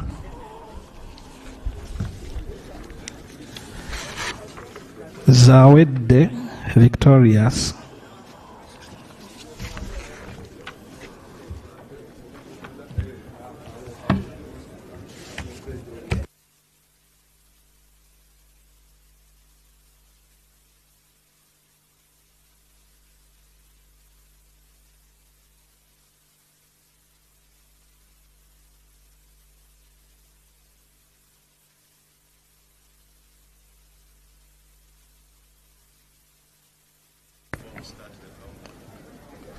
Yes, the names have all been read, but just in case if you came after your name was already read, please you come up and we verify that you can be given opportunity to vote. Otherwise, we would be closing.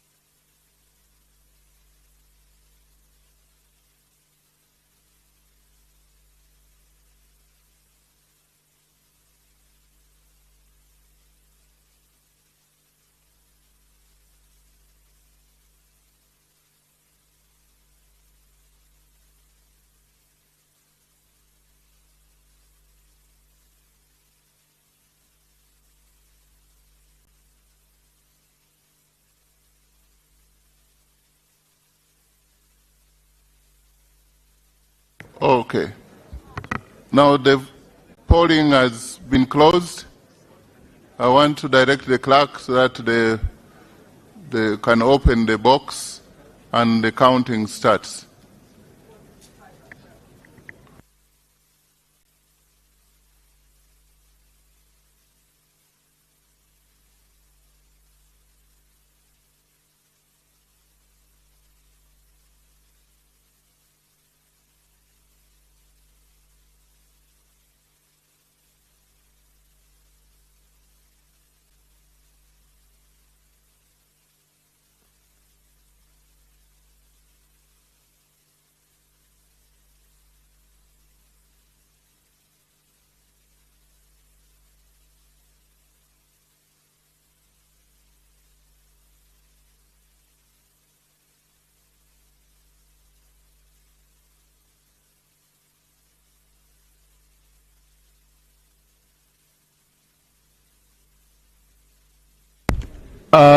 We are going to have 2 polling assistants. One shall receive the votes for Thomas Tayebga. 3 polling assistants plus 1 who will receive spoiled votes. You will be in charge of Thomas Tayebga. You'll be in charge of Asana Nyakato. Then you'll be in charge of Agut Sar, and you'll be in charge of spoiled votes. Okay, we start. Thomas Tayebga. Thomas Tayebga. Thomas Tayebga. Thomas Tayebga. Thomas Tayebga. Thomas Tayebga. Sarah. Tayebga Thomas. Tayebga Thomas. Tayebga Thomas. Thomas Tayebga. Thomas Tayebga. Thomas Tayebga. Thomas Tayebga. TT Thomas Tayebga. Thomas Tayebga. Thomas Tayebga. Thomas Tayebga. Tayebga Thomas. Thomas Tayebga. Nyakato. Thomas Tayebga. Thomas Tayebga. Nyakato Asanasio. Tayebga Thomas. Thomas Tayebga. Thomas Tayebga. Thomas Tayebga. Tayebga Thomas. Agut Sara. Thomas Tayebga. Thomas Tayebga. Thomas Tayebga. Thomas Tayebga. Thomas Tayebga. Thomas Tayebga. Nyakato Asnans. Nyakato Asnans. Thomas Tayebga. Thomas Tayebga. Thomas Tayebga. Thomas Tayebga. Thomas Tayebga. Nyakato Asnas. Tayebga Thomas. Nyakato. Thomas Tayebga.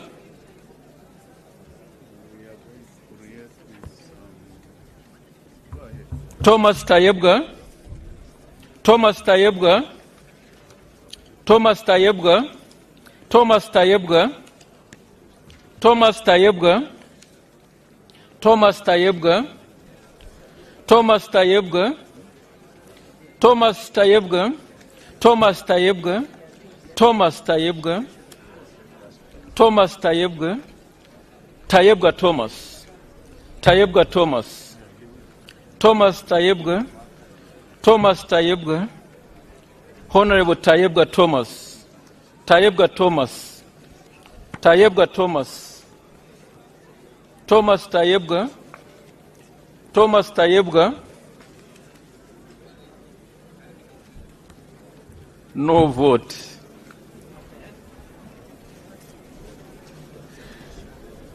Tayebga Thomas, Tayebga Thomas, Thomas Tayebga, Tayebga, Tayebga, Nyakato, Tayebga, Tayebga, Tayebga, Tayebga, Tayebga, Sarah Aguti. Thomas Tayebga, Tayebga, Tayebga, Tayebga, Tayebga, Tayebga, Tayebga, Tayebga, Tayebga, Tayebga, Nyakato. Thomas, Thomas, Tayebga Thomas, Tayebga Thomas, Tayebga Thomas, Tayebga Thomas, Thomas Tayebga, Tayebga Thomas, Thomas Tayebga, Thomas Tayebga, Tayebga Thomas, Tayebga Thomas, Thomas Tayebga, Tayebga, Thomas Tayebga, Thomas Tayebga,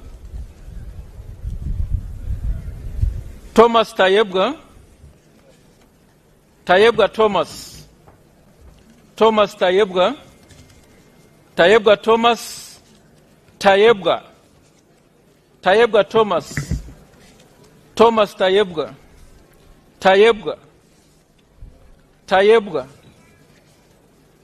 Thomas Tayebga, Tayebga, Thomas Tayebga, Thomas Tayebga, Thomas Tayebga, Tayebga Thomas, Tayebga Thomas, Thomas Tayebga, Tayebga, Tayebga, Tayebga Andrew. Invalid. There's no Andrew. You don't have Andrew. Thomas Andrew is not.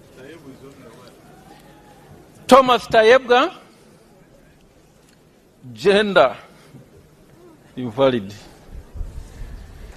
Thomas Tayebga, Thomas Tayebga, Thomas Tayebga, Tayebga Thomas, Tayebga Thomas, Agut Sarah.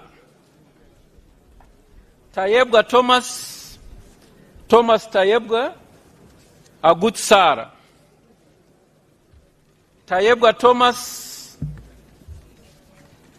Tayebga Thomas, Tayebga Thomas, Tayebga, Tayebga, Nyakato Asnas,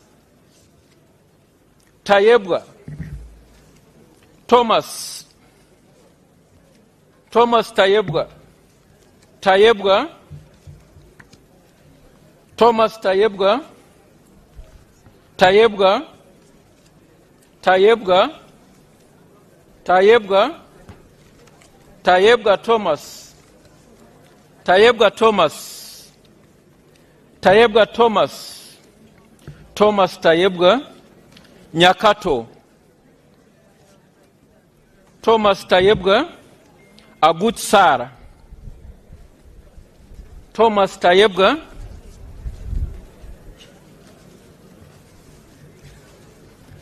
Tayebga Thomas, Thomas, Thomas,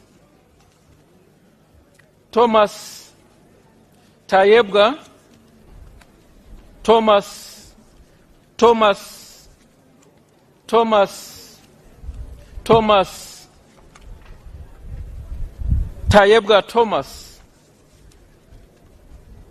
Tayebga Thomas Tayebga Thomas Tayebga Thomas Tayebga Honorable Nyakato Thomas Tayebga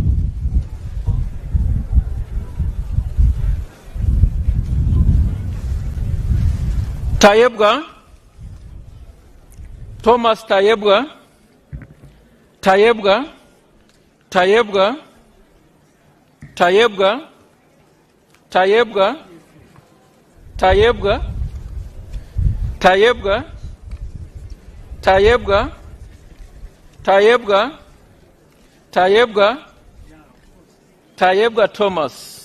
Thomas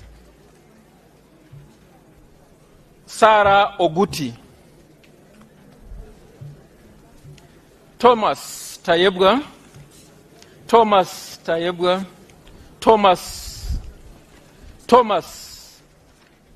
Thomas Asnas Nyakato Thomas Tayebga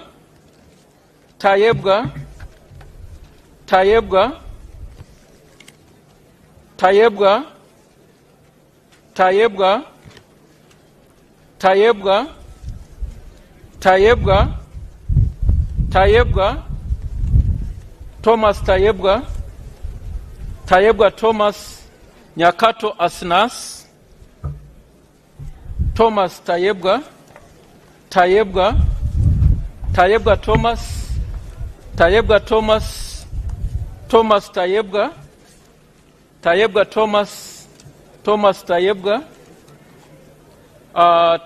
Thomas Nyakato Nyakato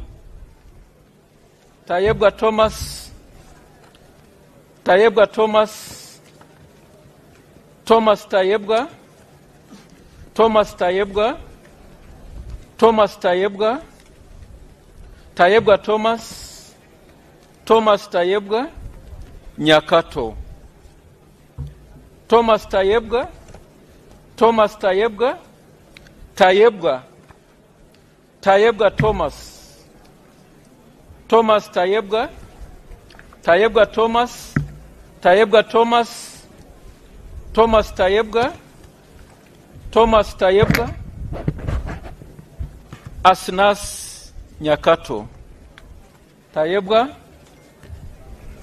Thomas Tayebga Thomas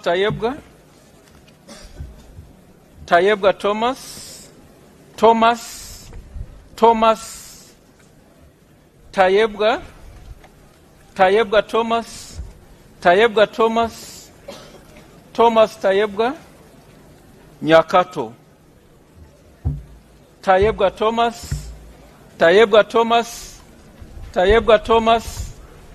Thomas Nyakato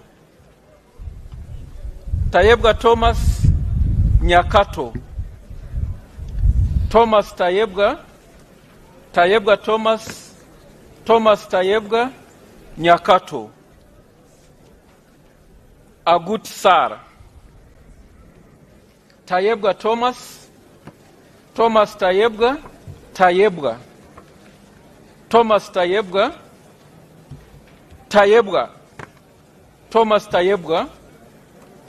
Thomas Tayebga Nyakato Asnas Thomas Tayebga Thomas Tayebga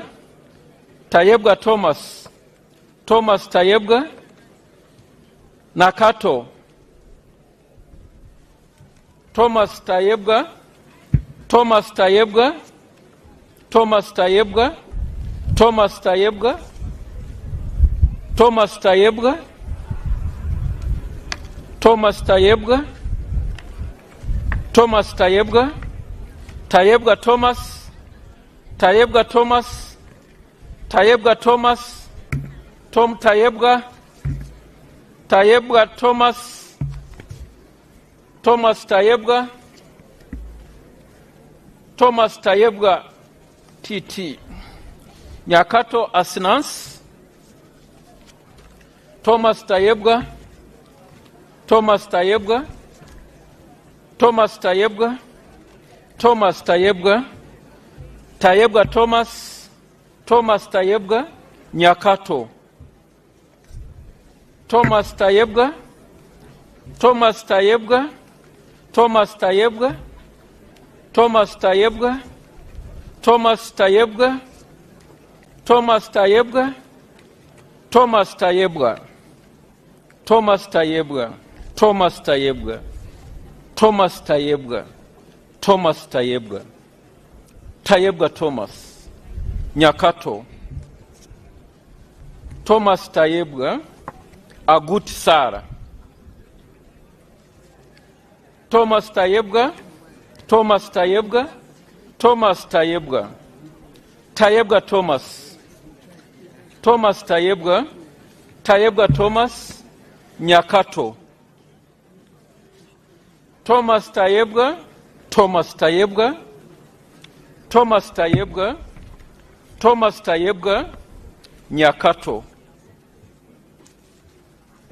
Tayebwa Thomas, Tayebwa Thomas, Tayebwa Thomas, Tayebwa Thomas, Tayebwa Thomas, Tayebwa Thomas, Nyakato,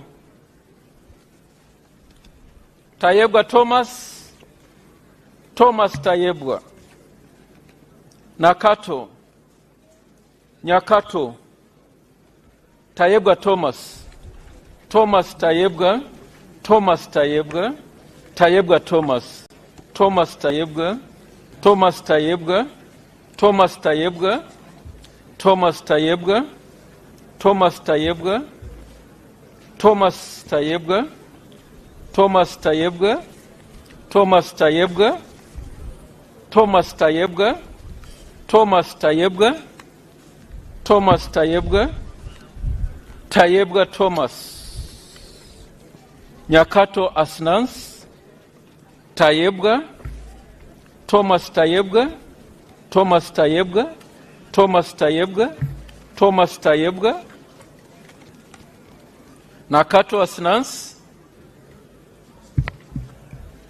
Thomas Tayebwa, Thomas Tayebwa, Thomas Tayebwa, Thomas Tayebwa, Thomas Tayebwa, Thomas Tayebwa, Thomas Tayebwa, Thomas Tayebwa, Tayebwa Thomas, Tayebwa Thomas, Thomas Tayebwa, Thomas Tayebwa, Thomas Tayebwa, Thomas Tayebwa, Thomas Tayebwa, Tayebwa Thomas,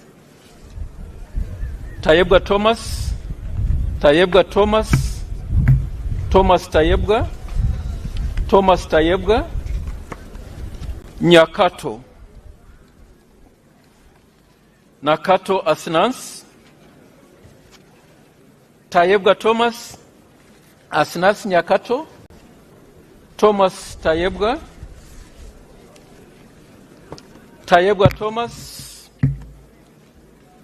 Thomas Tayebwa, Tayebwa, Tayebwa, Thomas Tayebwa, Thomas Tayebwa, Tayebwa Thomas, Thomas Tayebwa, Thomas Tayebwa, Tayebwa Thomas, Thomas Tayebwa, Tayebwa Thomas, Thomas Tayebwa, Tayebwa Thomas, Thomas Tayebwa, Tayebwa Thomas, Thomas Tayebwa, Tayebwa Thomas, Tayebwa Thomas, Nyakato,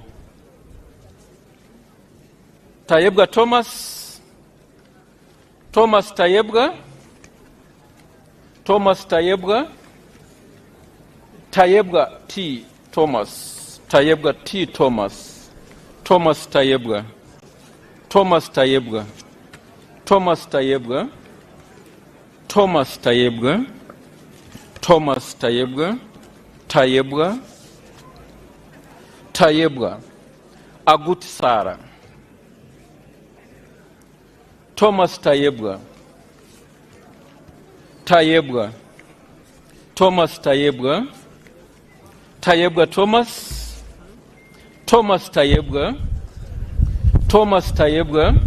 Tayebwa Thomas. Thomas Tayebwa. Tayebwa Thomas. Tayebwa Thomas. Nyakato. Thomas Tayebwa. Thomas Tayebwa. Thomas Tayebwa. Thomas Tayebwa. Nyakato. Nyakato Asnans. Thomas Tayebwa. Thomas Tayebwa. Tayebwa. Tayebwa. Sara. Tayebwa Thomas. Tayebwa Thomas. Tayebwa Thomas. Tayebwa Thomas. Thomas Tayebwa. Thomas Tayebwa. Thomas Tayebwa. Sara. Tayebwa Thomas. Tayebwa Thomas. Agut Sara. Tayebwa Thomas. Thomas Tayebwa. Thomas Tayebwa. Thomas Tayebwa. Tayebwa. Tayebwa Thomas. Thomas Tayebwa. Thomas Tayebwa. Thomas Tayebwa. Thomas Tayebwa. Thomas Tayebwa. Thomas Tayebwa. Thomas Tayebwa. Thomas Tayebwa. Thomas Tayebwa. Thomas Tayebwa. Thomas Tayebwa. Thomas Tayebwa. Thomas Tayebwa. Tayebwa Thomas. Thomas Tayebwa. Thomas Tayebwa. Thomas Tayebwa. Thomas Tayebwa. Thomas Tayebwa. Tayebwa Thomas. Tayebwa Thomas. Thomas Tayebwa. Thomas Tayebwa. Thomas Tayebwa. Thomas Tayebwa. Tayebwa Thomas. Nyakato Asnans. Sara Aguti. Tayebwa Thomas. Tayebwa Thomas. Tayebwa Thomas. Tayebwa Thomas. Tayebwa Thomas. Tayebwa Thomas. Tayebwa Thomas. Tayebwa Thomas. Tayebwa Thomas. Tayebwa Thomas. Tayebwa Thomas. Tayebwa Thomas. Tayebwa Thomas. Tayebwa Thomas. Nyakato. Asnas Nyakato. Thomas Tayebwa. Tayebwa. Tayebwa Thomas. Tayebwa Thomas. Tayebwa Thomas. Tayebwa Thomas. Tayebwa Thomas. Nyakato. Tayebwa Thomas. MP Hoima Site. Nyakato. Thomas Tayebwa. Tayebwa Thomas. Thomas Tayebwa. Thomas Tayebwa. Thomas Tayebwa. Tayebwa Thomas. Tayebwa Thomas. Tayebwa Thomas. And finally Tayebwa Thomas.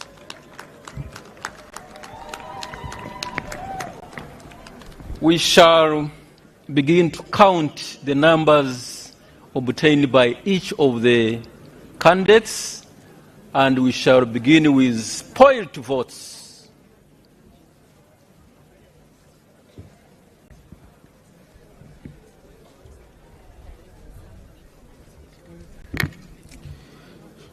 Spoiled votes number 1. Another spoiled vote number 2. Spoiled vote number 3.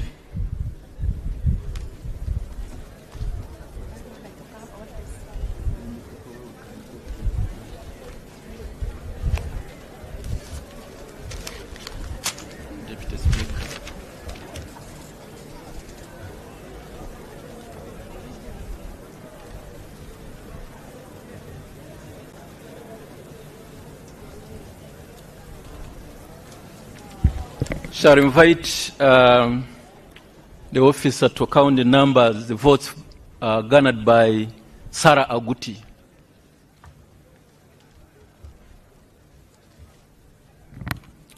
Sarah Aguti, the number of votes for Sarah Aguti: 1, 2, 3, 4, 5, 6, 7, 8, 9, 10, 11, 12, 13, 14.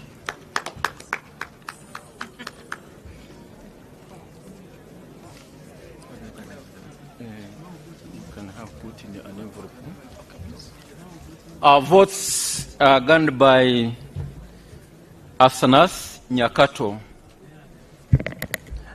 Votes for Honorable Nyakato Asinansi: 1, 2, 3, 4, 5, 6, 7, 8, 9, 10, 11, 12, 13, 14, 15, 16, 17, 18, 19, 20, 21, 22, 23, 24, 25, 26, 27, 28, 29, 30, 31, 32, 33, 34, 35, 36, 37, 38, 39, 40, 41, 42, 43, 44, and 45.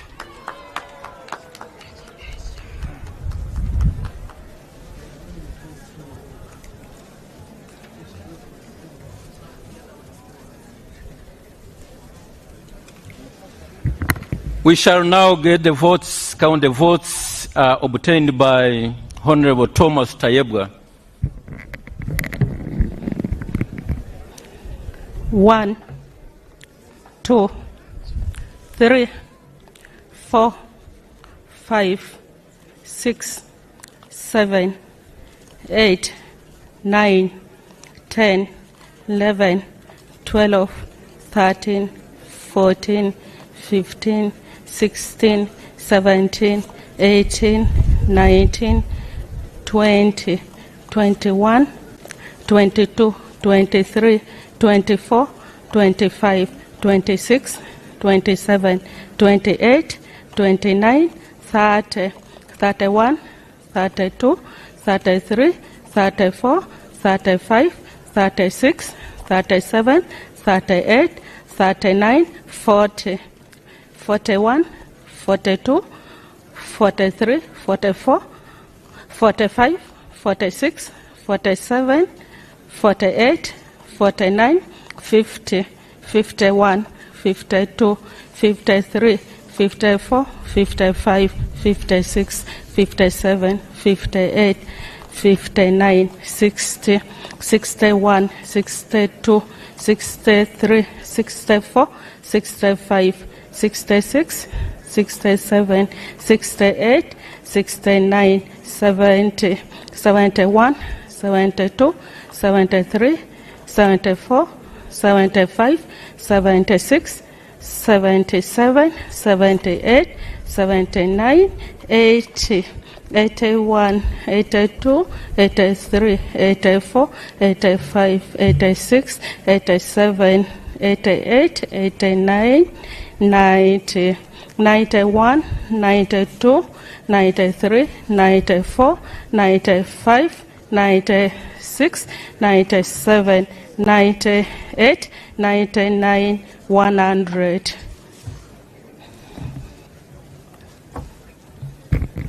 One hundred and one, 12, 13, 14, 15, 16, 17, 18, 19, 110, 111, 112, 113, 114, 115, 116, 117, 118, 119, 120, 121, 122, 123, 124, 125, 126, 127, 128, 129, 130, 131, 132, 133, 134, 135, 136, 137, 138, 139, 140, 141, 142,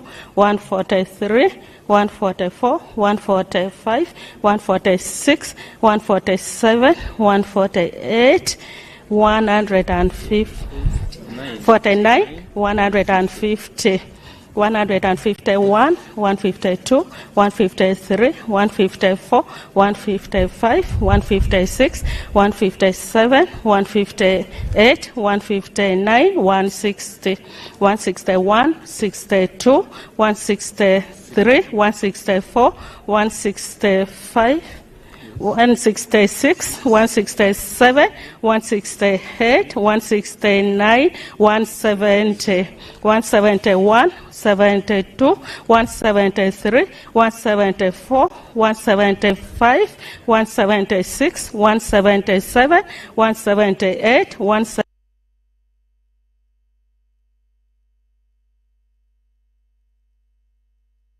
1, 182, 183, 184, 185, 186, 187, 188, 189, 190, 191, 192, 193, 194, 195, 196, 197, 198, 199, 200, 201, 202, 203, 204, 205, 206, 207, 208, 209, 210, 211, 212, 213, 214, 215, 216, 217, 218, 220, 219, 220, 221, 222, 223. Help me. 222. 24, 25, 26, 27, 28, 29, 30, 231, 232, 233, 234, 235, 236, 237, 238, 239, 240, 241, 242, 243, 244, 245, 246, 247, 248, 249, 250, 251, 252, 253, 254, 255, 256, 257, 258, 259, 260, 261, 262, 263, 264, 265, 266, 267, 268, 269, 270, 271, 272, 273, 274, 275, 276, 277, 278, 279, 280, 281, 282, 283, 284, 285, 286, 287, 288, 289, 290, 291, 292, 293, 294, 295, 296, 297, 298, 299, 300. 1, 2, 3, 4, 5, 6, 7, 8, 9, 310, 311, 12, 13, 14, 15, 16, 17, 18, 19, 320, 321, 322, 323, 324, 325, 326, 327, 328, 329, 330, 1, 31, 32, 33, 34, 35, 36, 37, 38, 39, 340, 41, 42, 43, 44, 45, 46, 47, 48, 49, 350, 51, 52, 53, 54, 55, 56, 57, 58, 59, 360, 61, 62, 63, 64, 65, 66, 67, 68, 69, 370, 71, 72, 73, 74, 75, 76, 77, 78, 79, 380, 81, 82, 83, 84, 85, 86, 87, 88, 89, 390, 91, 92, 93, 94, 95, 96, 97, 98, 400, 99, 400, 401, 2, 3, 4, 5, 6, 7, 8, 9, 10, 410, 411, 12, 13, 14, 15, 16, 17, 18, 19, 420,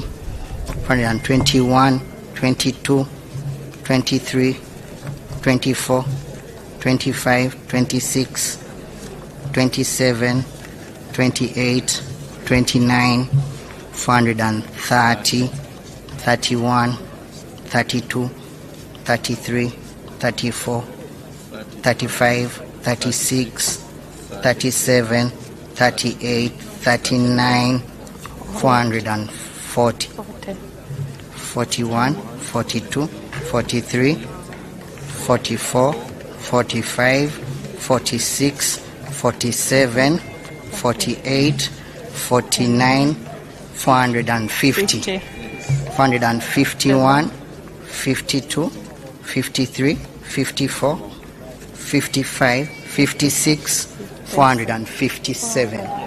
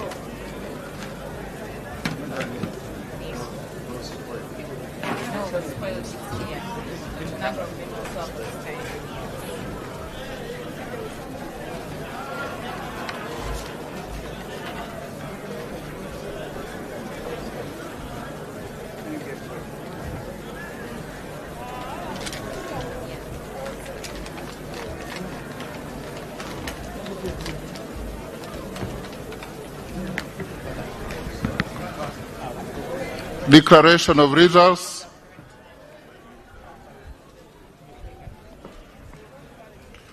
Having duly counted the votes, I now proceed to announce the outcome of the vote for the position of Deputy Speaker of the 12th Parliament as follows. Total number of ballot papers contained in the ballot box were 519. Total number of members who have abstained from voting is nil. Spoiled and blank ballot papers are 3. Honorable Sarah Aguti, 14 votes. Honorable Nyakato Asinas, 45 votes. And Honorable Tayebwa Thomas, 457 votes. In accordance with Rule 5, Sub-Rule 14H of the Rules of Procedure of Parliament, I declare Honorable Thomas Tayebwa as the Deputy Speaker of the 12th Parliament of the Republic of Uganda. Congratulations, Honorable Thomas Tayebwa.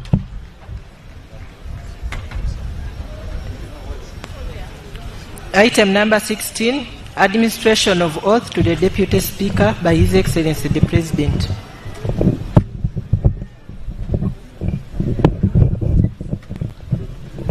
Can we have the Deputy Speaker elect, Honorable Thomas Tayebwa,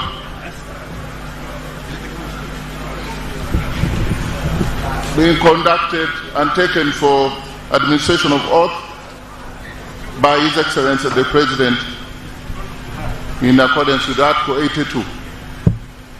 Can we get Honorable Tayebwa? It's being dragged.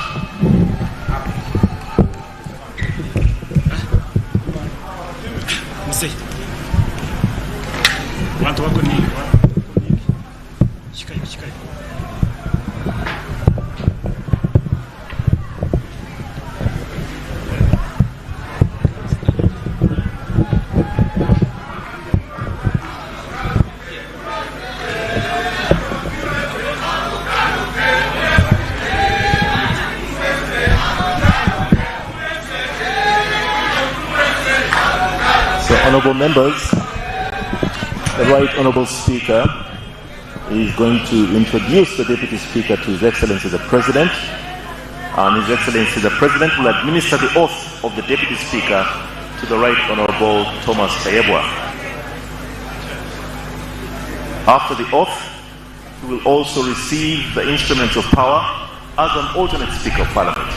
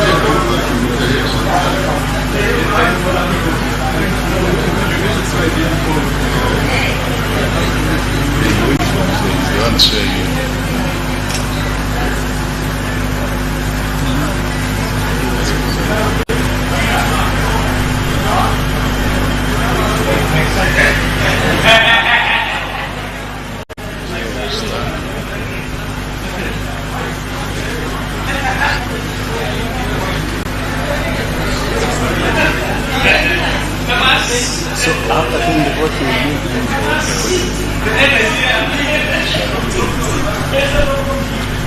Are the other instruments ready? Yes, we have them. They are there.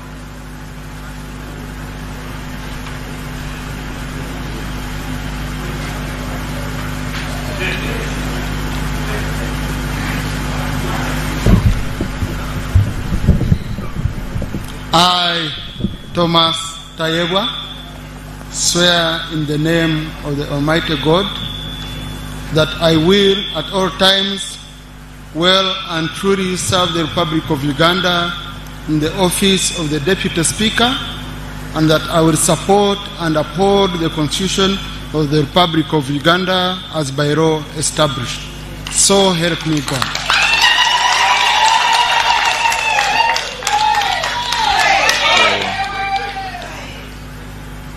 Having taken the oath of the Deputy Speaker and signing in the oath book to be appended by His Excellency the President, the Deputy Speaker shall also receive the same instruments of power, showing that once he is in the chair, he has the same powers as the Right Honourable Speaker. So he shall receive the mace that will be followed by the Uganda flag.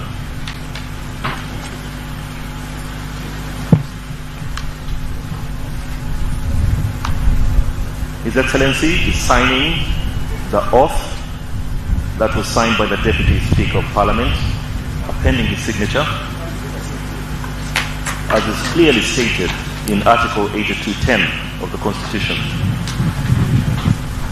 and the Oath Act in Chapter 19 of the laws of Uganda. So His Excellency is now going to hand over the mace, the instrument of power, to the Deputy Speaker, to be followed by the Uganda flag. Parliament is a custodian of the Uganda flag, and this will be followed by the coat of arms. And after the coat of arms, we shall have the Constitution,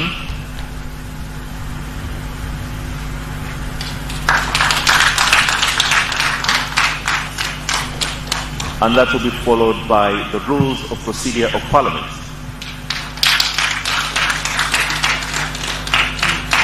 And finally, the ceremonial robes of the Deputy Speaker of Parliament. So the senior officials from Parliament will now robe the Deputy Speaker, and he will have been fully empowered to run the affairs of Parliament as the Deputy Speaker of the 12th Parliament of the Republic of Uganda.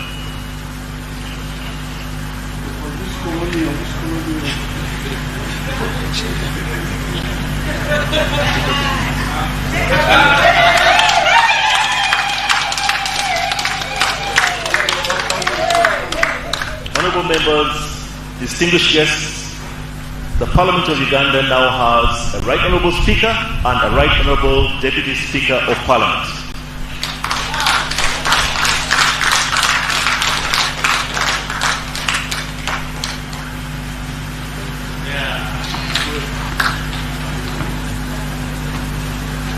And now that Parliament is fully constituted, as the Speaker comes back to his chair, I will quickly inform you that business will start tomorrow with the orientation of members of Parliament. Orientation will be at Parliament, so please ensure that tomorrow you are there for the start of this orientation. A few more announcements will be made after.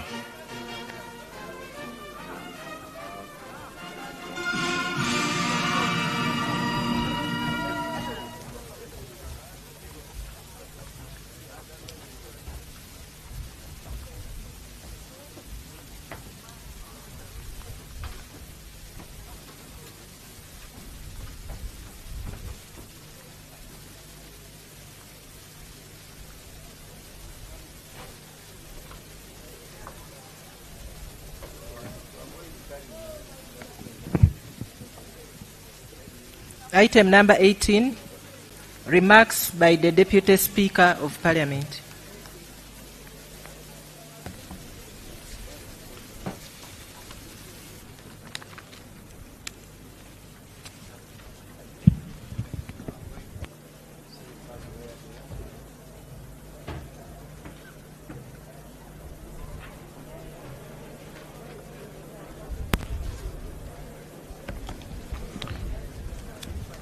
Your Excellency the President of the Republic of Uganda, the Right Honourable Speaker of Parliament, Your Lordship, the Chief Justice, honorable colleagues, members of Parliament, the clerk and staff of Parliament, ladies and gentlemen. Your Excellency and honorable members, I congratulate you and honorable colleagues on your election and thank the people of Uganda for the trust they have put in you to lead. I also take this opportunity to congratulate my senior brother, the Right Honorable Jacob Maxson Oboth, on your election to the position of Speaker of the 12th Parliament. Today, I stand before you with a heart full of gratitude, humility, and renewed resolve. I'm deeply honored by the trust and confidence you have once again placed in me by electing me to serve as Deputy Speaker of the 12th Parliament of Uganda. I thank you, and I thank you, honorable colleagues. I wish to extend my sincere appreciation to Your Excellency the President for your enduring leadership, guidance, and trust. You have often reminded us that leadership is about service to the people, not service to oneself.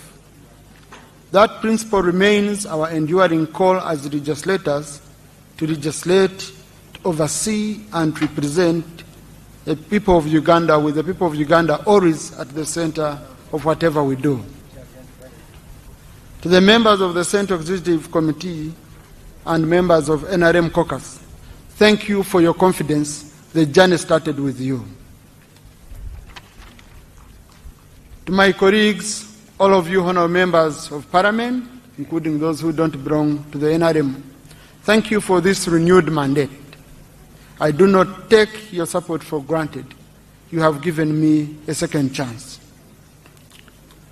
And to my other beloved family of the Patriotic League of Uganda and our dear chairman, General Muhoozi Kainerugaba, I will forever be indebted for you stood strongly by my side.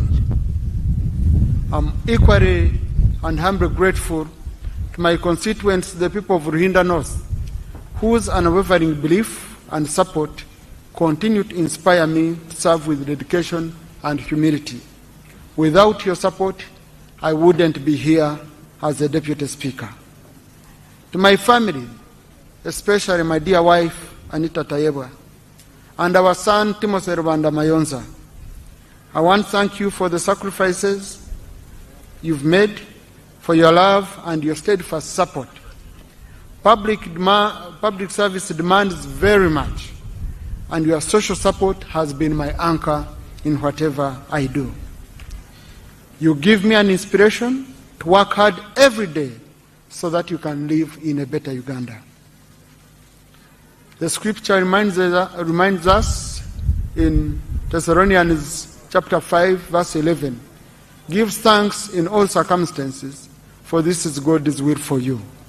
Today, I give thanks to God, to all of you honorable colleagues, to His Excellency, who has trusted me and who has nurtured me, and to my party, the NRM, and our nation for the opportunity to serve once more.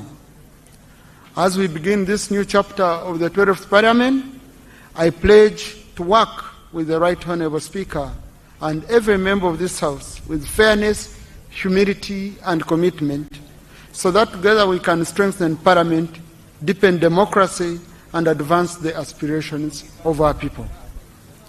As the Deputy Speaker, it is my duty to support the vision of my elder brother, Right Honourable Jacob Oboth, the Speaker of Parliament.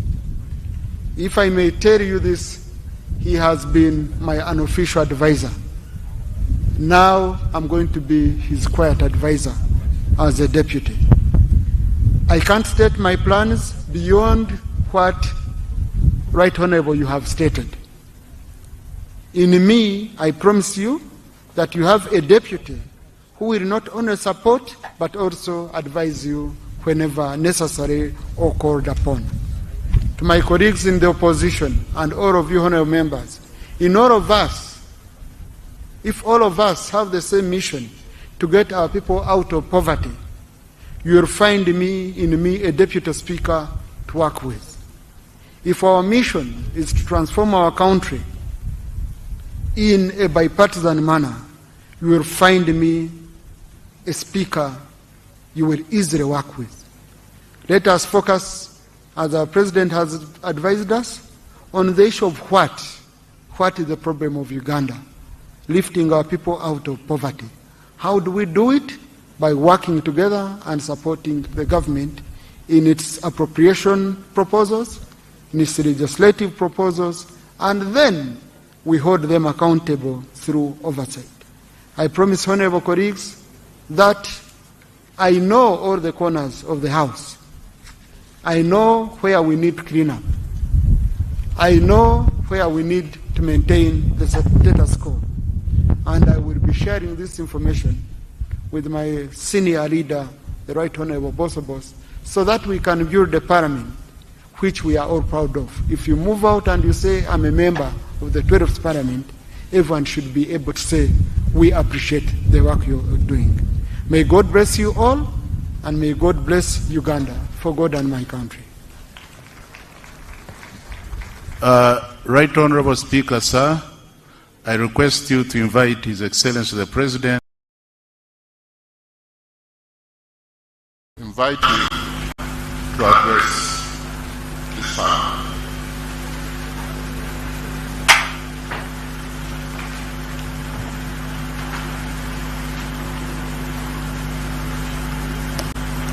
The Right Honorable Speaker of Parliament,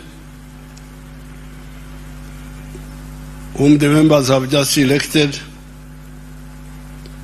the Right Honorable Deputy Speaker, who has similarly been just elected, His Lordship the Chief Justice,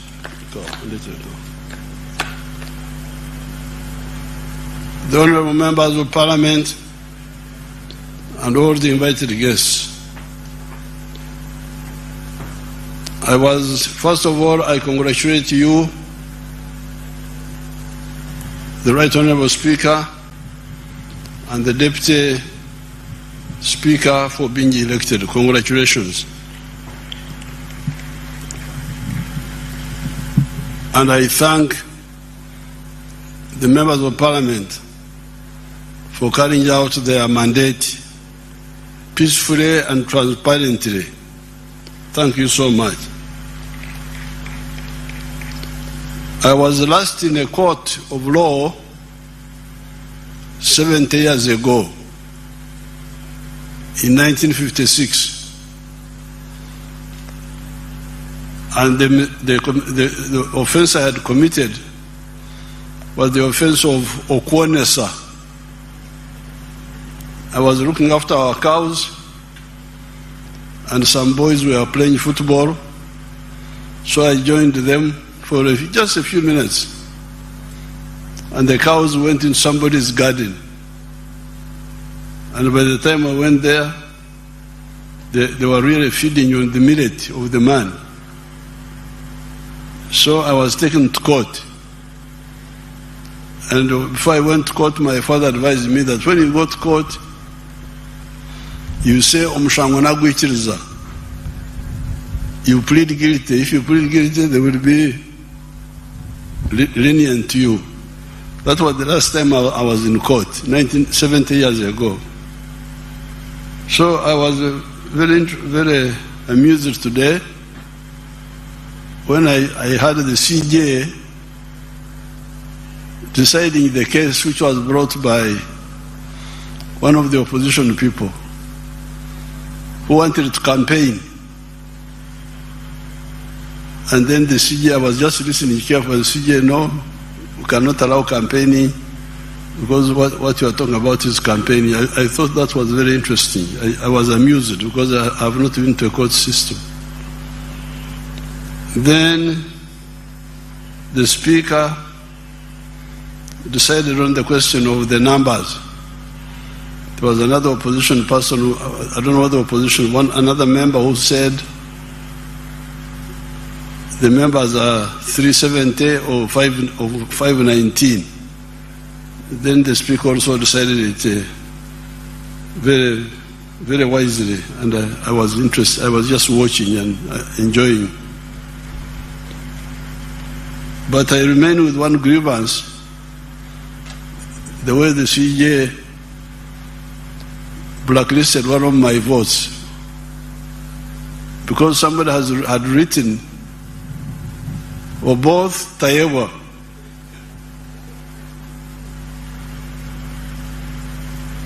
Yes, Tayewa was not being voted on, but it was clear that the man wanted to vote for or both, and also Tayewa. So why declare that vote invalid? I need you to give it, because that's how I had been losing votes. If you check all these elections, you find that the spoiled votes are like 500,000, 500,000, and they are all NRM votes. Because my people, instead of marking in the box, they mark the picture of the person. So why do you say that is invalid? Because he has shown you what he wanted. So once the CJ has decided, I have nowhere to appeal. So I'm just mourning now. Now, with the NRM people, the Banyankole have a proverb. Their proverb is, "Enduriye byukuriya oteranche." When you are making a lamb for food, you make a small one. Why? Because you want a few people to hear the alarm and come and join you. You don't want too many people to come and eat the food. But when you are making a lamb for war, you make a very big one, because you want many people to come and help you. Sometimes the NRM people do not understand the issue of broadening support. When I was sitting here listening to the results, Mr. Both got 441 votes. The NRM members in Parliament are 370 what? Something. 370 what? Something there. So, you can see my strategy of making a big alarm for many people to come and join. The 372 have been joined by others. That's how we got 441 for Honorable Both and 457 for Tayewa. It is the NRM plus the independents plus some good opposition people.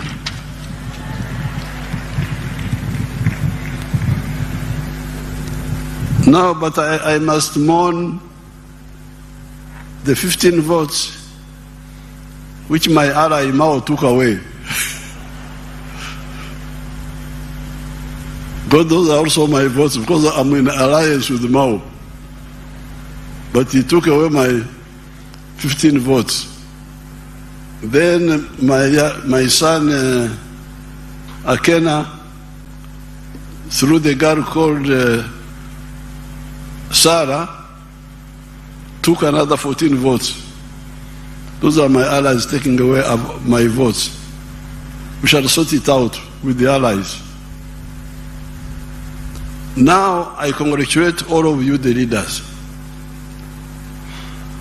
But this time, I'll have to be very, very, very clear to everybody.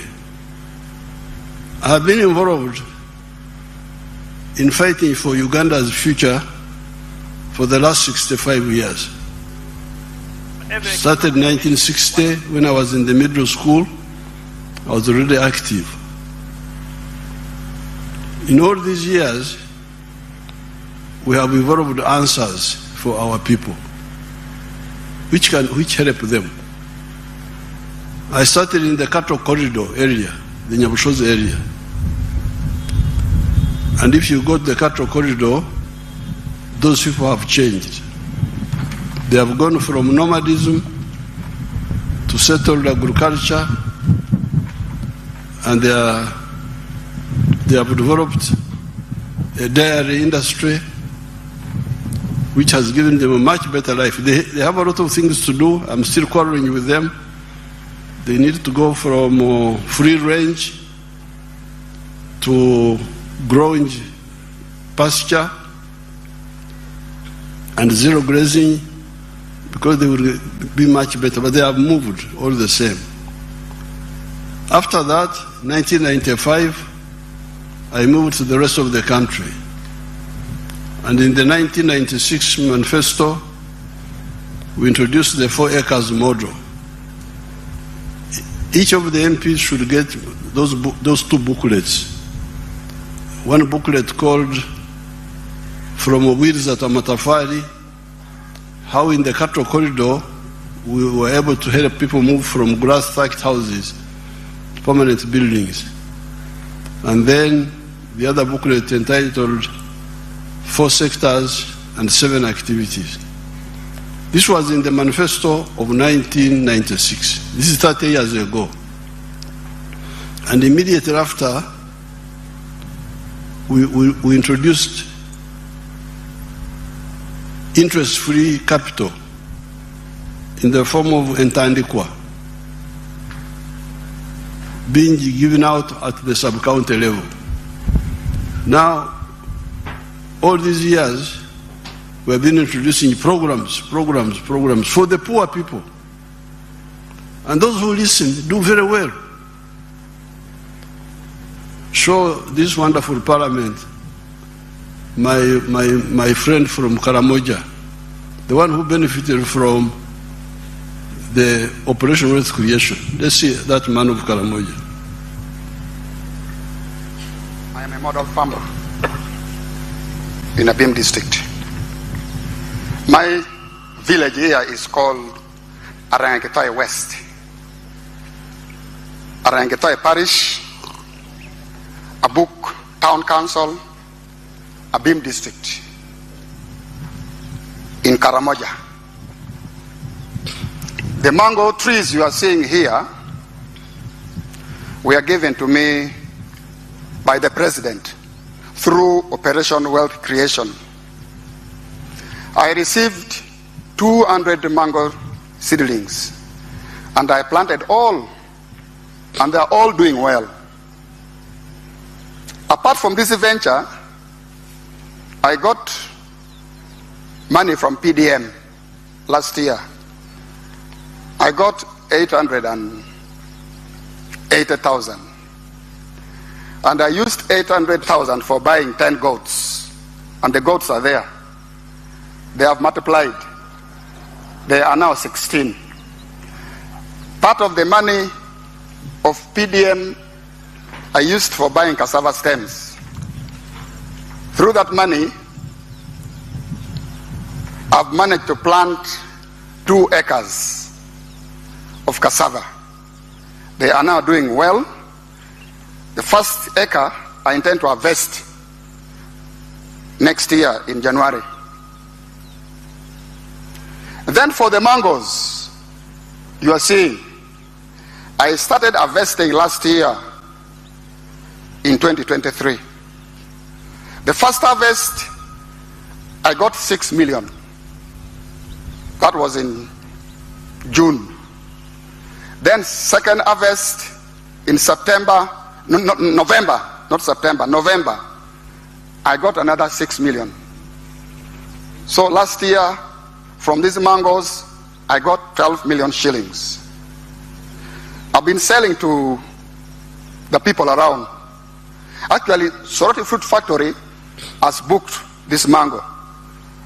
They want me to take these mangoes tomorrow, 2025, to the factory. Actually, I've been selling locally. I've been selling 1 at 500 shillings, 2 1,000. And people are buying. These mangoes are very good. The mangoes trees you are seeing here are giving me money, a lot of money.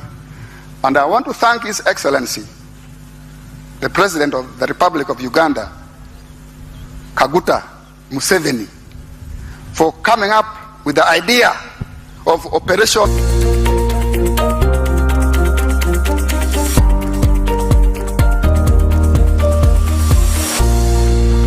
Ground TV, 100% entertainment.